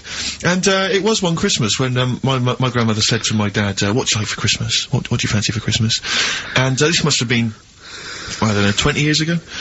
She said, what do you fancy for Christmas, Ron? And he went, well, you know, I could do with a nice big kind of warm winter overcoat. She said, don't worry about that. Don't worry about that, because your father will be dead soon. It's right, you can have his. Meaning my granddad. Well, to be honest with you, my father's still waiting. Which is good news. Good news for my grandfather. Less good news for my dad. Freezing. He's freezing. He finds out, how is he today? He's fine. Okay. Oh, I'm freezing. It's such a weird mindset, that. I think that, to me, is what sums up people from that older generation, the 40s and 50s. And it seems to me that you've got that kind of mindset. It's like you were born in the 30s. And whenever you talk of your childhood, it's like you had, like, a baked potato to take to school. And a stick as a Christmas gift. The other thing is, I think that that sort of generation, it seems that the man is dependent on the woman. There's a total dependence. Oh, absolutely, If she dies, he's done. Yes. He's done for. Just pine away. If he dies, she's got 30 years of pottering. Absolutely, yeah. Do you know what I mean? And going to, like, you know, the youth club and the church. I mean, it's sort of like that. It's sad. Of course, it's sad for them, but it's not the end of their life. No, sure. And it sort of is the other way around. I don't know why that is. Yeah. It's terrible. That's a little melancholy thought for. I know. I've really brought it. You brought it down. You've brought it down. I've brought it. This isn't a nice show at all. This is terrible. Well, we're gonna have people just killing themselves. What? Well, I didn't really want to make it a Christmassy type show, because I don't really like it. Oh, he's done it again. Well, he did Christmas once, didn't like it. No, it's just... Play a record. I'm not religious or anything. What are you? You're not anything. fan club from the XFM Christmas album, and that's Christmas Eve. Their guitar sounds are just brilliant. They're just always so nice. Alright, Carl, do you like that? Do you like Teenage Fan Club? Yeah, they're good. Carl, I feel like you've never kind of enjoyed the wonder of Christmas. I can't ever get the sense, maybe except when you were very, very young, you know, that kind of bright-eyed, you know, thinking of Santa, you know, kind of, landing on the roof and coming down the chimney and drinking the sherry or whatever. Well, so I like the idea of it, right? Sure. The sort of, you know, I used to get a couple of annuals every year, you know. Yeah, so did I, yeah. And I was allowed to open one on Christmas Eve. Oh, that's brilliant. Just, yeah, so... So they could throw it on the fire. I think It is sort of like... a quick skim through, do the word search right. Yeah. I think so that's like a cigar off the cooker. Oh. Well, anyway, listen, a good friend of ours, Ross Noble, a comedian, brilliant, he gave me this picture, Carl, which he's got from a magazine. He loves you. And I have to say, I think this... I just looked at it then. Obviously, it's not going to mean much to the listener. Oh, this is self-indulgent. But it is currently available. I think it's in the current edition of Bizarre magazine, so you might want to buy that. It's not horrible, though, is it? There's a certain grotesqueness about it. Oh, it's a deformed person, isn't it? Well, to a degree, but I think what it's going to do for Carl is give him, I think for you and I, Rick, we're going to see his face. Light up. Lighten up, like opening a wonderful Christmas gift. Oh, you know what? I think I've seen this. Is this the one with the kid with the big head? I'll be honest with you, Carl, it is. Have you seen it already? Yeah. Let me just show it to you again so you can kind of highlight it again. I haven't seen it. It's like... Yeah. We shouldn't be laughing at that. No, but that is like the kid who I went to school with. That is the same. That can't be the same. So do you recognise him? Seriously, that is the same thing he had. I mean, I have to say, it does look like it's been computer generated, it's so odd. Yeah. But look at the child's face. I know. Look at his reaction. Don't take another photo of me. I'm not sure this is right. It's not right, but I was hoping that would give you, Carl, just a little glimpse of, we've had a request as well on the best bits, so someone wants to hear you talking about your mates with the big heads. I don't believe it, because every time we go there, we get some sort of complaint about something. About what? Just leave it. Well, that, for some reason, that always goes from the story with my dad going to Blackpool for taking those kids there. And what kids? And, leave it. No, what? I don't know, there's people that know what you're talking about. I'll tell you when we put a song on. No, well, I know what it is, but you can't just say that. Well, is it when your dad put a kid in the wheelie bin? Because he was getting out of hand? Yeah, so we're gonna be can't go through it again. It's too controversial. We're gonna... What's the name? No, well, the thing is, right, you were just saying about what are you, about Christmas. That's the funny thing, right, because in our house there's no one who's religious, right? No. My dad got annoyed when I went to church that day. He was like, what are you doing that for? Of course. I went to see a gig in Liverpool. Remember the band The Christians? Yeah. He thought I'd join some club. Yeah. I said, I've been to see The Christians. He was saying to me, man, what's he doing going out with them? Yeah. And then, the other thing is, because I'm not christened or anything, my mum used to say to me, don't tell anyone that, because there's witches and stuff. I want to go back and see his upbringing. I just want to go back and see him at 7. One day in the life of Karl, age 7. Just to have 3 ghosts visit him tonight. And take him back through time. But we could go with him. We can be some of the ghosts. Yeah, the ghosts of Christmas past. Oh, remember this? That's incredible. Don't tell me what. Just say so she wasn't Christian, but she thought maybe someone could take your soul, because you weren't Christian. It's like, there's cults and that, isn't there? And if they find out you're not christened, then... Right. I don't think they care. I don't think a lot of cults care. Well, but what can they do if you're not Christian? I don't know. I just said all right, because then through that time there must have been a time when. But hold on, now they know. Yeah, but I'm older now, so I'm all right. She used to worry about me playing out on the street. Oh, she was worried about when you were naive and stupid and easily led. Well, yeah. No. Good point. No, you're right now. Yeah. So, yeah. Good. Rockbusters. Rockbusters. Well, tell the prizes, Steve. Yeah, tell we have Christmas got some, gift. This is Christmas gifts. I don't know if you'll receive them in time to actually pass them off as gifts. I wonder if I can tell that Ross Noble story that he told us. I don't know. We'll have to discuss that when the record's playing. Okay. All right. Okay, so you heard a track from it just then. This is the XFM Christmas album. I think that's been knocking around here in the office for years, hasn't it, Carl? Or is it new this year? It was brought out about 2 years ago, Okay. but Christmas songs are Christmas songs. Yeah, it's not bad. There's Scott bands on there like Dandy Warhols, the Webb Brothers are on there, Drugstore, Bell and Sebastian, Flaming Lips, all sorts. So we've got that to give away. We've also got this Smashing Pumpkins compilation, which that seems to be knocking around for weeks. Another one of those 50 years of the greatest hit singles. I don't know, Culture Club's on there, Queen, obviously. I've just seen the Cult film. Yeah, the Cult film will come back to you shortly. This, I think, is one of the most exciting gifts. If you have a video player and you want to get trimmed, then surely Big Brother 3 champion Kate Lawler and her cardio combat video, in which I think she uses kind of, I don't know, military kickboxing training to get you trim and taut and looking as good as her. Then you can get that as well. We've also got a exclusive 7-inch single from the White Stripes, a kind of Christmas single. Is that from them? Yeah, yeah. That must be quite rare. That's probably the only thing that is rare. That is worth something. And the current Badly Drawn Boy album, Have You Fed the Fish, which I think is slightly mediocre. They've gone up, actually. I think that the level of prices there has gone up. Not a bad selection, but here is the big movie, and actually I have to say this is not a bad one. It's not, again, it's not terrible at all. It could be worse. It's James Caan in the original Rollerball, not the disastrous remake that came out recently, but the DVD version of Rollerball. So that's there as well. So something fairly interesting. That's worth winning. Right, come on then, let's do Rockbuster. Well, will we play a song to give people time to get a pen and paper and that? Yeah. Yeah, so we're doing it next. Yeah. Karl Pilkington, the man of the moment, with his Rockbusters coming your way with all those great prizes. Yeah. Right, we're doing it now? Yes, sir. Yeah. I noticed Heat magazine sort of put a bit of a spanner in the works. Why? Because they were saying, oh, maybe it'll be a Christmas edition of Rockbusters. And I'd already sorted them out.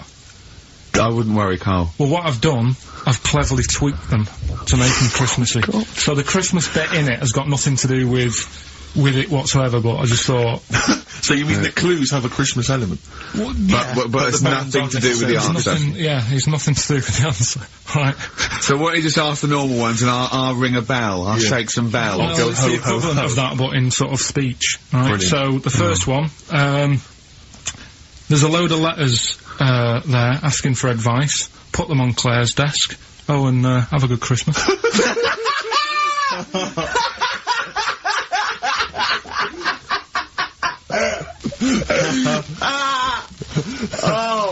Give it to us again. Oh God! Right, so there's a load of letters asking for advice. Put them on Claire's desk. Oh, and have a good Christmas. Right, but bear in mind, people, that the Christmas element may not be relevant to these. No, that's got nothing to do with it. I don't want to. Okay. You know. And the initial letter is F. Right? That's F. All right. Right. The second one. Ask your mum if you should. After you've wrapped the presents. Right, so ask your mum if you should. Ask your mum if you should after you've wrapped the presents. That's that's S. S. S. Alright. Okay. And the last one, a couple of people were arguing in the supermarket at the fruit and veg counter. But it's busy in there because it's Christmas. So that's probably what brought it on. So that's B. Oh. B. Oh God! So they're the three. Well, I'll just recap. Yes, please. Yeah, I have no idea. So I can't even. I don't know what to start thinking. Well, right. There's a load of letters there asking for advice. Put them on Claire's desk. Have a good Christmas. Have a good Christmas. Second one, ask your mum if you should. After you write the present. S. And the last one, a couple of people were arguing in the supermarket at the fruit and veg counter. But it's busy in there because it's Christmas. It's busy because it's Christmas. That's a B. So they're the three things. It's email only, this one. Please remember that. ricky.gervais@xfm.co.uk. ricky.gervais@xfm.co.uk. Yep. Brilliant. Carl looks happy with them. He looks really happy with them. So they're cracking. They're good. Yeah. They're good, so. Alright, is there going to be more Rockbusters in the new year? We're not sure. I'm still, thinking about new ideas that we can do. Okay. Are we starting Ricky Diculous today? Have you done Couldn't be bothered. Couldn't be bothered. Couldn't be hard. Look forward to Ricky Diculous. Well, he's worried about, he nearly said asked, and he just stopped. Because he's worried, because he's the producer. Yeah, well, I've got to set a standard. Oh dear. Carl, you have, mate. You have. So that's that. We've still got to come, I'll tell you what, why don't we have, a lovely tune, right? You make the tea, we're opening these biscuits from Alexandra, we'll be enjoying that, right? Maybe segue, so we can have a nice little, rest. I don't want to talk through it, it'd be rude. And then we're coming back, and as part of, like, Parkinson, and Do We Need 'Em, Do we need them? Yeah. Karl has interviewed an expert on jellyfish. Brilliant. So we've got that, plus of course we've got a two-part Educating Ricky. You've got Educating Ricky still to With a Christmas theme or not? And we've still got things like the Pogues, John Lennon, Joni Mitchell, just David Bowie. Are you suggesting there's going to be some great music and some fun chat? And some fun chat. Lovely. Good. We had our little biscuits, haven't we? Yeah, good fun. We're loving it, aren't we? Yeah. Cheers for that. I think I can just sum up the station, can't I, Steve, with that just last I comment? think you're probably right. I just came in, I just went to the toilet there, and, it's a disabled toilet that's close to it, so, you know, you go there, I had a wee, I thought, oh, the thing doesn't work, didn't flush, I came back and said, oh, the toilet doesn't work, doesn't flush. And, Karl went, no, you just stick your hand down and pull that wire up at the... Think of that. Put your hand in the water. I mean, just when when David Bowie interviewed Zoe, come on, there's toilet's not flush. He goes, all right, babe, just stick your hand down, pop the shit down the U-bend, and just wipe your hands on your pants. Thanks very much. I mean, sums up this station, doesn't Absolutely. Tin pot. Have you ever done this? This is one of my most embarrassing moments. Is you know, because sometimes you'll see. Hey? Well, you'll realise what I was going to say. What happened, Rick, was I almost leapt to the end of the story. Right. But I realised I had to go back a few steps. Yeah. I just did. Have you ever and you stopped? It was going to be cunning. But you'll understand in a minute when I finish the story that it's not coming in the traditional sense. Oh, right. Because it's followed by coming out of. Oh, sure. All right. Yeah. So. And not your trousers. Okay. All right. Okay. So, now, awkward moment, and I should just, you know, if you're Christmas shopping, maybe you're in a big department store, and, you see the disabled toilet, and you think to yourself, I can nip in there, I can use that, you know, because it's close to hand, because I've got to wander miles for the regular toilets. I went in there once, in the toilet, you know, disabled toilet, just snuck in, came out, disabled person. Furious. That was, but it's really awkward because it's their sort of private domain. You know, it's like they're part of an exclusive club. They've not got many perks in life, and that's one of them. And here I was, you know, kind of exploiting it. But they can't. Well, yeah, I suppose they can be annoyed. But what did you do? Did you affect a limp? You know, I normally do. I often do. I've affected a limp many times. Like for instance, if I take the lift in a building when it's only one flight of stairs. Right, and they know, and I get up on the first floor, I always affect a limp coming out, so that justifies why I haven't come up the stairs. Like, who is it that I'm scared is gonna sort of say something? Yeah. But, oh dear, that's it's the same thing as if someone asks me for directions, I always pretend I'm foreign. I always go, I don't. Why do you do that? I can't, because I'm just terrified of giving them the wrong directions. And just now, I don't know, I don't live from I don't like, because I sort of, you know, I feel bad. Because what I used to sort of give directions was I like giving directions, I like helping people out. But then I realised I didn't really know. You used to hang around going, you alright? Yeah, we're fine, yeah. Do you want to know where to go? I tend to have a go even if I don't know. Exactly. But I'm always terrified they'll come back and find you and go, you led us astray. Yeah. So I just affect a foreign accent. There was a fella the other day, about 2 weeks ago, when I was walking in. Little old woman, little old fella come up to me and said, where's, Wimpole Street? So I said, I do know it. So I think it's over there. And then, I'm not very good with street names, but I'm good that if you say, oh, there's a Boots on it. Right. Do you know what I mean? If there's something near it, it's like the same with directions when I used to drive a lot. Yeah, or historical facts. I don't know, like, old motorway names, you know, like M this and M that. I can never remember that, but my dad used to always say, right, there's a horse in the field, turn right, and stuff like that. Good stuff, yeah. And it's the same with this fella, he sort of said, you know, where's Wimpole Street? And I said, well, what are you after? And he said, I'm after some blood. And it was yeah, there's doctors around there, isn't they? So I was like, oh. So that didn't help me. What do you mean he was after some blood? He said, oh, I need some blood. He must have had an illness. Bleeding? No, he just must have needed some new blood or something. He had some illness. And I was like, you know, why didn't you go to the pet shop and get some parrot? No, but like he didn't have fangs and a cape, did he? Yeah. No, but do you know what I mean? Oh, that didn't help me out. But what if he said, well, some pile cream, actually? Can you go, oh, we want Boots then? Yeah, he would have been alright. But I didn't know where to start with that. I need some blood. Yeah, I just feel it's over there. Yeah, sort of pointed him away. But so he was losing consciousness. You sent him the wrong way. He's dragging himself along the pavement. Is there blood this way? The gash is growing ever deeper. Well, we've got to do Pilkington, haven't we? Do you want to? Yeah. Okay, we should explain this, I think. Well, it's Karl's new idea for a TV show. He wants to do a TV show called Do We Need Him, where he goes round And, he talks to experts like David Attenborough, David Bellamy, maybe Lenny Henry doing David Bellamy. Right, yeah. If he can't get the real one. He just picks on an animal that he doesn't really like, doesn't think you need him, and an expert will tell him, if we do, if this is the first instalment. Let me put a song on, right? Now we've got him, and then I can set it up and stuff and tell, you know, because explain it fully. Explain it and that. Let's do a classic. Let's do a big stomp in one of the best Christmas songs of all time, shall we? What are you thinking? Fairy Tale in New York. Excellent. Oh, it's always amazing. Hoax featuring Christian McCall on XFM 104.9, the Christmas edition. Indeed. Next week, we've had loads of suggestions, Carl, for your best bits. It's basically all your best bits. Me and Steve are largely irrelevant in the voting. Yeah. So, you can compile your best bits next week, and they'll be loving it.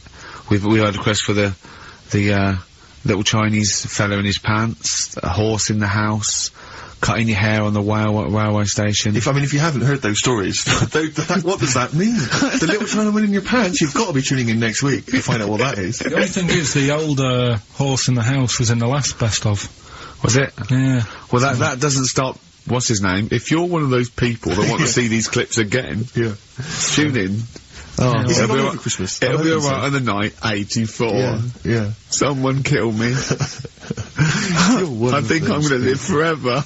It's like we said before, who goes to the recording of one of those? There's always people in the audience. Yeah. Aren't there? That'd be great. Tickets for It'll Be Alright on the night. And they laugh at his jokes, but I mean, I don't know I what think the how jokes many are. takes it, you know, how long it takes to record that. The show's about 3 hours, so the recording must be about 9. Have you, ever seen Kirsty's home videos on Sky I One? think so, It's, Kirsty Gallagher. Dogs falling down slides. It's like You've Been Framed, but falling over in a wedding. It's got audience laughter.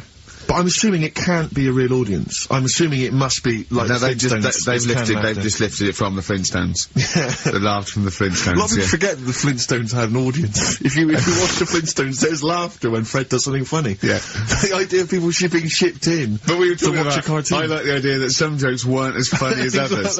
Like the director going, we'll put a laugh on that, and the producer going, it's not as funny.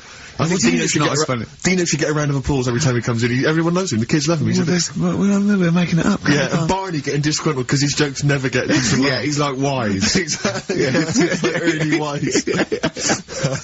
Okay, Anyway, Carl, so here we go. It's an exciting feature that I think will be picked up by Channel 5. It's going to be Karl Pilkington, Do We Need Him? Where Karl goes around checking out animals with top experts, asking whether we need them in the world. Yeah. So, this is the first one. We won't do it next week, but I'm already sorting out the contact. We will be looking at octopus, because they're a bit weird. Okay. So that's what you got to look forward to in 20, Again, if you have an animal that you feel is unnecessary in the world, then email us, and I'm sure Karl will investigate for you. Well, the other thing as well, whilst we're on to that, I want to sort of have a bit of research with me, so when I speak to the bloke or the woman about the octopus, right, I want, You want to be armed with the facts? Well, sort of response from listeners, so I can say, well, 70% of XFM listeners said we should get rid of them. Sure. Do you know what I mean? Like Jon Snow does on Channel 4 when he does all, politics stuff. So, if you agree with me, just send an email saying yes. So yes, we should get rid of them. Yes, yeah. Or yes, get rid of them. Because the house believes always we should get rid of these animals. You're picking animals you want to get rid of. So yes is, get rid of them. No is, don't get rid of them. Well, and not no, it's Noah, because they go on the ark. The ones we keep go on the ark. That element I'd completely forgotten about, and I think that's a wise move, because I don't think that's working. I don't think you've thought through the whole Noah. So that's just complicating the show, I think. So yes, we get rid of them. Noah, they're saved on the ark. Yeah. Right, okay, so here we go then, jellyfish. So today we're looking at jellyfish in Pilkington.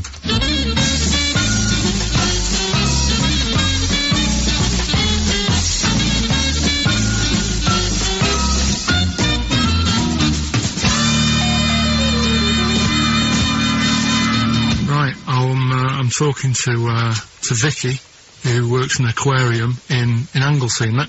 Yes, it is, yes. Right, brilliant. Today we want to find out if we really need jellyfish.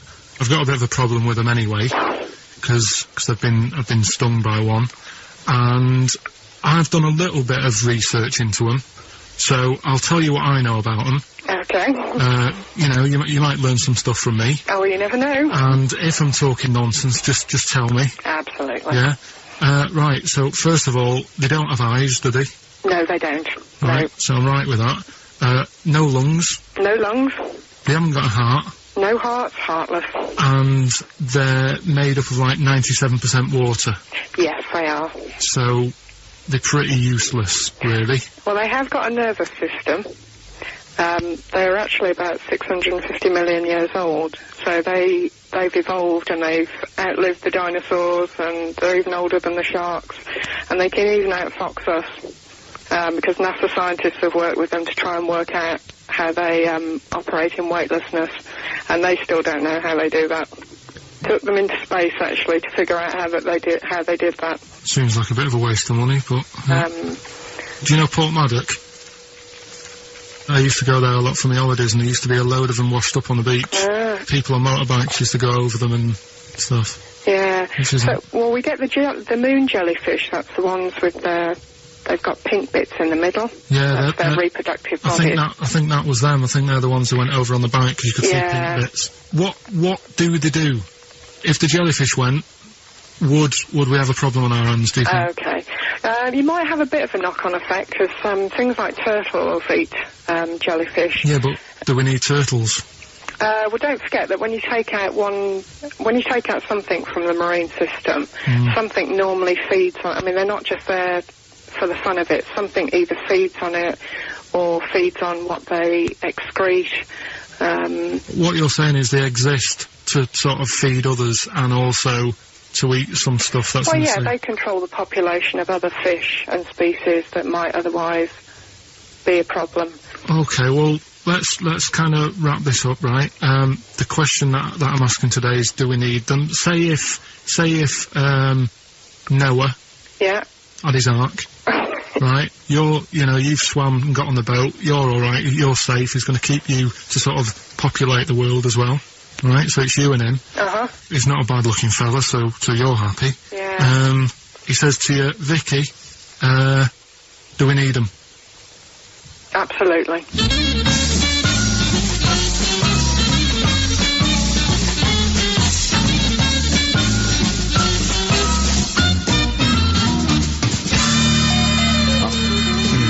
I don't even know why she even gave you that interview. When you start off with, right, trying to find out if I need you, but what did you tell her to get her to talk to you? Just said I'm doing some research on stuff. Did she think you were a schoolboy or something? No, she just said, oh, alright. She said, how long will it go on? I said, not long, just like 5 minutes, have a quick chat. And she loved it, didn't she? She sounded happy to take part in that. So, I love the fact that you've got an expert, and you suggest that she's going to be having sex with Noah. He's a good fella, so you're happy. She goes, yeah. I mean, I don't know why you stopped there. Didn't go into positions or something. I can't believe... The problem is, really, I didn't get to the bottom of what I wanted to say, because... Oh, no, you did. That's it. That's done now. That's a pretty good academic work. That's proved, No, but the turtle thing, when she said, oh, if you get rid of them, the turtles, won't have anything to eat. But when she said that, I mean, I couldn't say it because it would have took her off and confused her. But... Well, she's a scientist, she's easily confused. Well, say, like, when Suzanne is working, right, I'm not a very good cook, so I always get, like, an Indian in. Right? What? To do the cooking for you? I don't know what you can say. So, right, I'll have an Indian. Right, now, say if, for some reason, it closed, I'd get a Chinese. So why don't the turtle just... There's loads of stuff in the sea. But I didn't want to get too heavy on her, but... It's pretty deep.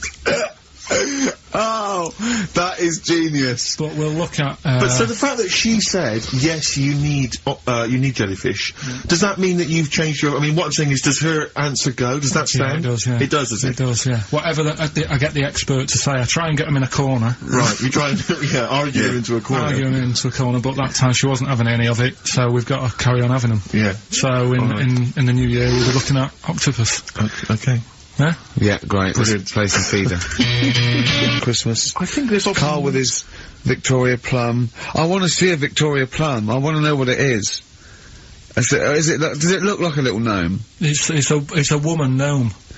A female gnome? Yeah. A little gnome. Yeah. Did your mum collect gnomes? She likes anything gnomes, she likes fairies, she likes, Indians. She collects all that stuff, and it doesn't matter what it is. What do you mean? You know, like a proper Indian with all the headgear on. Or a Native American. She likes anything with them on, like, you know, it can be a fridge magnet, it can be, just anything. A lot of Native American wisdom is around the fridge magnet, because they think it has special powers of adhesion. Yeah. Yeah, that's, you read some of their writings, the great works. It reminds me, talking of gnomes, he said to me in the week, he went, "Oh, did you see that programme on telly last night about dwarves and fellas without legs nicking cars?" And I went, "No." He went, "Oh, it's amazing, right? Because they haven't got legs and that. They scoot along and they can nip into a car like the Dukes of Hazzard." Explain more, Carl. No, you see, I didn't see it, someone else told me about it. Oh! That's what I said to you. I said, "Did you see it?" 'Cause I missed it. And it's about these little fellas, who, specialise in car nicking. And the thing I wanted to know is, 'cause this lad who sort of only watched half of it. Is he like you? Well, I said, I can understand how it's easy to get in, but then how do you get away? 'Cause you can't reach the pedals. Yeah. Can there be two of them? But presumably he opens the car for someone else. What is it? What do you mean? What, so he's steering and he's like, right, press the brake a bit. And then there's one that's just legs, but without the top half. I don't understand how this helps them, though. Why does this make it easier for them to steal Because they can cars? just get through the window really quickly, like in the Dukes of Hazzard. What? Because their legs don't get in the way. Right. Do they just run? And just... But what do you mean, the window? I mean, what? So someone's driving along... No, I didn't see it. And This is leaves why the I'm window asking open? you. I didn't see Do it. they leap in when there's someone still driving the car? I don't know. Well, there's too many things left unanswered here. I can't go maybe over someone's seen Christmas it and and they can not know. email in. But that's sort of... This panicked you anyway, I imagine. I bet you were gutted you missed that programme, weren't you? Well, I'm interested in stuff like that. Because I like learning, which gets us onto educating Ricky. Oh, excellent. Slick. We've had a good year of stuff. Teaching We have. stuff. Yeah, I've learned a lot. Can you remember any of the Of course I highlights? can. There was a deaf girl and she hit her head and she could hear. Yeah. There was also some people who ate tomatoes thought they were poisonous on lead. There was also a doctor who gave a blood transfusion with some parrots from the pet store. Yeah. Because the doctor in America, and it was the olden days when the lines were bad, said give him his parents' blood, and the doctor this side thought said give him some parrot's blood. So that was true, and that educated me. That was fact. What have you got for us? Well, we've only got two, because I've taught you about jellyfish today, that we need them, so we've only got two things to go at, and I give them a little headline so you remember them, to make them snappy. The two headlines you've got, oh, what a catastrophe. Okay.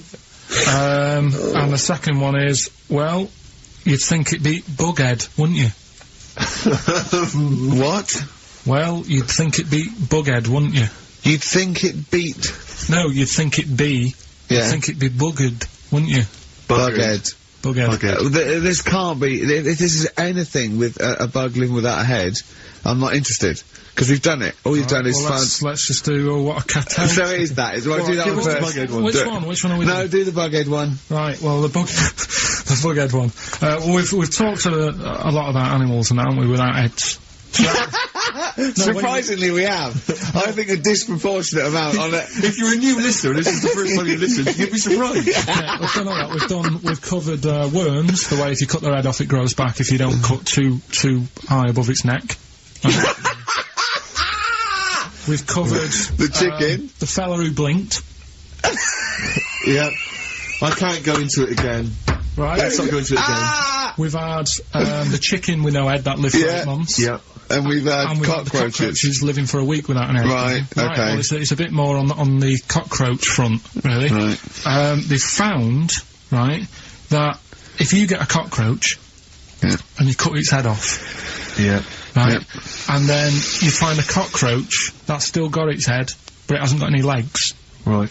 Right. It's not over for both of them. Right. Because what you can do, you get the one that's got the legs. Right. With no head, sort of running around. Get the one with the head.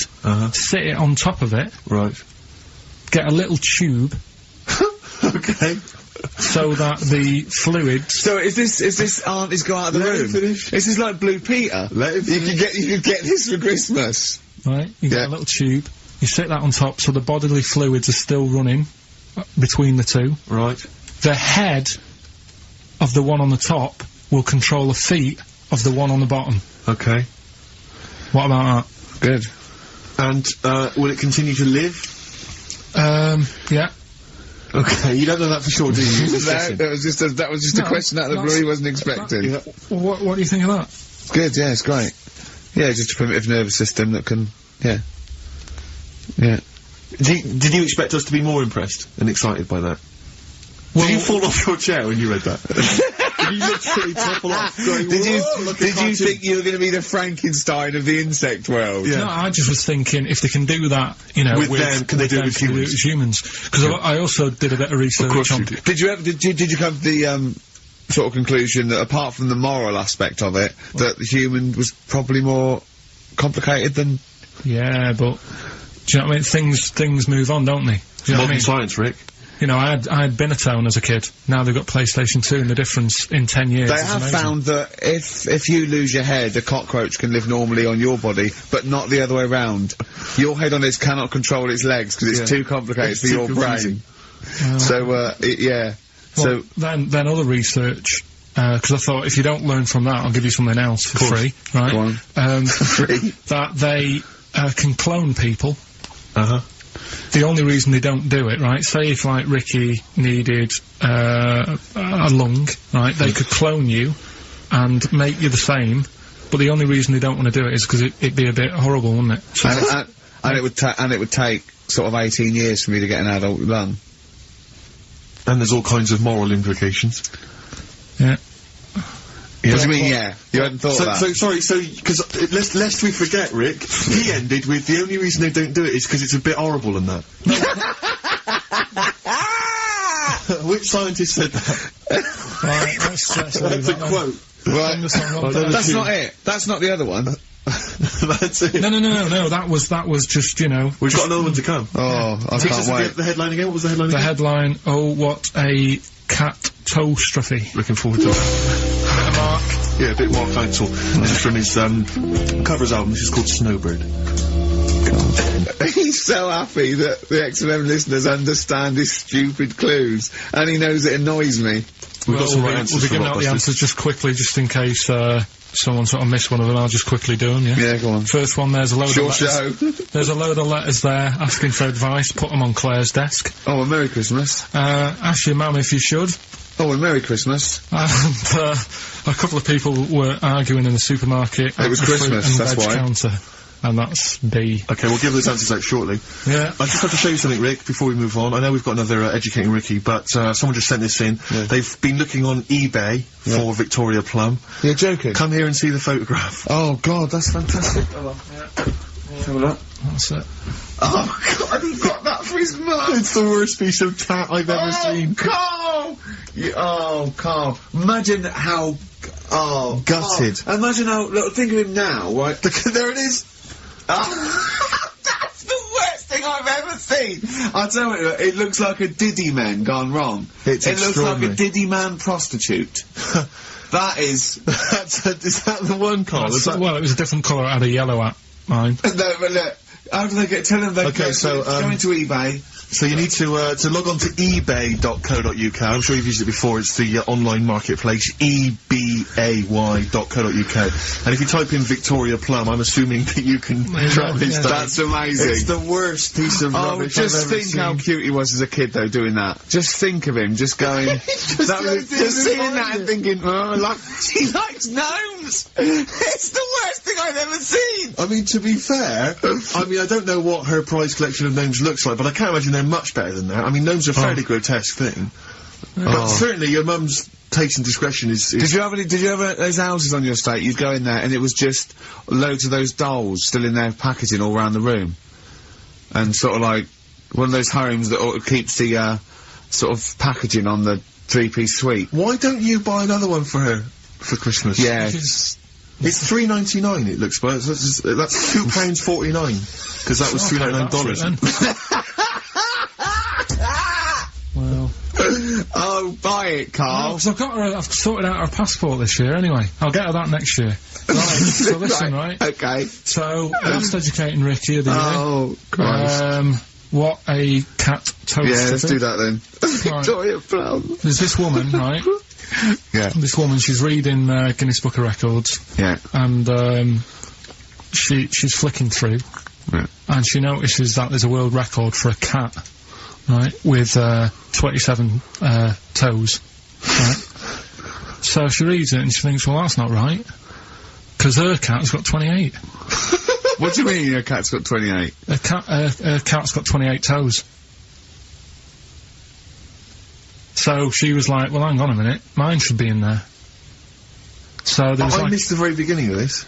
She's looking for the Guinness Book of Records. A woman was looking for the Guinness Book of Records. The woman with the cat with 28 toes looking through, and it said the record for the cat's toes was 27. She thought, hold on. Hold on a minute, Ross McWhirter. My cat's got one more than that cat, so go on. Anyway, so she said, you know, the person doing the interview with her said, you know, is it happy? And she said, yeah, you know, it's great, and it's really good in the snow. Right. It gets through a lot of nail varnish. Well, yeah, that's what it said, right? It said it's really good in the snow. So, I just was thinking, I mean, that's it, really. That's not it. That's the end of that story. But brilliant. But what I'm thinking is, right... It was two cats welded together. No, she said, you know, it's happy. So, is the other sort of disabilities where, in a way, it's not all bad? Oh, Christ. No, do you know, like, that book Steve brought in for me? And there was a fella there, wasn't there, who had 3 legs, who was a juggler. And I was like, what's the point of that? What do you mean, what's the point of that? What's the point of what? He's not taking advantage of having 3 legs, is he, being a juggler? He said he should be a footballer. Right? So... no, but in a way, he's used it, hasn't he? He's probably not even that good at juggling. But, because he's got 3 legs, people have gone, well, I'll give him a chance. Let's go and see him anyway, see if he's any good. Yeah. Right? So, what I'm thinking is there anything else? We've mentioned, the midgets today who are good at robbing cars. Because they can get through the windows like Dukes of Hazzard. Sorry, so listen, look, I'd just like to say, this is the Radio Authority listening, we are in no way suggesting that, one, midget's forte in life is robbing cars, or that if you're a midget sitting at home feeling sorry for yourself, I think you should go out robbing cars. I'd just like to say, this is Karl Pilkington talking. The views of Karl Pilkington do not necessarily reflect those of XFM or us. Yeah, but it was a TV programme, so it's not me, I'm just saying what I've seen on telly. That you didn't see? That somebody told me about. Yeah, just so you could be wrong, just like a lot of your spurious facts you just see on the internet, you know. I'm just saying. Yeah. So, is there anything else? We've seen the fellow with 3 legs. So what you're saying is there a disability that is actually an advantage? Yeah. Right, I mean, okay. Steve mentioned about the disabled loo. They're always really roomy, and like got multi-gym facilities in them. Multi-gym facilities! Oh, do you know what I mean? Multi-gym facilities! What do you mean, Karl? There's always bars everywhere and that, isn't there? That's not parallel bars. Yeah, That's they to help don't them do get up. gymnastics! What in there working out? But I'm just saying though, do you know what I mean? So in a way, they've got that. So, always, what I'm saying is, when you look on the brighter side, it's like Elephant Man would have never got up and gone, oh, look at me hair today. Nor do you. No, but, do you know what I mean? He would never have that problem. You're a maniac. Forget it. I thought we'd be able to, like, get a serious discussion going here. Well, okay then. So, this is a serious discussion, is it? Yeah. Okay, well, let's treat it sensitively then. If you really want a serious discussion and talk about whether there are some disabilities that are an advantage, let's think of some then, shall we? Well, I've said 3 already. Yeah, you can't say, if you're deaf, Bobby Daver won't annoy you. That doesn't count as an advantage. Do you understand? Do you know what I mean? Karl's looking at you thinking, that's brilliant. Yeah. Yeah. Well, we'll leave it then. I'll come up with a better feature for next year. Oh. We'll bin that, Oh, So, God. if you've got any disabilities... We've been that, like that was going to be a feature. What, you were hoping that would be a spin-off feature? Disabilities are actually it's an another advantage. form of do we need them? It's like, But that's Karl, think of it, it's like that joke, a bloke that wakes up in hospital and says, good news and bad news. Bad news is we've had to amputate both legs. What's the good news? The fellow in the next bed wants to buy you slippers. See, that's not an advantage. It's a joke. That doesn't really happen. People don't go, oh, that is good news. Yeah, I'll probably get a quid from him. Do you know what I mean? But the fellow with 3 feet, what would he do? Well, he'd buy a pair and then just nick one of those because they put out one shoe, don't they? Are those, yeah, if you've got one leg, you can nick shoes. Good point, Right, Karl. now I'm getting you thinking. Yeah. Right, so we'll do Rockbusters Answers next then. Happy Christmas, war's over and all that. Indeed. Yeah. Brilliant tune. Great tune. And well, I've had a great time. I've had a great time. Merry Christmas, everybody. I hope we haven't offended you by some of Karl's rantings. Just think of what he's gone through in his life. That Victoria Plum incident. Karl, I've got a little gift for you here before we go. Oh, you're joking. I haven't got you anything. Well, no, I don't. You haven't got your girlfriend anything. I wasn't expecting much. It's not exciting, but it's worth taking. In fact, why don't you just re-gift that straight away? It's alright, cheers for that. He hasn't even looked at it. Champagne. That's not the champagne we got free from the BBC, is it? It's not actually, no, Rick, because, that is far too good for the likes of Karl. Oh, right. And I wasn't gonna give it to you, you wouldn't appreciate it, that's just sparkling wine. Oh, brilliant, I love that. Yeah, he doesn't know the difference. I'm seeing Karl on Christmas Day, because, he's around Christmas Day in London, so I'll get a little gift then, Karl.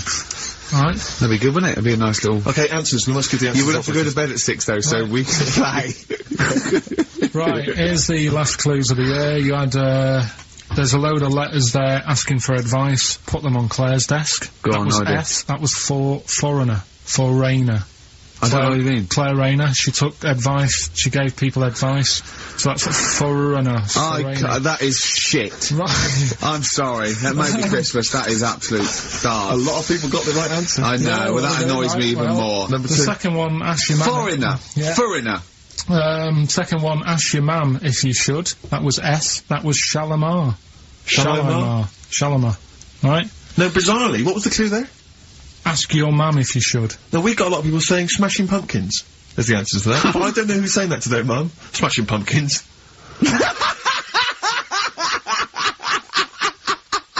Merry Christmas, Mum. Smashing Thanks Pumpkins. very much. Nice bollocks.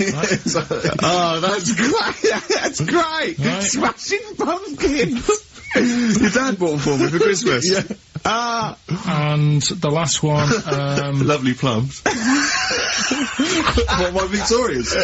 Oh, God! Right, we've got to wrap it up. Come on, then. A couple of people were arguing in the supermarket at the fruit and veg counter. That was B, that was Banana Drama. They were, like, having an argument. What do you mean Banana Drama? What, no, wait. What group is Banana Drama?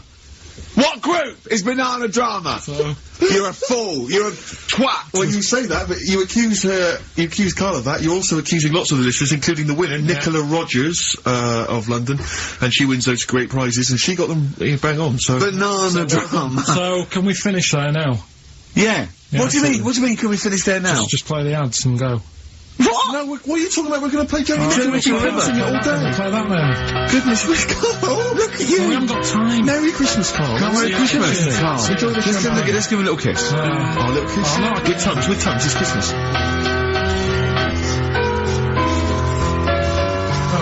Stop messing about.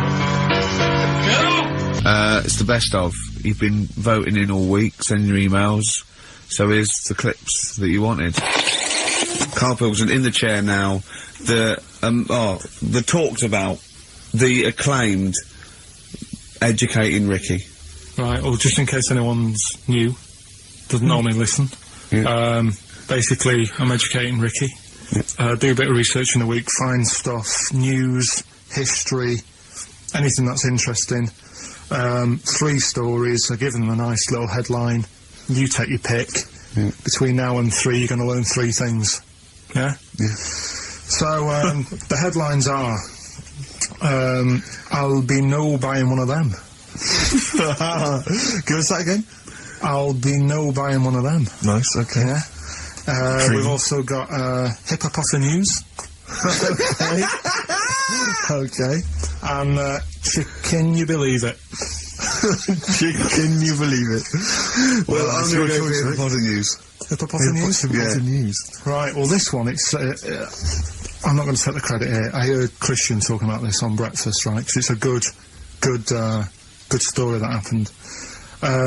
Basically, I don't know if I told you about it last week when we were having our spaghetti, but, No, I think you did. Right, I know what it is. I know what this is. Okay, I've not heard this.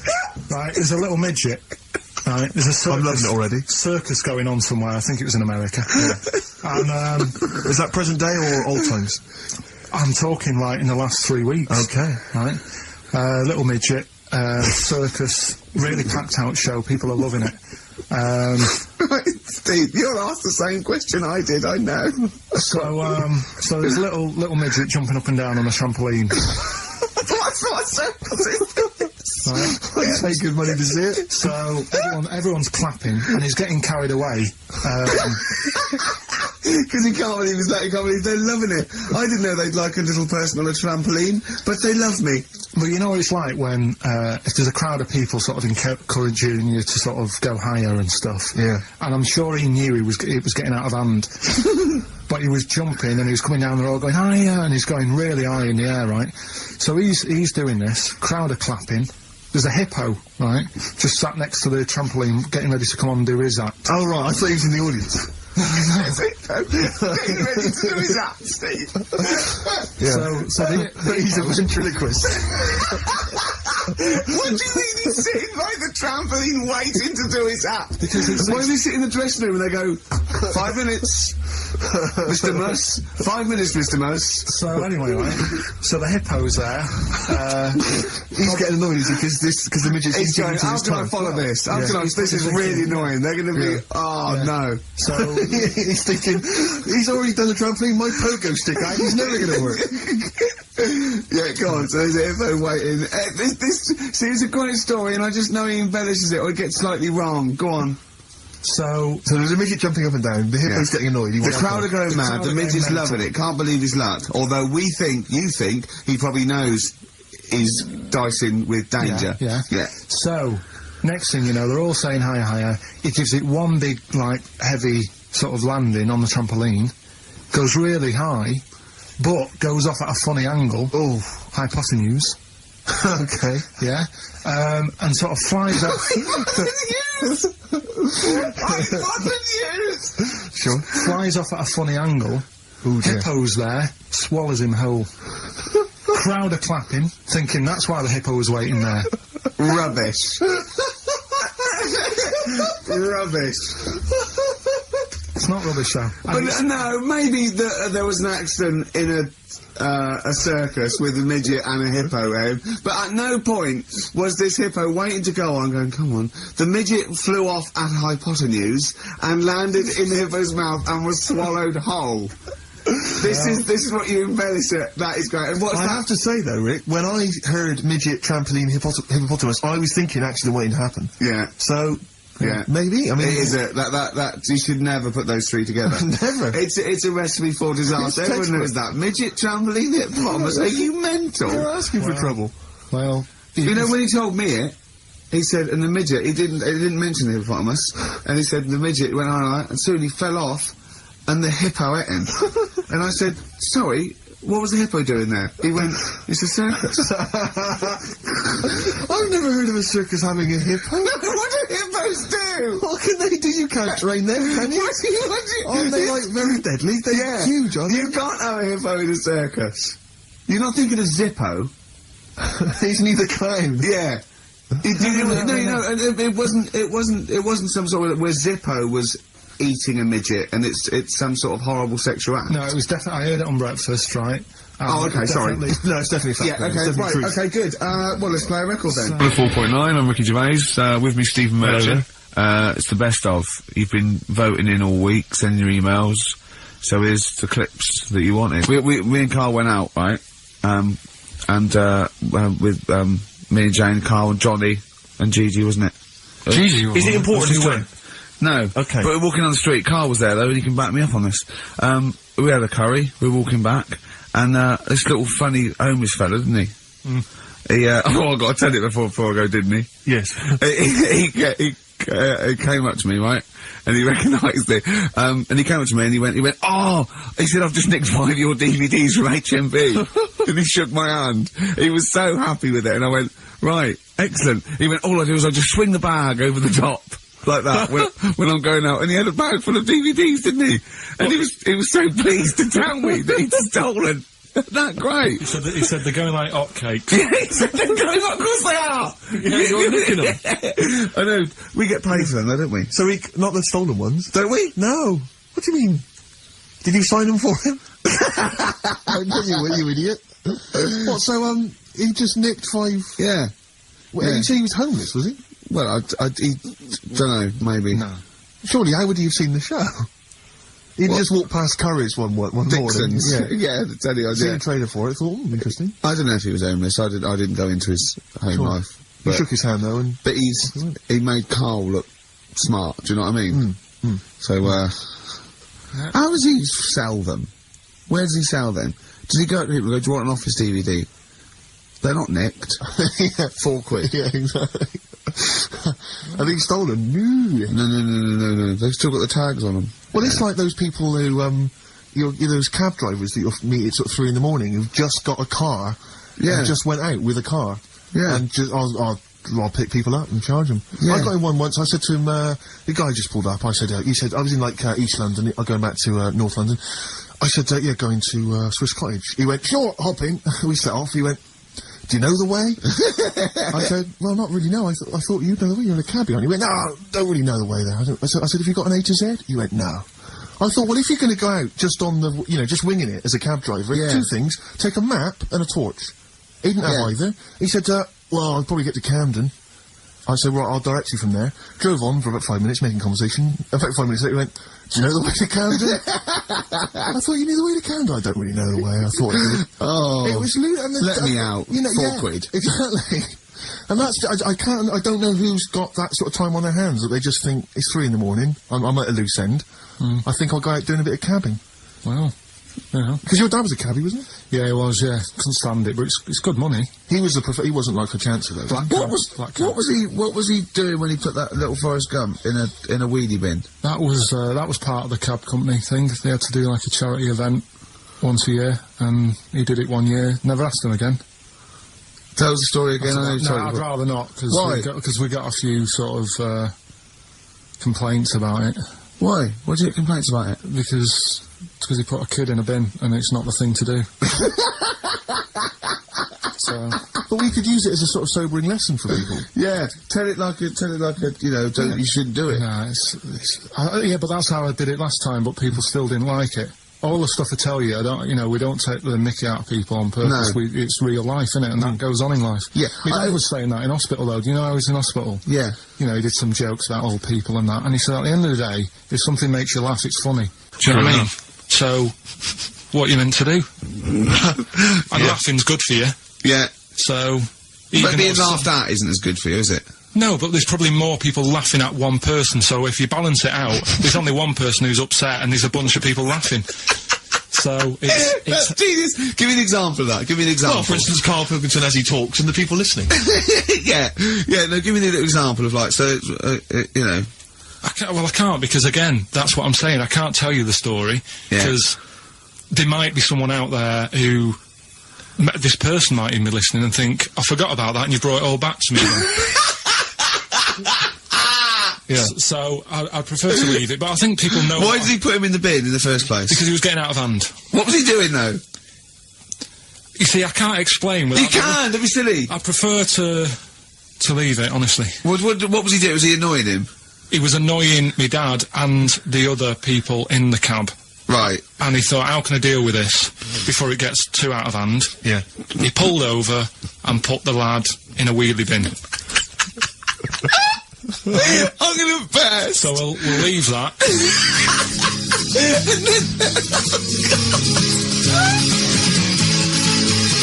XFM 104.9. Ricky and I are on holiday, obviously it's Christmas time, but Karl is here in the studio, he's pressing buttons. Alright, Karl? Alright. What do you make of the first genetically modified baby? Oh. Are you worried about this? Do you know what did they do? What? Let me see what it says here. Isn't it just choosing the, eye colour? Well, this is the concern, isn't it? That in the future you'll be able to decide whether it's a boy or a girl, how intelligent it is, what it looks like, is it handsome, is it ugly? Obviously, no one will choose an ugly baby, and so on and so on and so on. And so it means that where will it lead? Where will it end, Karl? Are you concerned? I've thought about this a lot. What will us three look like in the future if they're being, genetically modified beautiful people? What will we be like? How will we be considered in society? True, yeah. But we've talked about this before, haven't we? About the cloning thing. Yeah. That's a bit weird. Yeah. But I don't think it matters, because at the end of the day, right, you might look like some other kid, but it's the way you're brought up that will change your features and the way you are, your personality. If you lie, you get a long nose, don't you? Well, no, but listen, right, because I remember when we, I was growing up on this estate. This is going to be good. Go on. No, it's not. It's just an example of how this doesn't work. Go on. So we don't need to worry, sort of thing. Sure. Right? Okay. So, growing up on this estate, And there was this woman about 4 houses down, right, who's a bit rough. Alright? Didn't fancy her. Oh, God, no. Right, but she had a baby. Well, tell me about her first. I'm interested in this woman. Why was she? It was a very... She looked like a man in a dress. I mean, I didn't grow up in a posh house or anything, and I'm not saying that if you live in a bit of a rough house, you're a bad person. What did she look like? But anyone can Tattoos? clean up. Looked like Tony Green with a fag on. They didn't clean up much, right? Oh. Which, even if you've not got a lot of money, you can still try and make a place look nice. Yeah. Right? But she didn't, and a kid used to take a horse into the house. Sorry. Whoa, Neddy. What do you mean a kid used to take a horse into the house? Where did he get a horse? Must have nicked it from somewhere. Must have done. So you've seen a horse in it? No. What, is that from outside the saloon round the corner?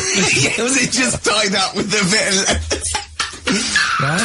oh, that's great. Did Big Jake come looking for it? I'd been out. Oh. No, sorry, let me get this. This was before the lynching stopped or after. Where did he get a horse from? What do you mean he must have nicked it? His mum said, where'd you get that from? I bought it. All right then, but keep it out of the kitchen. I don't want you going Catlin rustling. Where did he get a horse from, Carl? And how long did he have it for? Was he leading it or riding it? Mum, open the door! I can't stop! I can't stop it! Open the patio door as well. Looks like we got us a runaway. What do you mean? I don't know, but the thing is, they couldn't afford to buy one because they're not cheap. So I'm just guessing. Maybe that's wrong of me. But I think... He had a horse? Yeah, right. So that's why the family didn't have any money. They'd spend it on the horse. No, I don't think, that's what I'm saying. I don't think they would have bought it. So anyway... Yeah, it's wise to whisper, Carl, in case they're listening. Yeah. And they could be in the room next door. It's not buying it, it's keeping it as well. Oh. So I was like in the car with my dad, coming into the avenue, and you used to have to drive down it to turn round. And, and you know, sort of go back to our house. You had the traditional method of transport, yeah. And, the horse was in the lounge. Reading a paper? Just like walking around. Oh, God! What? And when I was doing it, I tried to earn myself some money once by flogging little flowers in plastic cups. What? This is genius. It just keeps coming. What do you mean you're trying to flog little flowers? What do you mean? Wait. Let's play a record. Let's play a record and come back to this, because the story's going to just unravel and unravel. It's going to go for hours. Let's play a track, deeper and deeper. It's like an onion, isn't it? We've created a whole world here where there's a man living with a horse. Just walking around the lounge. I come from the West Country, I've never heard anything like that. I just think of a big sort of like orange carpet and a rediffusion telly and this horse going, I'm fed up in here. Exactly. This is really... I am not taking the rubbish out again. Yeah. Right, play a record. Let's have Velvet Underground. We've got that lined up. Oh, yeah, the classic from the first album, I'm Waiting for the Man. Let's come back to the horse in a second. Little flowers in pots. What do you mean? Velvet Underground and Nico, which apparently peaked at a disappointing 171 in the US charts. Think of that. And that's obviously Lou Reed, the Velvet Underground, and Waiting for the Man. Yeah, great track. So, we were talking, we were doing White Van Man, and we got onto genetically modified babies, but and somehow then Carl started telling a story about someone with a horse, and then he got onto, he was trying to make money selling flowers. Just do the flowers briefly. Well, hang on, I just want to recap slightly. So there was a family, and who had the horse in the family? It was... Because you lived on an estate in Manchester. The mother was a right pig, apparently. Well, I don't know if that's relevant. You don't need to go that far. But what I'm trying to do is, like, make a picture for you so you understand. What a picture it is. Who did she look like? Bit of a, and no disrespect to her, bit like Pauline Quirk. Quirky, yeah. Right? Okay, I knew you were going to say that. Yeah. I knew it was going to be Pauline. Does she have any tats? I've never got that close to her. Okay, alright. So who had the horse? Was this her son or her husband? No, her daughter. Her daughter had stolen a horse? Yeah, from, I don't know where, there was I think there was some stables down the road or something. And they kept the horse in the house with them? They kept it in the house. Did they didn't have it for long. No. Sorry, and you said you were in the house one day and you saw the horse in there? What happened was, I was, they did this thing at school about raising money for charity, right? For some local charity. And they said you can do anything to raise money, and they came out with all these ideas, and I thought, that's good. What was the charity? Well, I don't know, I thought, forget the charity. Yeah, that's just a good money-making overnight. So, you're a charity. So I asked my mum for some, she used to have a lot of flowers around the house. Sure. I said, can I just take some snippings off them? And, I'll go and buy some plastic cups. And, got some soil out of the garden, planted the bits of plants in them. Yeah. Got a tray. Had about 25 plants on it, selling them for 25 pence each. Excellent. Still any? Yeah, so loads. Did you just cut, you didn't just cut them and stick them in the soil? Yeah, they wouldn't have survived. But I think people sort of thought, well, good on him for trying. But anyway, so I went round to theirs, because I thought their house could do with a bit of colour and stuff. Yeah. So it's a bit rough. So as I went... The horse went, thank God for that breakfast. They've been feeding me kitty cat. So I got up to the door, and they opened the door, and it was one of them houses where no carpet. Yeah, a horse in the living room. You know. We've all been there. And the horse was walking around the living room. I looked quite happy and everything, because I always say that about animals. Black Beauty was on. Yeah. Well, think about it, right? If you were a horse, where would you rather be? In a little wooden hut with a load of hay, or in like a house with a central heating, 3-piece suite and a telly and that? Telly and that. No, but I was saying this the other day. And an Atari, right? I was walking through London. Commodore 64, rubbish. Exactly. Walking through London with Suzanne, right? Yeah. And do you know, like homeless people always have dogs. And she said, oh, I hope she looks after it. I said, that dog is happier than most dogs. Right. Because people always walk past and give it a pat on the head. Yeah. It's with its owner all the time. Yeah. It's out in the open, it's not locked up in a house. Yeah. It doesn't eat, but other than that... No, it does eat, though, they're always alright. So that's what I was saying, I think this horse was doing alright for itself. Do you know? Well, not many horses have got their own house. Exactly. For a start, yeah. But anyway, that's by the by. Yeah, so anyway, this family... It was a bit, what we were talking about, it was about cloning... Genetically modified kids and all that stuff, Right, now what I'm saying is, you could say, you know, right, Steve, you could have a baby, right? And Ricky could see it and say, God, I want one that looks like that. Yeah. Right? It could happen, Rick. So... Come on, work with him. So you take it to the doctors, and I don't know what they do, they inject it with something or whatever. Yep, that's how it's done. Yeah. And, get a little baby, and there it is, it looks the same. Now, the thing is, you separate, you both go off and do your own things. Yep. Right? Now, you look at Stephen, you look after your baby. Yeah. You treat it well, you give it good food and I'm a good dad. all the vitamins and stuff. Yeah. Ricky just gives it cheese. Right? So, then it changes its looks, it goes a bit fat. You know, it gets tired easily, and that sort of thing.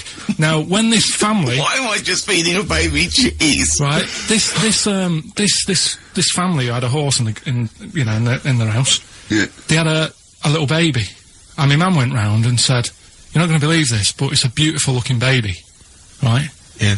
And I was like, well, you know.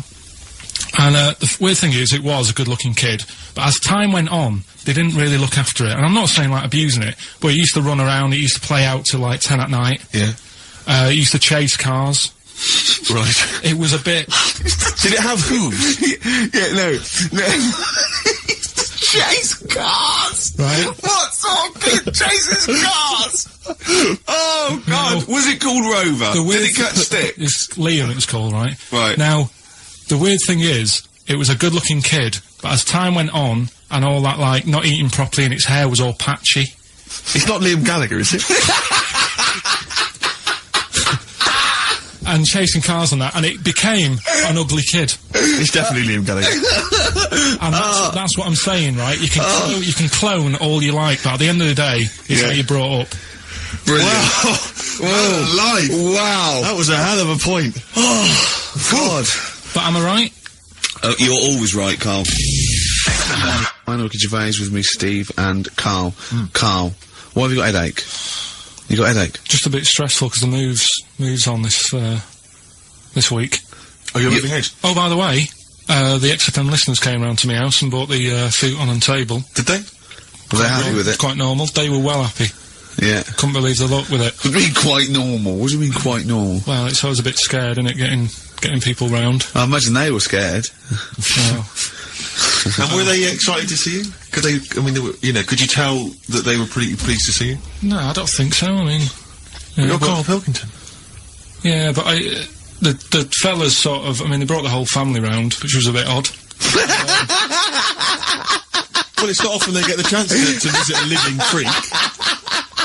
Anyway, no, they were nice. And you're moving now, yeah? He said he phoned me up today.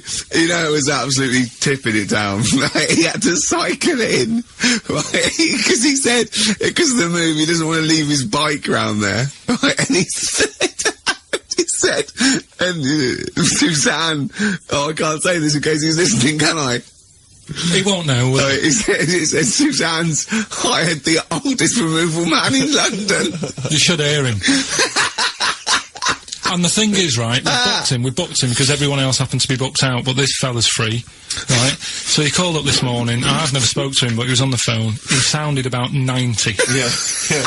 Carl thinks that he's gonna have to do all the work. And the thing is, right, it seems to be All he cheap. wanted some Werther originals. Right, listen, it seemed to be cheap because it's £50 an hour. But how long is it going to take him? Yeah. Oh, that's genius! When's the move on then? When's the... He's coming round. He came round today to bring some empty boxes, and he was struggling with them.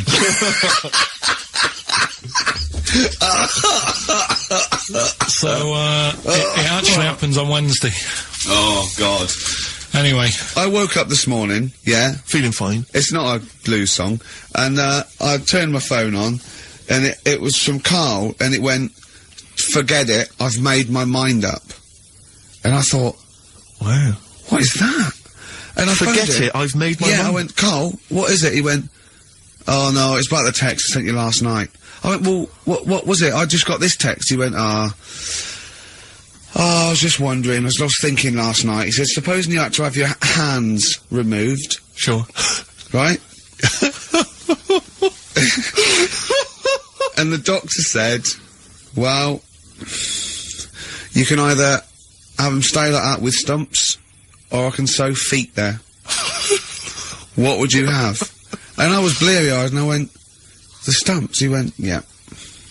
I went, "All right?" He went, "Yeah." And then what was his follow-up text to that? And then I got the text, it was obviously before it, and it went, and it was like quite serious. What would you do if Sarah's not doing your hands? Would you have stumps or the feet? Right? Now the way, when I said, he's made his mind up, and I went, the stumps, he went, "Yeah."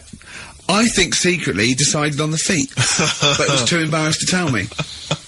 There's a little bit of what would you do? Because But why did you think of this? Why did you think of this? Girlfriend's away, right? Yeah, no, that's not why you start thinking bizarre surgery devices. Right, I'll let you into my little mind, right? Last night, I had some beans on toast, right? She was away. It's good already. She was away, she had some beans on toast, she went wild. Yeah. Right? Now, I was stood up, I live on like on a high street, right? So I'm washing up, I'm looking out the window. First thing that had my attention is, I can look into other people's flats, right? Yeah. And it was weird how all these different lives were going on, I was watching them, and everybody had the telly on and was watching Volcano, right? Which was on last night. Right. And I thought, oh, that's weird, right? I can see them all watching it, and it was like a little Chinese lad who was dancing around in some underpants. Yeah. And then there's a little old woman who lives downstairs who was reading a book, and she's always reading a book every night, and it's like, I have a better life than her. And then there's like some sort of bouncer who's always getting ready to go out late at night with all the black on. He looks like a bouncer. So I was watching all this life going on, I thought... Did you witness some murder while you were doing it? Yeah. It was like that sort of Sliver film where that bloke had loads of tellies watching people's lives. So that was going on in my mind. And then I was washing up, and I picked up the plate, and I thought, oh, it's amazing, isn't it? The human body. The way you can just sort of, you know, I want to pick that up, and you do. Yeah. And the way your hands work, right? You've got 5 little digits, but it's just the right amount to do what to do what you've got to do, right? So I'm cleaning the plate. Sorry, Karl, stop. It's just the right amount. Might be one of the most genius things I've ever heard said. I would love David Attenborough to phone you up and say, "Karl, how do I word this about the evolution of the mammalian front limb?" Just go, we'll just say it's the right amount. But it is. One of course extra would get in the way. Yeah. And one less would just make it that little bit more tricky when picking up a bit of a slippery dish. Sure, or buying gloves. Yeah. A slippery dish. So then, I was thinking, imagine, like, going to the doctors and he's saying, yeah, everything's alright, your heart's good and everything, but... Your art's good? What, your Larry's, or...? Yeah, your heart, you're in good form and whatever, It's good news, you know, I had Gianno in earlier, he's not looking good. Yeah. I had Fat Swallow. But you're alright, but your hands need to come off. Right. Blimey. That's bad. Like, I'd get a second opinion initially. But I better good news, I've got a nice pair of feet I can sort you out with. Yeah. And he puts them on, and then I was thinking, right, first of all, washing up, what would that be like? Steve, That'd be tricky. And then the second thing was, it'd probably ruin the sort of the shape of your jumper. Because you have to keep putting the feet through there. Yeah. And then I thought, but I could still cycle in. Okay. To work. You could run in. Well, that's the thing. You'd be really fast. Well, that's what I was thinking. I thought I could still cycle because I could balance, and then I thought, but the only thing is I probably couldn't pull the brakes. Because of the little short things. Yeah, yeah. And then, like you, I thought, but then again, you're running in half the time. So that's what was going on in last night. Right. That's what I was thinking about. Sure. Did you How long did this take? Well, how long does it take to wash up?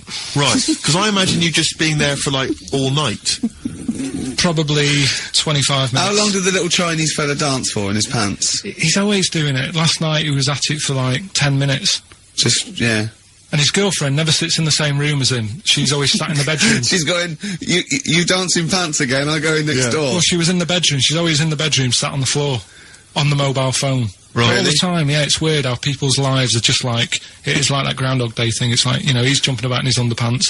The old woman's sat there reading a book. Yeah. And that's what got me thinking about my life. Do you think she ever Are goes... you sure she's not dead? Every time you look down there, she's just flicking through it. She's just reading this book. The pages never turn. She never seems to finish it. She never moves from her chair. Are you sure the Chinese girl's cats going... are dead around her. I'm going into next door again. That little round-headed fella's looking in. He's looking in at me. The bouncer goes, "Don't worry, love, I'll go and beat him up." But he's always getting ready. That's true, They see you staring at him, washing up, going, "I could have feet here," and they get scared. The old woman's dead. Oh, Karl, dear. can you tell us roughly which neighbourhood you live in, so that we know? It's central. Central, is it? Yeah. Wow, imagine if that little... Was he a Chinese fella, did you say? Yeah. Imagine if he was listening now. I'd love him to call in and explain his actions. Well, he might be on some other radio station talking about a lad who's always washing up and looking at his hands in a mysterious way. Yeah. But do we have this doctor that would go, "Well, all right, Karl, you can either leave them as stumps, or I've got every little pair of feet." Why?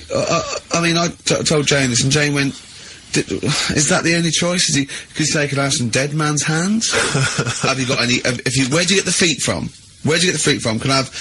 What would you rather have then? Human feet or monkey paws?" Well, I mean, that wasn't an option last night. That if the doctors said... No, it wasn't an option last night, but don't forget, it's in your head, Karl. This didn't happen. No, but I'm just saying, at the time, that's all the doctor had to offer. But you know, it's your head, you can go anywhere. No, it wasn't a real doctor to offer.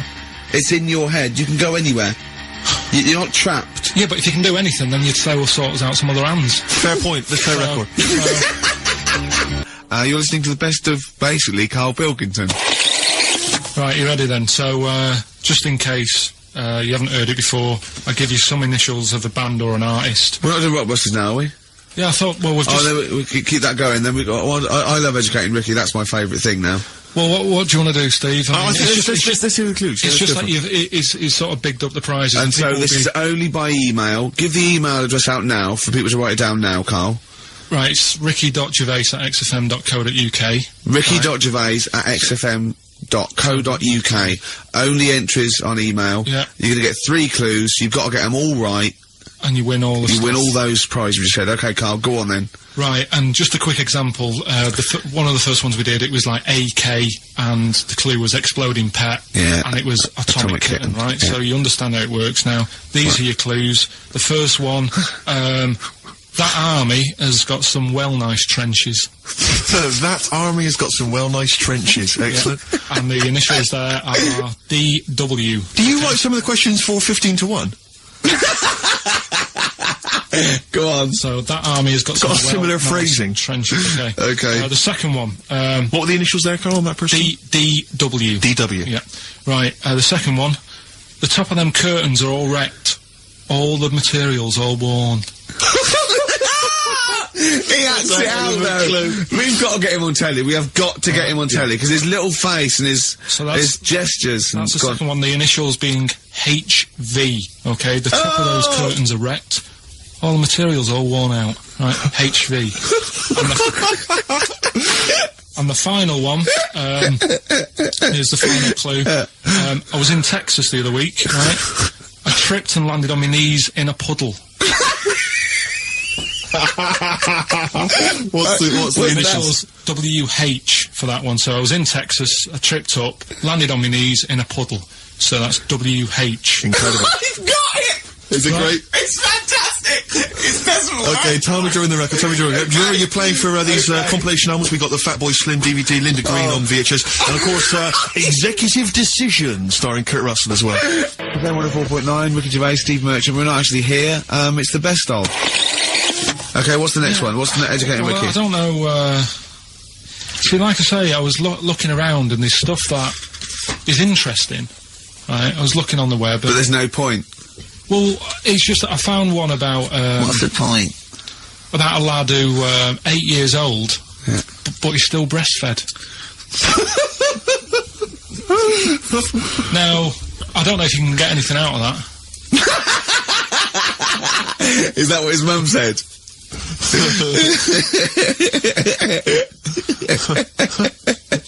So, what do you mean I don't know if I can get anything out of that? You don't need to. No, it's just that, you know... Where did you read that? That was on the internet. Oh, well, yeah. You're always unspecific when you mention it. It's just it was on the internet. Well, I'm trying to think what I put in. I think I put in Y to see if I'd confuse the computer. Go! You are... No, I did no, honestly. I did a search, put in Y, and it came up with funny things that, like, why is this person doing that? Why is that? And it had a picture of this 8-year-old lad, sort of, you know, on his mum's nipple. And, it was saying, you know, is this healthy? You sure that wasn't asking you that question? What? I put in Y just to confuse the computer. Like, we go, what do you mean? Yeah. Stop it. Yeah.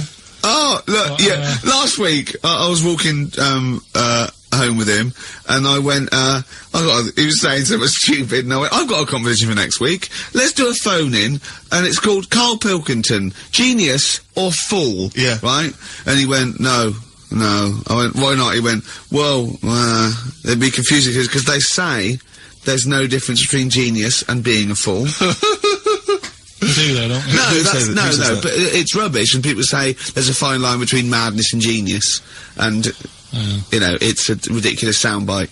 They don't say there's a fine line between a genius and an idiot. Well, the people who do are idiots. Yeah. So what would you do there, though, just to sort of wrap that little thing up? What would you do? That lad loves his mum's milk. What are you asking me to come up with? No, I'm just... A title for the story? No, it's just what would you do? Right. What do you mean, what would I do? Well, it's causing a bit of a problem in the area, right? What area? In America, I think it was. Oh, America are a problem, are they? George Bush is worried about this kid who's breastfeeding at 8. Imagine it like this, right? Right. No, so, Carl, what are you asking me? About this spurious story you saw on the internet? I saw it on the internet. There's an 8-year-old lad, he likes his mum's milk, and it's saying, is this right? Should it No, be it's not. on? But what do you want Ricky to do about it? It's not his responsibility. Yeah. No, but the little town that he lives in, they're all causing an uproar, right? Going, this isn't right, you know, I can't let my kid play out in case he's in the garden with his mum getting a bit hungry, right? So, what should they do? Because his mum's saying, well, he likes it. Yeah. And he, you know, so what do you do? I don't know the laws. No, but I'm not asking you to sort out the laws. I'm just saying, if you lived in that neighbourhood, what would you say? If you went up to him and said, look, everyone's getting a bit fed up with this, look. I'd say, what would I do? What do you mean, what would I do? What are you asking me? Right, it doesn't matter. No, what are you asking me? What are you asking me and Steve and the public? I'm just saying, say if you live next door to this woman. Yeah. Right? The kid's hungry, 8 years old, he's out playing on his bike and he goes, Mum, I'm getting a bit peckish, and he goes, alright, son. She whops one out.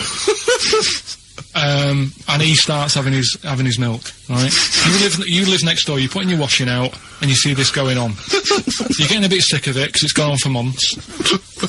8 years, I see. Why is it your business? Why are you such a nosy neighbour that you're concerned? What would you do, Carl? Let's turn it back on him. What would you do? What's your solution? What would you do? Well, I thought I'd say, right, why are you doing this? And she'd say, because he likes it. And I go, all right then, put it in a bowl first. Genius. And you think that would sort that out? No, because I was thinking about the whole thing, right, and you do that when you're a baby, and everything's alright, innit? Yeah. No one bats an eyelid at a little baby having a bit of milk from its mum's breast, right? Yeah. You'd almost say it was natural. But you grow out of it. It's like, you don't see. It got me thinking about things you don't see. And you don't see... Did you put this into a computer? Show me things you don't see. What else don't you see? Well, you don't see, like, an old man having a Twix. You never... So what? You know the terrible thing about all this, Steve, is he's right. You don't see it. No, I know that's a terrible thing. So what they have got, right, they've made old man toffees, haven't they? They've come up with Gervais. Is that a song? Oh God! You don't see it. So they've got their Werthers, right? Yeah. Look at him! You think he's giving a lecture at Oxford? It's not going anywhere. No, go on, sorry. Go on. I'm just saying... Right. You grow out of things. Yeah. And the old man, I'm sure when he was a kid, he'd have a Twix. Yeah. Now it doesn't look right, so he's having... It doesn't look right! So... Right. I don't think Werther's originals were specially designed for old people. I think they were sweets that just happened to have been made for years. That's why old people eat them. Yeah. They didn't go, hang on, there's a market here. I've noticed old people aren't eating Twixes. Quick, let's make some old man sweets. But the little advert, he gives it to his grandson as well, doesn't he? He goes, I have a Werther's original. No, I think it cuts though before he throws it back in his face and goes, get me a Twix. You've been voting in all week, sending your emails, so here's the clips that you wanted. You've got a real problem with Rick Waller, haven't you? I just, he turns my stomach. I know, but don't... Because he's arrogant as well, exactly, though. That's the problem. Don't explain to people that... No, he is a bit arrogant. It's his whole thing, that it's the whole package, so to speak, that you don't Well, there's another thing in this quote, because it's not just the fact that he eats too much. He tried, apparently, to lose some weight, and he said, the first month I lost 11 pounds, the next I lost a stone, but in the third my body did somersaults and I put on 9 pounds. I had a slip-up. I can't say when, why, or how, but it just sneaked up on me. Yeah. I don't believe it. Yeah. Don't believe it just sneaked up on him. That body's never done a somersault in its life. No. It just sneaked up on him. Yeah. It was the cakes again. Yeah. It was the same old cakes as before. It was exactly the same thing. Sleep eating. Yeah. It's called. It was the KFC bucket again. It was the family-sized KFC bucket for breakfast. Dear. Poor man. The other thing is that I don't think that's a very good shock tactic for a doctor to tell a 20-something, well, to be honest, you've got 20 years to live. Yeah. That's not, and when I was 20, the thought of dying at 40 was fine. Yeah. I didn't want to live to 40. Yeah. I just thought, oh, what can you do when you're 40? Yeah. Just laying around doing nothing. Eating cheese. And then you got there, and you discovered... No, but someone sent me... Sophie here sent me something, and she says, I realise you're not Graham Norton, but I had to send you this. And she sent me the top of a little cream cheesy thing, and it's the brand name is Gervais. How odd that is. They've named a cheese after you. I think it's a big French company, and this is from the Czech Republic. It's all over Europe, and so that would be a dream come true, wouldn't it? If they named a cheese after you. No, I think it's probably, you know, ancestors, and so cheese is in my blood. Sure, quite literally is. Yeah, another heavy Friday night, was it? It comes out of pores like those Play-Doh things. Yeah. I can squeeze out different shapes. Jay, bring the Stilton in. It's Friday night. Oh, this isn't fried. Exactly. But yeah, so we can't really have a go at Rick Waller. I eat too much, but you're not big. I mean, one of the other contestants on the Fat Club, Celebrity Fat Club, is another one is Jono Coleman. Oh, we love Jono. Now Jono, I don't know, you know Jono, he's that guy who does he used to be on TV, and I think he does a breakfast show on a rival station, doesn't he? He's happy, isn't he? He's so trivia, and he's a really nice bloke, Jono. But it's funny because he does a breakfast show on Heart, which is wrecking his own. There's a bit of irony. I love Carl. Thanks, Carl. Do you know what I mean? Yeah, I love you. I can see where you're coming from. Yeah, that's good. But we've met Jono a couple of times. We saw him at a couple of, not wishing to say not to show off, but a couple of awards dues. Yeah. Like that's showing off. But like people would have seen dead there. Well, yeah, but we went to one where everyone was in, like, tuxedos or suits and ties. Not Jono. Jono was wearing a pair of Bermuda shorts. Big Bermuda shorts. Hawaiian Bermuda shorts with just these little... But I saw him again another time, and he had shorts on at a similar event, and I've seen him since in the street, and he's all... I'm wondering if he can wear trousers. I don't think he can actually wear trousers. I don't know if there's a medical reason for that, whether he's just... his legs are too fat. I think the material is a waste of money. I think it's just that you can get shorts that big and they're comfortable, and, You know, I mean, to be quite honest, I don't want to squeeze into a tuxedo anyway. So, if you can go, I'd love to turn up those things in Bermuda shorts. Well, of course. Flip-flops.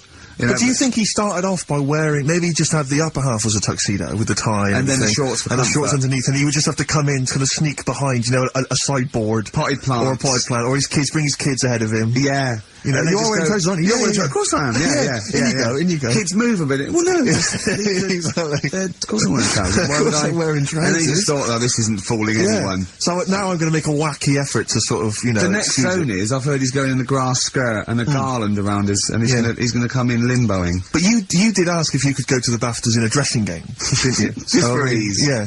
Yeah. But, right, is this talking about diets and stuff, right? Go on. They've come up with a drug that, they tested it out on a mouse, right? They said, you know, it's a problem that weight is a big issue in the world, and, you know, a lot of people are depressed, and that, probably like Rick Waller. Well, I'm depressed looking at Rick Waller. Well, you know. Oh. I mean, you could sort out Rick by, you know, Jono is an old man, he's got loads of money. He's not old. No, but he's getting on a bit, right? He's about No, but hang on a minute. What I mean is he does his own shopping, right? So I bet it's Sorry? hard. What do you mean? Because he's like, how old is he? 35. Right, he's got loads of money, he does his own shopping, so when he goes to the supermarket and he passes, you know, the sponge cake section, it must be tough when you've got loads of money to burn that you go, oh, just one more. Yeah. One more. So just sorry, we are getting close to libel here, I think. No, but I'm saying how it is, because I've tried, like, losing a little bit of weight. Have you? And it is difficult when you're in Waitrose and you see a little chocolate muffin and you think, well, one more and I'll do without... Do you like a little chocolate muffin now and again? Yeah, right. Is that your favourite thing? So the thing is... Let him finish his point. So the thing is, right, now with Rick, he lives at home with his mum, so why doesn't his mum just say, I'm going to buy less this week, and if you eat it all, you're not getting any more? Yeah. Does he live with his mum? Sharp shot. I bet he does. I bet he does. So you don't actually know if this is true or not? No, but anyway, right, so this drug they've come up with... They've tested this on mice, haven't they? No, I'm worried if they haven't tested it on mice. Thank God for that. It's definitely been tested on mice. Definitely. They fed a mouse a load of cake. Yeah. Right? And it went a little bit chubby, and he said, right, stop a minute. And then they gave it this drug that makes you lose weight. Yeah. And its weight went down, but the only bad side effect was its eyes were popping out. Well, that seems to be fine then. Let's give it to Jono. There doesn't seem to be any problem. Rick should get some of that. Yeah, Struth, Doc, look at these. Oh, Jesus, Jono, your eyes are popping out. That happened to the mice. Sorry? That happened to the mice. But what do you mean? That's the option. What do you mean that's the option? So I love the fact that your choice is either be like a fat, happy man who has the odd sponge cake, or a stick man with eyes on stalks. I mean, Steve's chosen that. All right, calm down. I thought we were slagging off Rick Waller and fat people. Sorry, let's have a go at the fat people before we start on me, really. Yeah, no, I didn't. I mean, it's like... Yeah. Because I've got some issues, and body issues, you know. But I mean, Rick Waller's grotesque, you know. Yeah, sorry about I'm just a little bit weird. I mean, do you know what I mean? Yeah, should we play a song? Well, I'm just a little bit offended. Alright, XFM 104.9, Ricky Gervais, Steve Merchant, Karl Pilkington, not here. It's the best of. You've been voting in all week, sending your emails. So here's the clips that you wanted. So let's take us back a few steps, Karl. What's the story? Right, so I did some research. Right. Let's just recap again. There was a guy you read about who had his head chopped off. He was guillotined. Yeah. He had said to the people around him, I am going to blink once I've had my head cut off to show the brain life can still... Or the brain can continue to work after death. Okay, so we queried that. So you weren't having any of it? Well, no, possibly for a few seconds till the oxygen stops being fed to the cells because the blood has drained away. But, you know, nothing spectacular. So right, go on. Well, along the similar sort of lines, right, this is quite a few years ago. This fella sort of upset the royal family doing something. Right. So they said that this isn't good. It wasn't Ben Elton at that Jubilee thing, was it? I can't remember what it was. And they said, right, that was terrible. We're gonna cut your head off. You know, you gotta show people that you can't be doing what you've been doing. What was this? The 1970s? What you said a couple of years ago? You mean maybe sort of? Was it the olden days when the phones weren't very good? Ages ago. Yeah. Ages ago. So yeah, fair enough. Yeah. So very philosophical. Yeah, imagine that when you watch news. This was literally ages ago. Yeah, exactly. Yeah, go Simon on. Sharma's History of Britain. Yeah, yeah. Oh, and even before that, which is yonks before, when it was all mental and different. Sorry, Carl, go on. So he's having his head cough, and he's resigned to it. It's the day before. He's kind of got it into his head now that I'm not going to have my head much longer. Sure. So he said, let's make use of this. Yeah. He said, I wonder how long, like, the body can stay alive without the head on it, right? So they were like, oh, I don't know. So, Hoover. So the jailers? Whoever he was asking. These jailers with one eye. Yeah.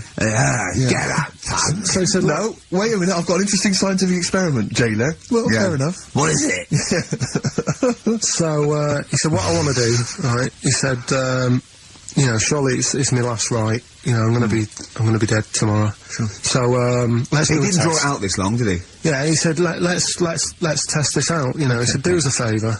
He said, you know, it's my last day. What I want you to do is, you're gonna cut my head off. Let's put a white line on the floor.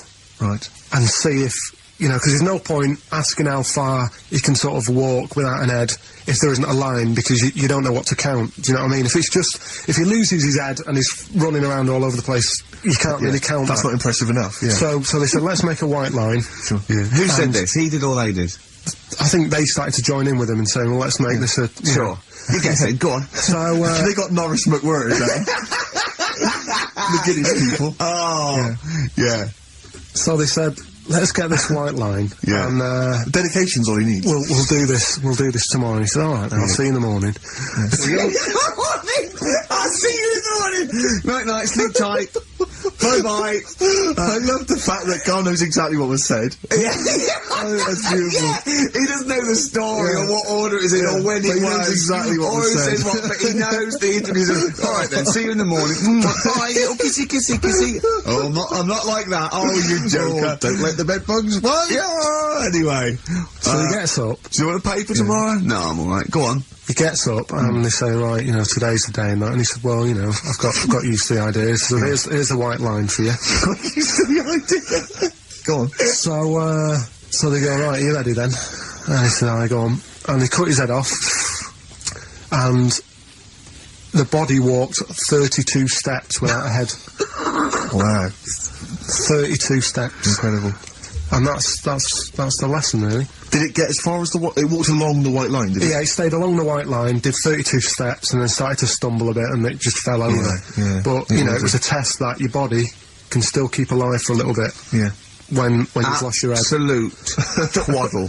Absolute twaddle. What do you reckon you can do then without an head?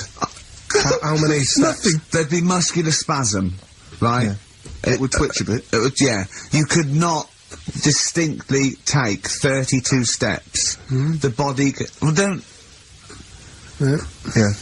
Is the doctor still on the line? Yeah. The fellow that bought 6 parrots.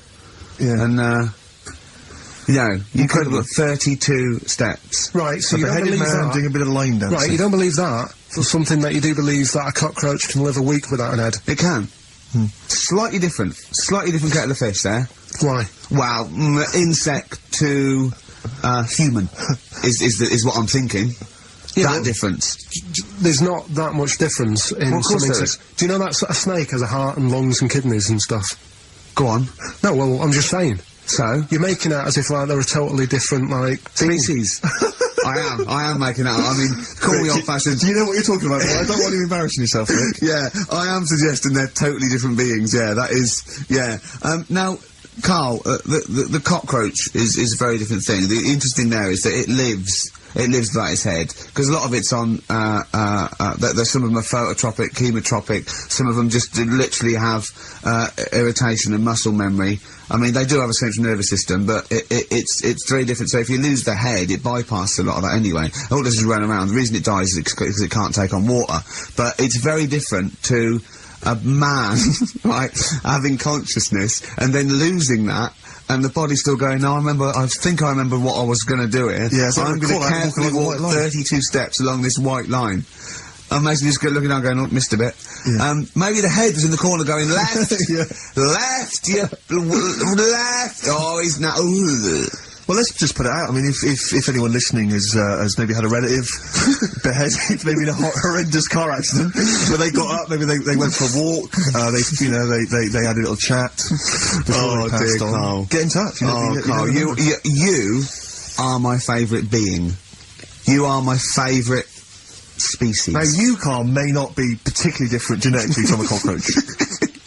You are, why can cockroaches do that? Why whoever made them went... Let's play a record with Do you know what, when I told him this fact, I send him little facts on text messages just to inflame his, interest. I just sent him a cockroach can live 9 days without its head. He texted back, what's the point of that? Yeah.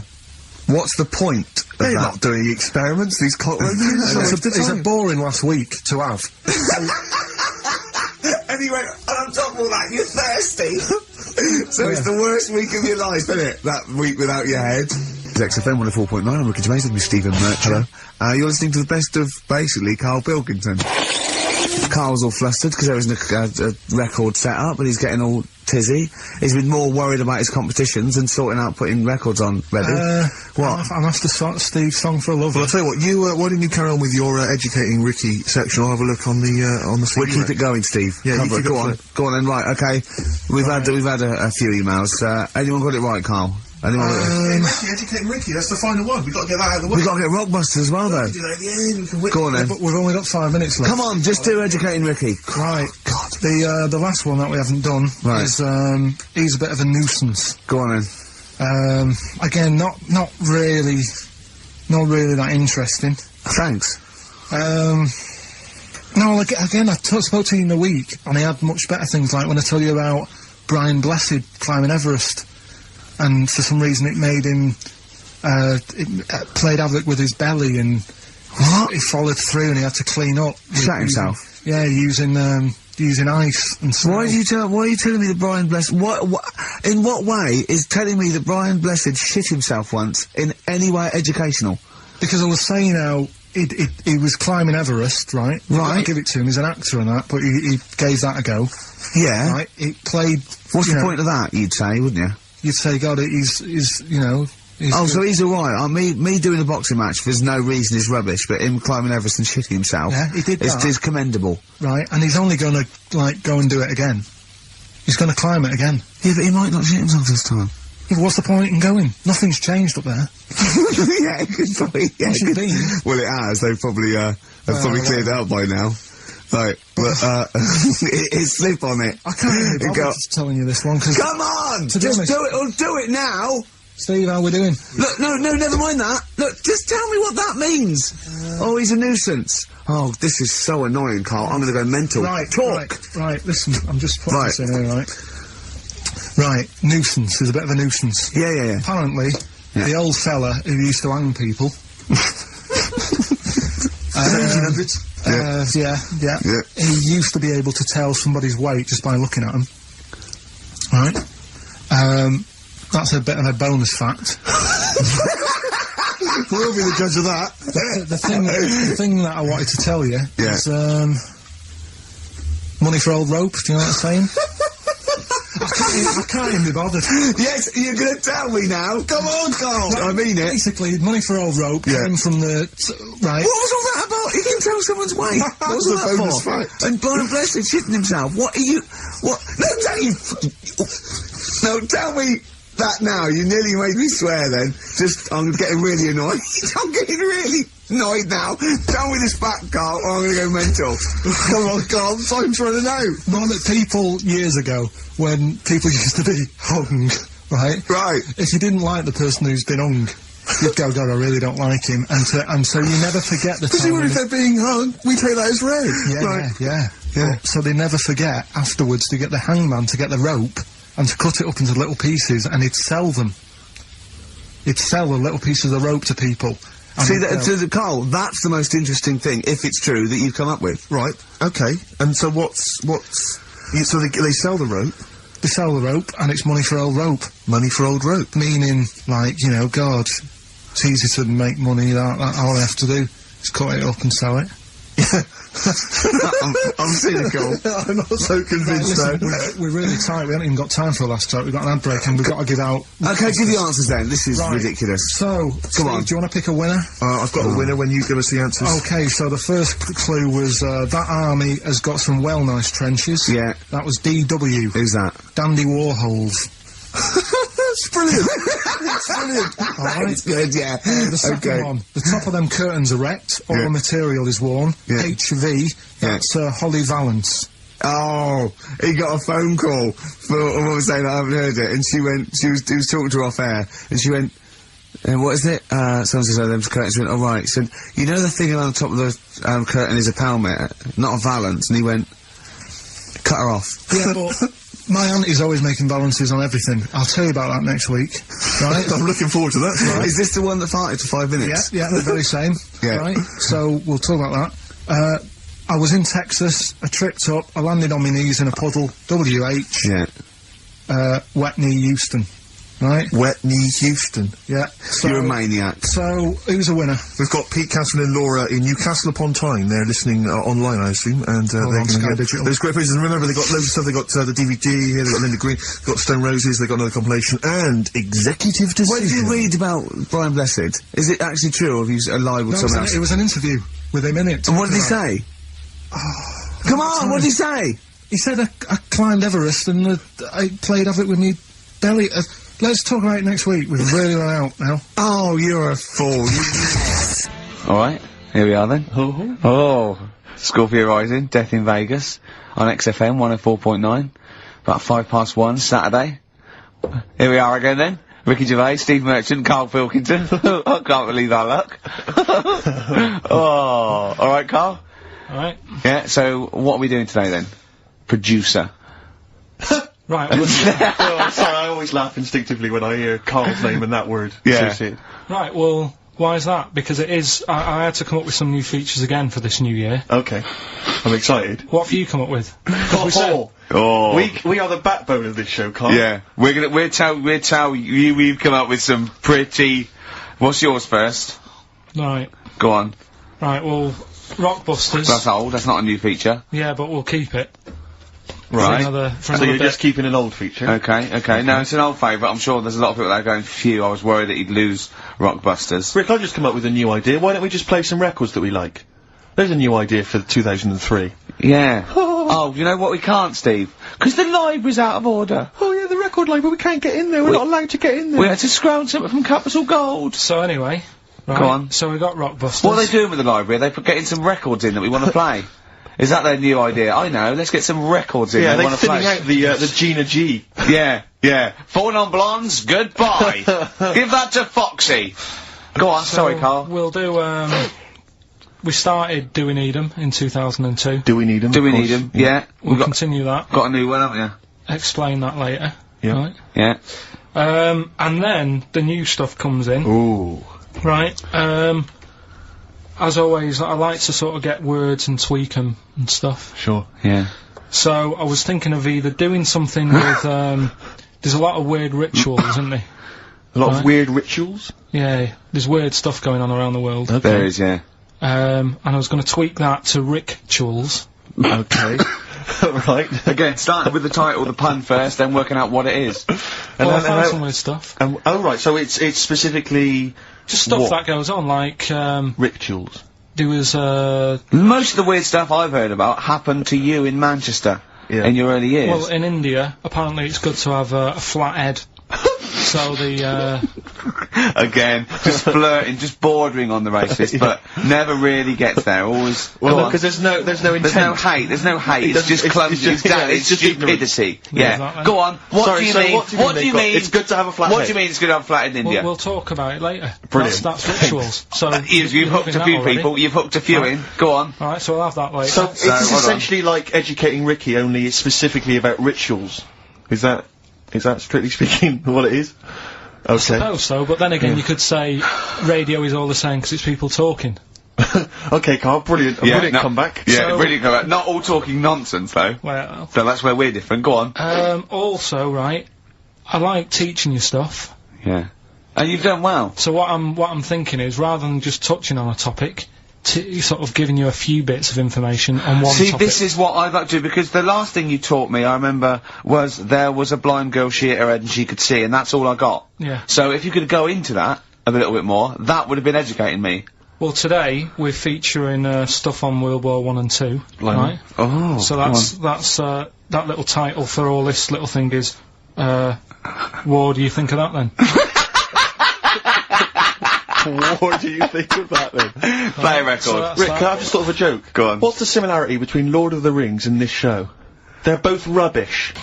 Watch that man, David Bowie, off Aladdin Sane, my favourite David Bowie album. What's yours, Carl? Yeah, that one's good. Brilliant. So, right, we've got, Rockbusters coming up. Do you want to say what we've got to give away there, Not Steve? really, Rick. Is it really bad? Well, What's the film? What's the featured film? the featured film's not bad, I have to say, actually. You've excelled yourself there. Again, it's just one of those things where I think, what kind of XFM listener would want this particular goodie bag? I know before Christmas, Carl, you explained that the Look reason at we were Carl's giving away... face, he's disgusted, because he just said, I do a lot of work to get these prizes, and I went, no you didn't, I saw you, he went over to a drawer and went, I'll give that one, and that one. That's what work you put in. You nicked some, there's about 12 Jerry Halliwell videos, one of which we're giving away. It's sort of like, you've given it away? oh no! Yeah, if you'd like Jerry Halliwell's Body Yoga DVD, then, you know, that's one of the treats you can win. But it does, like, if you notice, if you remember before Christmas, he said that, he was giving away a kind of bumper pack of gifts that you might want to wrap up and give to various people. Uncle, one for Uncle, yeah. one for Auntie. But obviously Christmas has passed, so I don't know really what your excuse is this time. You eat a lot over Christmas, don't you? Get a bit fat. Fair point. Yeah. So, Jerry Body Yoga is one of them. The recent, on DVD, the recent series of Wiedersehen Pet. Yeah. Well, no, reaction. Could you give me that reaction again? Well, Rick? no, just... No, just give me that reaction again. Oh, yeah. Yeah, brilliant.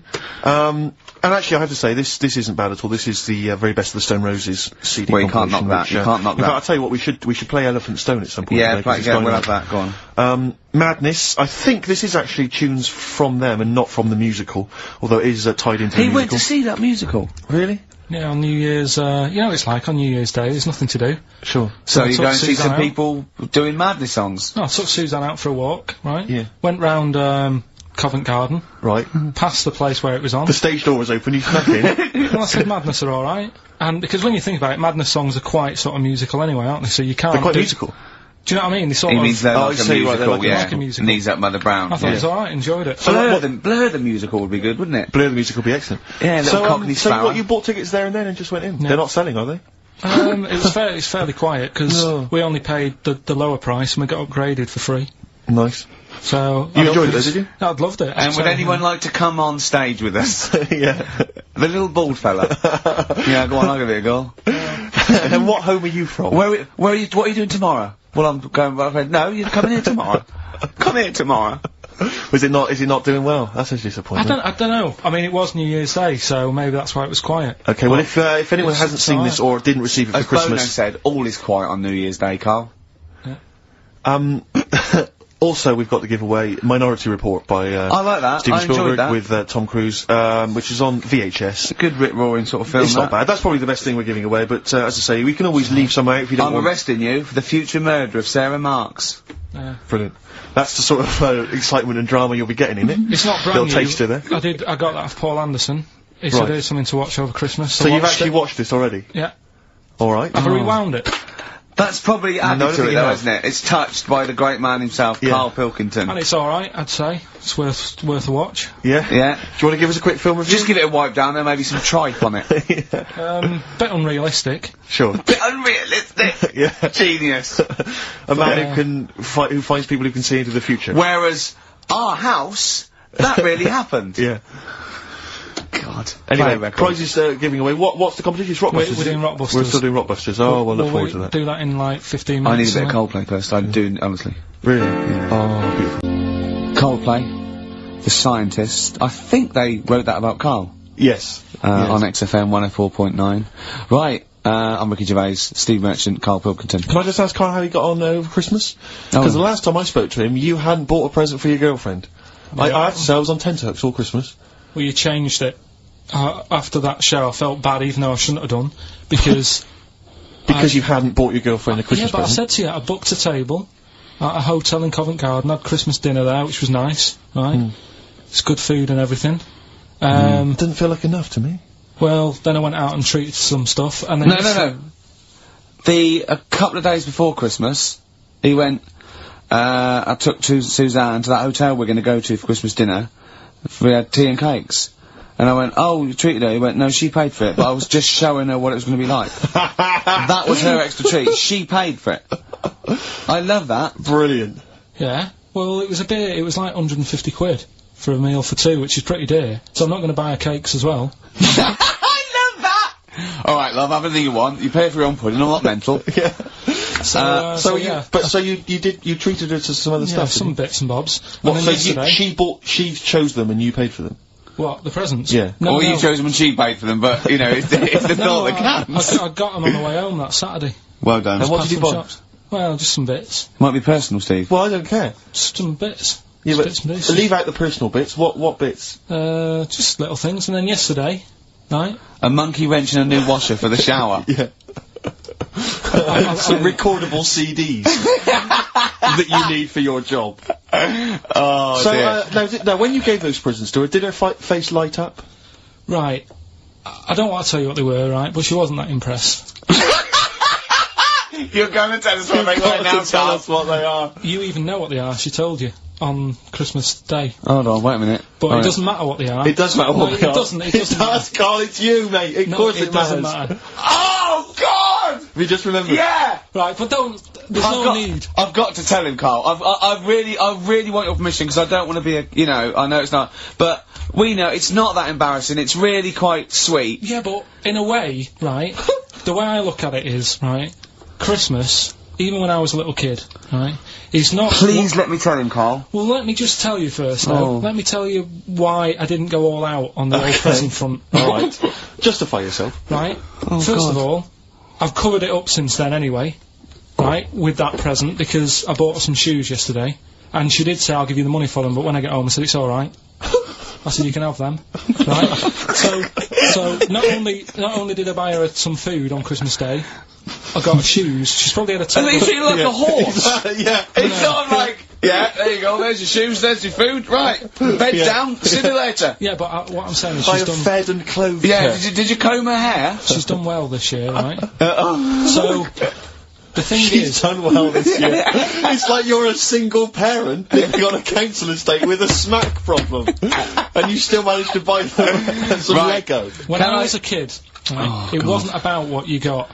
I remember one year when I was about 8, right? Oh, it's gonna make me cry, innit, this? No, it's not. I'm just saying the way it is, right? I woke up at about 4 in the morning. And I was like, oh, what I forgot? And I couldn't sleep, I was that on edge. It's the excitement of Christmas, isn't it? It's like, oh, what's wrapped up, I need to know. Sure. Yeah. And it's the fact that people are saying, no, you won't know until tomorrow. Yes. That annoys you and winds you up. Okay. So I got up at 4 in the morning, opened my presents, and then went, right, I know now, went back to bed, had a great sleep. Yes. Right? So it's nothing to do with the excitement of what you get, it's the excitement of not knowing what you've got. And then what happened when you got up to go down with the presents? But hang on, so what you're saying to me is that you could wrap up a brick because the thrill of Christmas is in hoping and being excited about what it is, not the actual gift itself. Yeah. Is that what you did? Rick, did she get a brick? No, let me tell him now what he got. He got her a present, right, and she said, she came, I said, yeah, he got me. It was an industrial-sized packet of condoms. It was a joke gift. No, it wasn't a joke gift. It wasn't even a joke. I went home that Saturday after here, past Boots, thought, might have something in here. They were on, like, some value. Right, you passed the Were makeup. they used? The makeup, you passed all the other... Passed the makeup, stuff. passed the lovely vanity cases. Yeah, the foot spas. Exactly. Yeah. Oh, hold on. How much are these, love, for 100? Yeah. $4.99. Yeah. Do I get them reduced if I buy in bulk? So how many did you buy? What was it? I don't know, probably about 100. Right, okay. And is she allowed to use those with anyone? Did you wrap them? Can she just go out and have a wild time? Well, you don't need to wrap, they're already wrapped, aren't they? Oh. And then what did she say when she opened them? No, wait, Carl, what did she say? Right, play a record and we'll come back to this. You're worse than my father, that's genius. Made famous, of course, by Jimi Hendrix. Yeah. That's All Along the Watchtower, as originally done by Mr. Bob Dylan. On XFM 104.9. So, Karl, just take us through the moment where you gave this gift. Firstly, so you went into Boots, right? You thought, alright, 100 condoms. Brilliant. Okay. Did you wrap it up? I don't know if it was 100, probably 80. Right, okay. Yeah. Right. You don't want to go mad, do you? Wrap them up. I'm just resting easy knowing that he's not trying to breed. Right? No. Yeah. So, I got her them.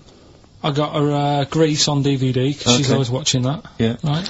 Yeah. So just think of, when her mum said, what did Karl get you? Some condoms and grease. I was gonna say, I'm glad he said on DVD. And, she was surprised anyway, right, because... Yeah, I bet she was. No, when she got... she was thinking like jewellery. No. Right? That showed her. That surprised you, hasn't it? Alright? Oh, So hang on, wait a minute. You thought it was a holiday, didn't you? Yeah, look at your face! You don't know me at all. So hang on, so did you give these on Christmas Day? Right, what happened is, she got in from work that Saturday, right? And I said, look under the tree. Knackered, Right? at least it's Christmas. Yeah. At least I'm gonna get a little bit. Yeah, I said, look, you got some stuff under the tree, right? So, Did you give her a sugar lump? Right, she was really chuffed with that. But she said, she was a bit puzzled because I didn't know we had any wrapping paper, right? So I ended up using wallpaper. You didn't take it off the wall though, you had some... No, it was some left over, right? So she said, why have you used wallpaper? I said, well, I didn't have any paper and you were getting in a bit and I wanted you to have a surprise. So, she said, can I have a feel of them? I said, no. Presents. She thought, right, I've got the right thing. Yeah. Right. And, then Christmas Day, I said, no, don't get carried away, it's nothing really good, you know, we said we weren't going to buy each other much. So there you go, open them. Yeah, go on. And, Can I just ask, had you received your present from her yet? Yeah. So what have you received? What did they have? Had some shoes, Nice. right? Getaway game for PlayStation. Nice. I'm just totting up Just the value the of value this. of those, Go yeah. on, yeah. And just also think about how much fun and pleasure you get from them. Yeah, Although, yeah, of course, condoms, I can see Well, see the appeal. Well, okay, so yeah, I think but I can... also add to that bit 150 quid for a meal. If you're going to start totting up, 150 quid for a meal. I bought some shoes, 72 quid. Yeah, that was after the event, though. Doesn't matter. Alright, so you've received these, dare I say it, thoughtful and nice gifts. You handed over the box of condoms. They were wrapped up. She unwrapped them. Yeah. Go on, take us through it. Walk us through it. Well, it's not something you play with on Christmas morning. Oh, God! Oh... But, But when she opened them, What did she say? Well, I wrapped them twice as well, so she thought it was something really good. Extra Like, protection. Right.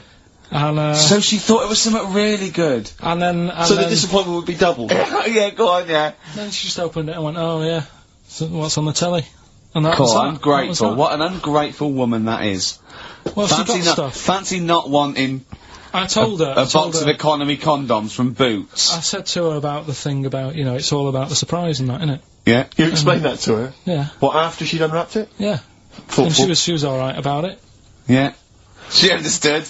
Rick, you know I suggested to him that he buy his girlfriend a gift. I'm worried I've done more damage to the relationship by suggesting that than if he had just forgotten. Next time you've got to go shopping for her yourself, Steve. I think I might do. You've better go shopping for her yourself. I'm glad it's all over though, it's mental. Yeah. It annoys me, the whole thing annoys me. And she knows that as well. Yeah. She should know. What, she still insists on having Christmas once a year? Well. Well, you know. No, but, well, anyway, what did you get? I can't think what you bring to the relationship, Karl. I don't know what it is she's getting from you in this relationship. It's like she's doing all the work. Well, yeah. 80 times. Oh God, Karl! I love it. You're brilliant. I know what she's getting. He's the. What though? He's not thoughtful. No, but he's thoughtful. He's the best he can do with the brain he's got. Do you know what I mean? Right. He's doing his best. He's absolutely doing his best. There's no. He's working at the limits of his powers. Do you know what I mean? Though he's done as well as he can with what he was given. Sure. Yeah, and that's admirable. Yeah. It's like, I think he's done better than you'd expect. I bet his teachers didn't even think he'd get this far. Do you know what I mean? What, find a girl? No, well, yeah, a job, a girl. Yeah. Do you know what I mean? Clothe himself. He's done really well. What do you think, Karl? You think you've done well? I think I've done alright compared to some of my mates. What are they doing now? Probably not that much. Do you know what I mean? Mrs. Matthews said I wouldn't be an high flyer. I think I'm doing alright. Yeah. Do you know what I mean? I have a holiday every year. Got somewhere to live and that. Yeah. Got a new flat, haven't you? Yeah, so where are they then, the condoms? Did she show them to her family and friends? No. Take them into work? Look what Carl I'm got me? surprised she told Ricky, actually. I was a bit disappointed in that. Yeah. Because I didn't go shouting Well, she around was what so I got. excited, Carl, clearly. She was just so pleased and proud. Yeah. Alright, play records, we come back to it. No, that's it now. Streets, don't mug yourself, XFM 104.9, Ricky Gervais, Steve Merchant, Karl Pilkington, a regular Santa Claus. I'll leave it. Oh dear. So, Rockbusters? Rockbusters, first one of the year. Do you want to explain it? In case we've got just some in new case listeners? Some new listeners. Might have, you never know. Chance to win some stuff. I give you, like, a cryptic clue, and some initials, and it sort of makes up a band, so an easy one that we did at the start was, an exploding pet, AK, atomic kitten. Yeah. Right, that's how it works. So there's 3 of them. It's email only. You email in ricky.gervais@xfm.co.uk, and you win all that stuff Steve was talking about. Right, first one. £42 for a torch. £42 for a torch. That's a bit pricey. That's D. Right? That's D. Yeah. Right. Just give us it. Write that down. So £42 for a torch. That's a bit pricey, isn't it? A little bit of enhancement. Yeah. Picking up his growth. Oh, Okay, God. that's That's D. D. The second one, he'll fit some chocolate to your feet. Say that again? He'll fit some chocolate to your feet. Is that he will fit some chocolate to your feet? He'll. Yeah. He'll fit some chocolate to your feet. And the initial there is A. That's A. Yeah. And fit some chocolate to your feet. the third and final one, do you think your kid will get that strawberry for me? Do you Right. think? Say it again? Do you think your kid will get that strawberry for me? That's WP. Right, now, I just better warn people. You really got to get into the mindset of Carl here. These are not real cryptic clues. These are not cryptic clues that you do in the Guardian or the Times crossword. There's usually something wrong with them. It is usually, what's the word? Completely change the word in order to make it fit. Yes. Often. So just be careful. Don't be surprised. Exactly. Okay. Do you want to give us them again very quickly? Alright, first one, 42 quid for a torch. That's a bit pricey, isn't it? Alright, that's D. Second one, he'll fit some chocolate to your feet. Can't think of any. I can't think. That's A. And do you think your kid will get that strawberry for me? WP. Right, so Ricky.gervais@xfm.co.uk. Some great prizes to be won. Richard Ashcroft, Science of Silence. Steve, if there was a record of the week, that would be a record of the week. You're a big fan, I know. That's what I'm saying. Yeah. Let's make it record of the week. Yeah, that's record of the week. Richard Ashcroft. Excellent. Science of Silence. Brilliant. No one gives us anything anyway. These pluggers, they come in. We get things like homemade bands that they've pressed it in their garage. Yeah. You can hear their mum in the background going, what are you doing? Exactly. Mum! We're recording this for XFM! 104.9, Ricky Gervais, Steve Merchant, Karl Pilkington. Karl, what have you got for I us? was just thinking, the irony is, we're the only people on this station, I think, who play their own records, aren't we? I know. There's loads of people who do. Rubbish. John Kennedy plays what he wants. He's on in Yeah, the but night. he's Zoe on plays 3 what o'clock she in the wants. morning, no Everyone one's plays. up. Zoe, on Drive, she plays some stuff. What do you mean, what does she play? Fatboy Whatever she Slim, wants to probably. play. Here's another remix. You know. I won't say who it's by. Christian plays some of his own. Does he? Yeah, so... Yeah, they're probably novelty songs, aren't they, buddy? Right, listen, right, yeah, New Year and all that. He's great, isn't he? Rockbusters is on the way, we're getting some good stuff coming in. I have to say, I'm amazed. Every answer I've had so far has been correct. I listen to the clues, I've got no idea. And I know you, Carl, I spend time with you. Have I you know seen how the you work. XFM listeners? Well, of course they're the same as Karl. Sure. Of course they've got the same mindset. Yeah, yeah. Oh. Right. So what did you do for New Year, instantly? Well, I cocked it up a bit. Right? You're joking. Go on, You're here we joking. go. You're joking, mate. Go on. I went and booked a Did you table. got the wrong day? No, right? Booked a table at a restaurant that was shut. Right? What? I booked a table at a restaurant, and the one that I called, it wasn't the one. The call had been diverted. So Suzanne said, call them up and see what they're serving. Right? because I forgot to do that when I booked the table, right? That's great, anyway. Because the thing is, right, it's a restaurant in Covent Garden, but they've got one in Victoria. But when they answered and they said, no, Victoria, I thought that was the person who was answering the phone. Do you know how some people say the name? Right. Right? So then when I called them up and said, what You thought he sounded a bit funny? Right? So, I'm confused, Carl, but probably not more. Well, no, it was more than you would have been on the it was a branch of a, Alright, he doesn't want to give the restaurant away, so he phoned it up, there's one in Covent Garden, they answered the phone. So it's not, the restaurant's not called No. No, they said, no, Victoria. Why can't we name the restaurant? I don't know why. It's not libelous. Are we scared that, like, are you scared people are going to sort of see you in there because it's your regular haunt? no, it's just that, you know, you got to pay for stuff, haven't you? Right.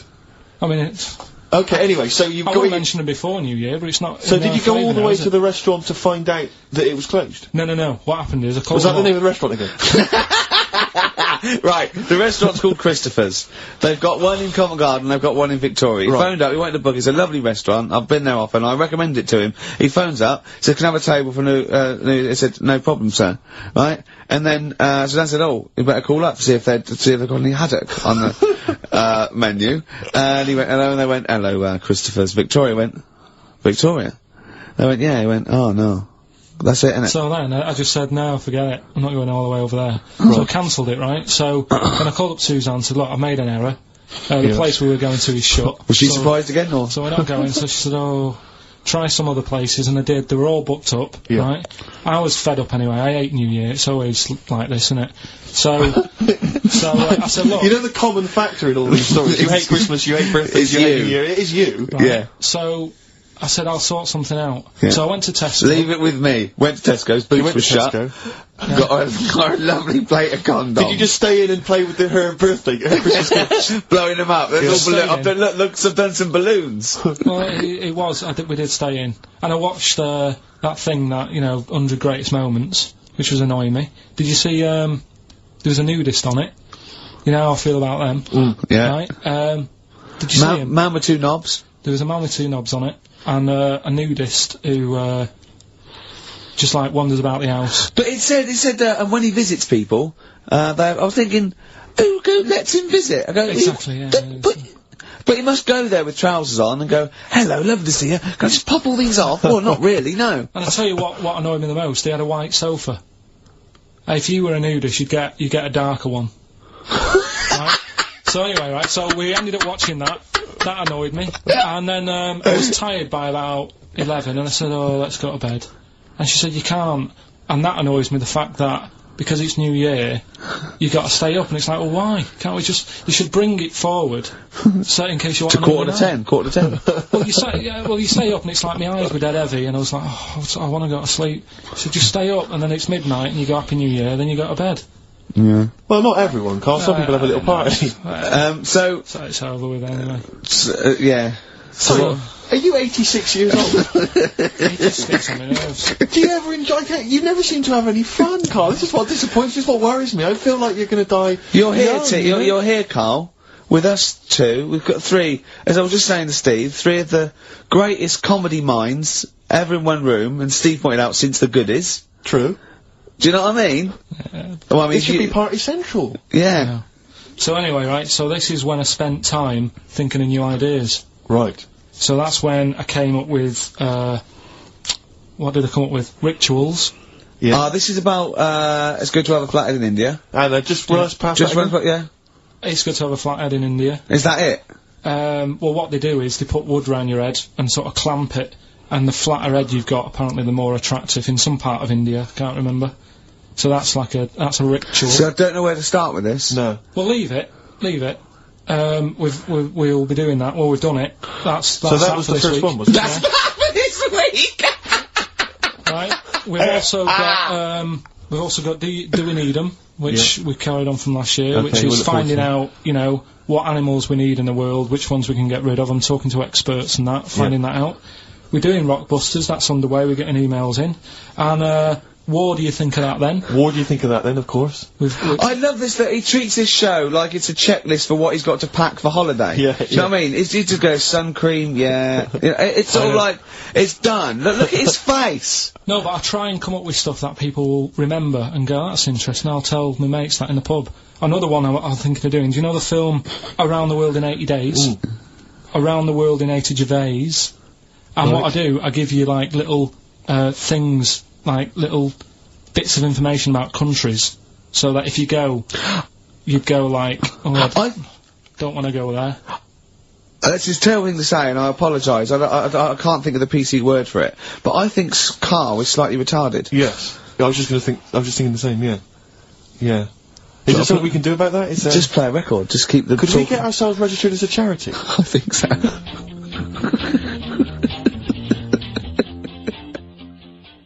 Badly Drawn Boy, Born Again. On XFM, 104.9. I was just looking to see if that's a new single. It looks like it probably is, Rick, if that's of interest to you. It's a new one. Yeah. Yeah. So, well, first of our, regular features with Karl, we've got Rockbusters, that's rolling, there's, people coming in, they're getting them right, I don't understand it myself. As ever, Rick, you'll be amazed and confounded. So I don't know the answer, and I haven't looked at the answers. I just like that moment. It's like when you go down Christmas and you're excited about a present, and it's like some condoms. You know what I mean? Well, I love that. Yeah, that moment. Yeah. I don't know how he's going to top that next year. I don't know how he's going to top that. All I can think of is some corn plasters. Right. It's alright, love. The batteries are included. Got you a pumice stone. Right, now, do we need them? Do we need them? It's something we started a few weeks ago. We're always talking about animals and insects and that. And, it's like, you know, if you took an animal out of the world, would we have problems? Right? Would it make any difference? Yeah, would it make any difference? We did jellyfish last time, didn't we? Yeah. We sorted that out. The woman said we've got to keep them. We do need them, because turtles eat them. Yeah. So, I've moved on. Octopus. Do we need the octopus? Yeah. Let's find out.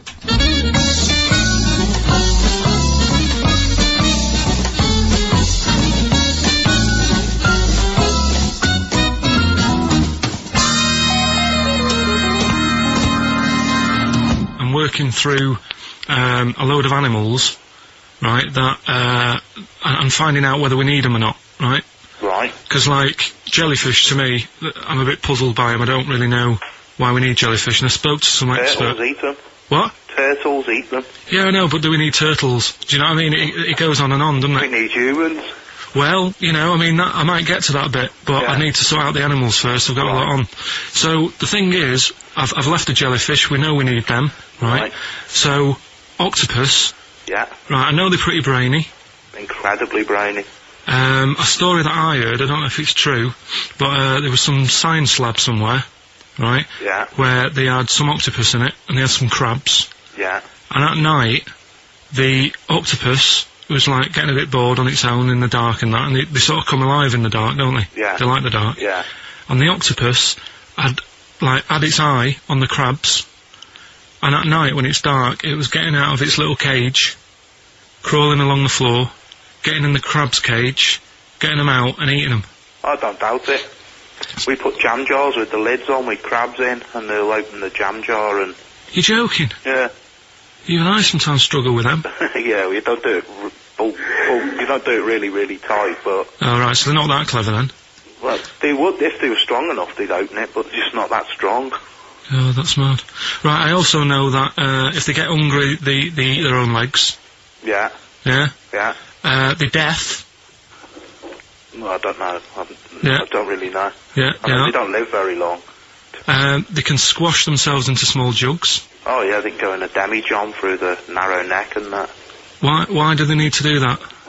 Because they're the sort of crevices and holes that they're hunting for crabs and things through. So, would they be better if they were smaller? Do you know what I mean? I don't know. I really don't know. Yeah. But octopus then, if Noah said to you, you know, we're having a clear out. Yeah. We've got too many animals to look after and that in the sea, taking up too much room. Right. Do we need them? I think there's other less useful things in the sea than octopus. Limpets, they could go.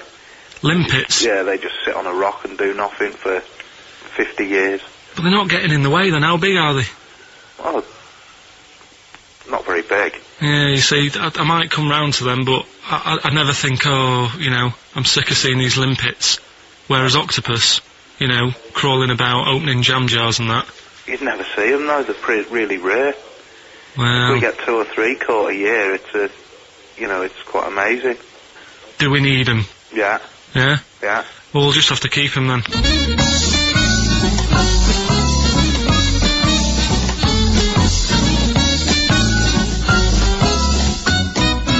I love that Carl can confuse the scientist. Yeah. Yeah, because all systems of logic break down. I know, Everything they've ever even the learned. scientist was going, well, get rid of limpets. Yeah, yeah. That is Who was brilliant. that guy? I think his name was Chris, And where was he from? in a place called Megavissi, where I went one year. Megavissi. And is he he's a scientist, is he? I think he's got a fish shop or something like that.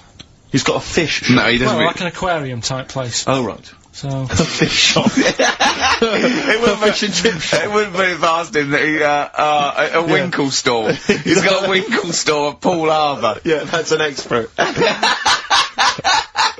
Oh dear. but, what have you learnt from that then? Well, that, we don't know whether they're deaf or not, because the scientist, the bloke in the chip shop couldn't confirm it. They eat their own legs. Think of That's that. a bit weird. Isn't it? They eat their weird. own legs. They eat their own legs if they get hungry. Right. And they grow back, don't they? I think so, yeah. If you eat one, they'll grow back. Yeah. And yeah, you can put them in little jars and that. If you wanted to. Yeah. It's just a bit weird, isn't it? It's like no, but do you know, like, you know, people have a go about being cruel to animals and that. But what he was saying there is, right, what they've watched an octopus do, they've got hold of a crab, right? So that'll be being stressed out because it's out of the water. Yeah. They've then stressed it out even more by putting it in a jar, Right. which he didn't like. And then an octopus is crawling about on the jar, Yeah. and the crab knows that the octopus wants to eat it, Yeah. right? So then it's having more frets Yeah. because of that, and then they let the octopus eat it. Yeah. I think that's pretty. Do we need crabs? See them next week, yeah? Well, I want to sort out snails first. Right. What's your pitch with snails? What do you know about snails? I know that bats eat them. They can sleep for 13 years. Right. Can you believe that? He said to me, snails can sleep for 13 years. And I went, right. He went, oh, thing is though, if it was a scientist, and he was, you know, he was looking at it, and he put it in a quiet place, it might well doze off. He said it wouldn't be the same if it lived on the streets. And then we went on to a whole thing about homeless. He wants to do a game show with celebrities being homeless for a week. What do you think? Actually, I've got to say, that's not bad at all. It's not bad, is it? No. Right, do you know how, like, Lenny Henry went to the jungle? Yeah. Right? And you've got, who else did it? John Joanna Lumley on his own. made slippers out of a bra. Right? So I'm thinking, like, get a celebrity and say to him, no, just because, I'll tell you why, right? I'll tell you why all this came about. When I was walking back from that Christmas meal that I bought my girlfriend for 150 quid, Lest we forget. right? I was walking down Mortimer Street and there was an homeless fella there, and it was like, oh, you know, it's really, really bad. But the weird thing is, it was about, I don't know, probably about 8 o'clock. Yeah. No, about 9. Right. And he was asleep. And I just thought, do homeless people ever think, you know, I think I'll have an early one tonight? Right, that's what got me thinking. It's a bit weird, the whole lifestyle of it, the fact that he had an early night. But what, if it's a bit weird that he's sleeping not in a home, but on the street? No, it's just that if I was homeless, I'd probably stay up quite late, because it's not nice. Do you know what I mean? What are you talking about? Just being homeless isn't a good thing, is it? No. People forget how bad it is. Yeah. Right. But surely sleeping gets you out of reality. They sleep because they're tired, they can't sleep very well, so they need all the sleep they can get. Yeah, but sleeping's nice if you've got a nice big bed. What, you think that they can go, I'll stay up, I'll go to bed at 2, I'll go straight to sleep and I'll pop up at 8 when the alarm clock goes off? Well, it's just what I was thinking, right? So, I was thinking how bad it is, and it's, you know, especially this time of the year, you know. Yeah, it's terrible. It's the really worst thing. And to sort of give it some publicity and get a bit of help behind it, get celebrities, someone like Phil Mitchell, maybe. Yeah. Off EastEnders. Yeah. Who's a big fella, he can look after himself. Put him in a shop doorway. Right. Have some cameras set far away in a building or something. Yeah. They can film him. Right. And it's up to him how he raises money for food to eat. He could sign autographs. Well, they wouldn't know him though, would they? Because you never look Who at a could you homeless get? You person. get, what's her name? Gail Porter. Yeah. Gabby Roslin. Right, yeah. Narinda from Big Brother. Yeah. Who else would do it? I got a game show Les idea Dennis, I reckon. I got a game show idea called On the Game. And, what happens is, you get Narinda from Big Brother. Sugarcane by Sonic Youth on XFM 104.9. Ricky Gervais, Steve Merchant, Karl Pilkington. Go on, Karl. What's next? Are you going to do your war feature? What is it called? What do you think of that then? You do that now? It annoys me a bit, right? Because we said before Christmas that we'd come back with new stuff. Yeah. Gave you a title to work on, that Ridiculous. Right. You came in today, I said, have you sorted it out? You say no. Steve, you're having a go at me for wanting to get music out of the library for you. Yeah. You haven't got any new ideas. Sure. But you're dissing mine. I'm not dissing yours. Well, I'm a massive fan of them. Good vibe off you. Oh, I think that's very harsh. I just asked you when were we going to have war, do you think of that? I'm a big fan, I'm excited. Well, it's not that good, to be honest with you. Well, I disagree, it sounds brilliant. Right, well, it's a bit of a tweak of Educating Ricky. Right. Just some information on wars. Yeah. Okay. World War II. World War II, alright. The world champion chess player, he helped someone out, in the war. It's the detail I like. No, You know, it's nearly a history programme, isn't it? I was watching those repeats of The World at War. Yeah. That were on in the mornings, you know, incredibly detailed, but they've got nothing on Karl. Did you write a lot of that David Sharma series? He was able to use his skills that he has to play chess, because apparently chess is all about probabilities of, like, where a piece will be put. Right. Mm. And they got him in, and they said, can you help us out? He said, yeah. And he said, right, where should we, like... Hitler has just moved his queen. So that's a He fact. sent in a bishop that ran diagonally through the troops, knocking them over. Sorry, wait a minute, Karl. So they got a chess player. That's it! Well, yeah. It's just like, oh, what do you think of that? Again, that's not a story. But it angers me that he says that I'm down on the ideas when that's beginning to shape up as quite interesting. I thought you were going to tell me which battle or which event was you... World War II. There's not a battle. But which bit of your World War II? Like, the middle bit. There's 6 years worth. Yeah, well, probably about a bit in. Guessing. Thought, Guessing. Well, alright, yeah, there is a bit of guesswork, but it doesn't matter. But that could have been an interesting thing if you told me it had an impact on the when Normandy you look landings. at these things, do you go, bloke wants help chest, oh, use that, and run away from the computer? No, or I run read out of it. the bookshop? I read the first line where I get enough information, I just think... What do you mean you read the first line where you get enough information? Imagine if you were someone's defence lawyer, and he was like, he's on death row, and went, I don't think he did it. Yeah. I read the first line, I didn't read the file It's He completely. was in a hotel in Texas. Right, go on. It's enough. Oh, some other It's stuff. enough, He it's definitely enough, didn't kill it. it's enough, it's enough. And Yeah, I that's just thought interesting. they always take ages on deciding where to go. It's just like, but there's a better way. I don't know what you're saying now, I don't know what you're talking about. Well, it I takes- actually when- don't know what when you're talking people about. play chess, they take ages to make the move. So I'm just thinking, there's probably a quicker way. Of what? Than finding where a boat is, than getting a chess player in. I don't know what you mean now. Oh, Are you talking I'll about tell you what, battleships now? They should have got an expert battleships player in. Right? yeah. What? Carl, Right, what? forget that one. Or then. someone who's No, really good I'm not being funny, but what is that? What are you telling me there? Someone who's really good at risk. You should have brought them in. Yeah, Cluedo. Right, yeah. another fact. Oh, that's enough then, is it? Well, they use expert Cluedo players, but the police use expert they Cluedo players. do use, yeah. If ever there's a murder in a country house...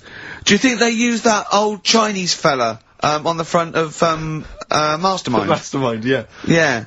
Yeah. For logic problems. The Enigma code was broken by top Mastermind players.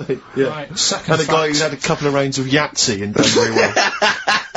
Second fact about the war. And for engineering, they use a lot of Jenga players. Absolutely. Whenever they want Will the building collapse? I don't know, let's pull this, let's see. If Yes, they it wanted will. to identify... What are you doing? If they wanted to identify spies, bring me the champion of Guess Who. Was it a woman with glasses? No, right, Has sit he down. got a beard? Is it Bernard? Right, Carl, sorry, go on. Another war fact. So Go on. you're saying it's rubbish, but look, you love that. Yeah. Right? Yeah, Second you're one, absolutely right. the first bomb that was dropped on Berlin, Yeah. it didn't kill a person, but it killed an elephant. I think that's true. That is true. Right. Yeah. Okay. And the last one. Is that all you know about that? See, that's interesting, isn't it? But What that's was the- enough. But no, it's not not though. Because I mean, listen. Most people want to go. Oh, what was the elephant doing there? Did Well, it land see, in a the- zoo? Was it a pet? Oh. Was it a lost elephant? Did they aim at the elephant? How did it kill it? Did Was it hit on the Hitler's edge? favourite elephant? yeah, was it Hitler's favourite elephant? Did it then have one ball? Yeah. I mean, these are the things. You know, why didn't he catch it with his trunk? Did it have an effect on German morale? Yeah. Yeah. Oh, that Yes. elephant is kaput. Oh, Jumbo! I don't want to fight anymore. Chewing breaks, painkiller on XFM. Carl's getting a little bit stressed, aren't you? No, I just, you know, got to keep focused, got to keep the show good and that. Yeah. You know, and in the Yeah. new year, the idea was come up with some good snappy stuff. Yeah. And today, I just think it's been a mess with you, to be honest. I mean, this is the sort of thing I'd prefer to do after the show as the producer. Yeah. But you know, Do you know what? I think it's a discipline problem. Is I'm it not sure if he's got any. because I just put sellotape on your head? well, that's a bit to do with it. But just you know, let's just focus. But I on didn't put it when there was any hair on your eyebrows. I put it across your forehead. right. What do you think of that then? Yeah. We've got one more bit left. Brilliant. One more fact. The French, right, when they were at war, David Sharma, I just imagine him just introduced it. Amazing. Which war was this? it was still the World War, One or World two. War- World War Go Two. on. It's 50-50. Go on. yeah. yeah. Right, World War Two, what the French did, everyone needs a code. Everyone needs a code. Yep. A code when you're in the army. This is and a that, Disney song. right? And you know, to sort of give the go ahead if you want to go into battle and stuff. Okay. Right. So, Needs a code. but the weird thing Game is, show. right? The weird thing Everyone. is, do you know what theirs was? Go on. Do you? Yeah, I know what it is. And it's So what a bit was weird the French code? For what? to sort of say, right, yeah, go on But they had more than one. on this day. But I don't know what day it is. On this day. And what, it's like saying, what am I thinking of? What was the battle? What was the... Okay, so alright, what... Look at him, look, he's genuinely confused that I've asked this question. Right. It was No! If you ask me a question, ask me the question correctly. What was the code for battle during what battle? World War Two. No, that's not a battle. That's a war. Yeah, it was in a war. Yeah. I don't know what to do. He Right. confuses people. Alright, okay, what was it, Carl? What was the Yeah, code? what was are the you French thinking code? of? Right. John's got a moustache. What are you talking My about? lungs are gonna burst. That was a code that the French used. You know, like, I mean, I just think it's a bit daft, right? Because you could come up with that by mistake. yeah. Two French blokes talking in the trenches, and they see a major walk past, and they go, "Oh, look, John's got a moustache," and they all go and go, "No, I was just talking. What are you talking about?" Well, the way I don't think that's a good code. I'm not. I you don't know, believe it is the code. No, it is seriously. And what? And It's would just it, that would no it one have been, talks would it have about been it. said in French? Yeah. Okay. Yeah. But the weird- guessing. Yeah. No, but What? you see, I can't even be bothered What are you saying, Carl? because it's not a very good code. Do you know, like we've talked in the past about things you don't see, and I said an old man eating a Twix. You have to use that. That's safe. Because no one is ever going to see a man having an old man having a Twix. What do you mean? Well, use that as a code. Don't use a saying, John's got a moustache, that could crop up. And it's like the war's kicked off. How did that happen? Well, I said John had a moustache. Oh. Two French folks would never be saying, John's got a moustache. Why wouldn't would they? Because back then they were fashionable. He nearly makes sense, doesn't he? I assume it would have been Jean. Yeah. No, probably John. And how would this code have been I mean, who would have announced this to everyone? I read it like that, Steve. That's what was on the internet. This is a code that was used. John's got But don't be angry with me! I know, but you're always asking questions. Because I'm interested in history. Yeah. No, it's you're genuinely interested in Bloke, Karl, and we'd like to know. I'd like to film you secretly. You know, like they do, like Nature Watch, when they put it in a, like a, you know what I mean, a Badgers sort of thing, right? Yeah. And they just watch it. I'd like to see what you do, pop around and go, I wish I could download the music in your head. Because it'd be, wah, wah, wah, wah, wah, wah, wah, wah, wah, wah, wah, and you see something weird, you go, wah, wah, wah, wah, wah. And then you read that and you go, wah, and you write it down, and that's what comes out. John's got a moustache. I'd like to see next Christmas. Imagine the French, right, for their battle cry, for their battle code, to know it's going ahead, they're going over the top, is you never see an old bloke eating a Twix. Imagine that. Yeah, but all these things are things that I think in my head. Keep them in there! Do you know, like before when I was talking about going out on, you know, Christmas Day, having a meal on the way back, seeing a homeless person. Yeah. And then I think, God, that wouldn't be good. I know, TV show. Right? You can think of things like that. When I saw the homeless fella, then I got talking to Suzanne about when I had to sleep in my car. What do you mean? Go on. Let's play a record and come back to any sleeping in the car. God, I can't wait. Play a song for the lovers. I was watching last night, on cable TV, 1987's amazing Sign of the Times Prince in concert film. It was dynamite. I thought to myself, how brilliant he is. It reminded me of the gig I went to see last year. He played this tune. It's from the album Parade. Okay, I don't want to discuss whether or not Prince is acceptable on XFM or whether he's a genius. He is a genius. That's the end. That's the end of the discussion. Play the tune. He's dynamite. It's a song for the ladies. I remember, I'm going to tell you, I was on the way here. You know, do you remember John?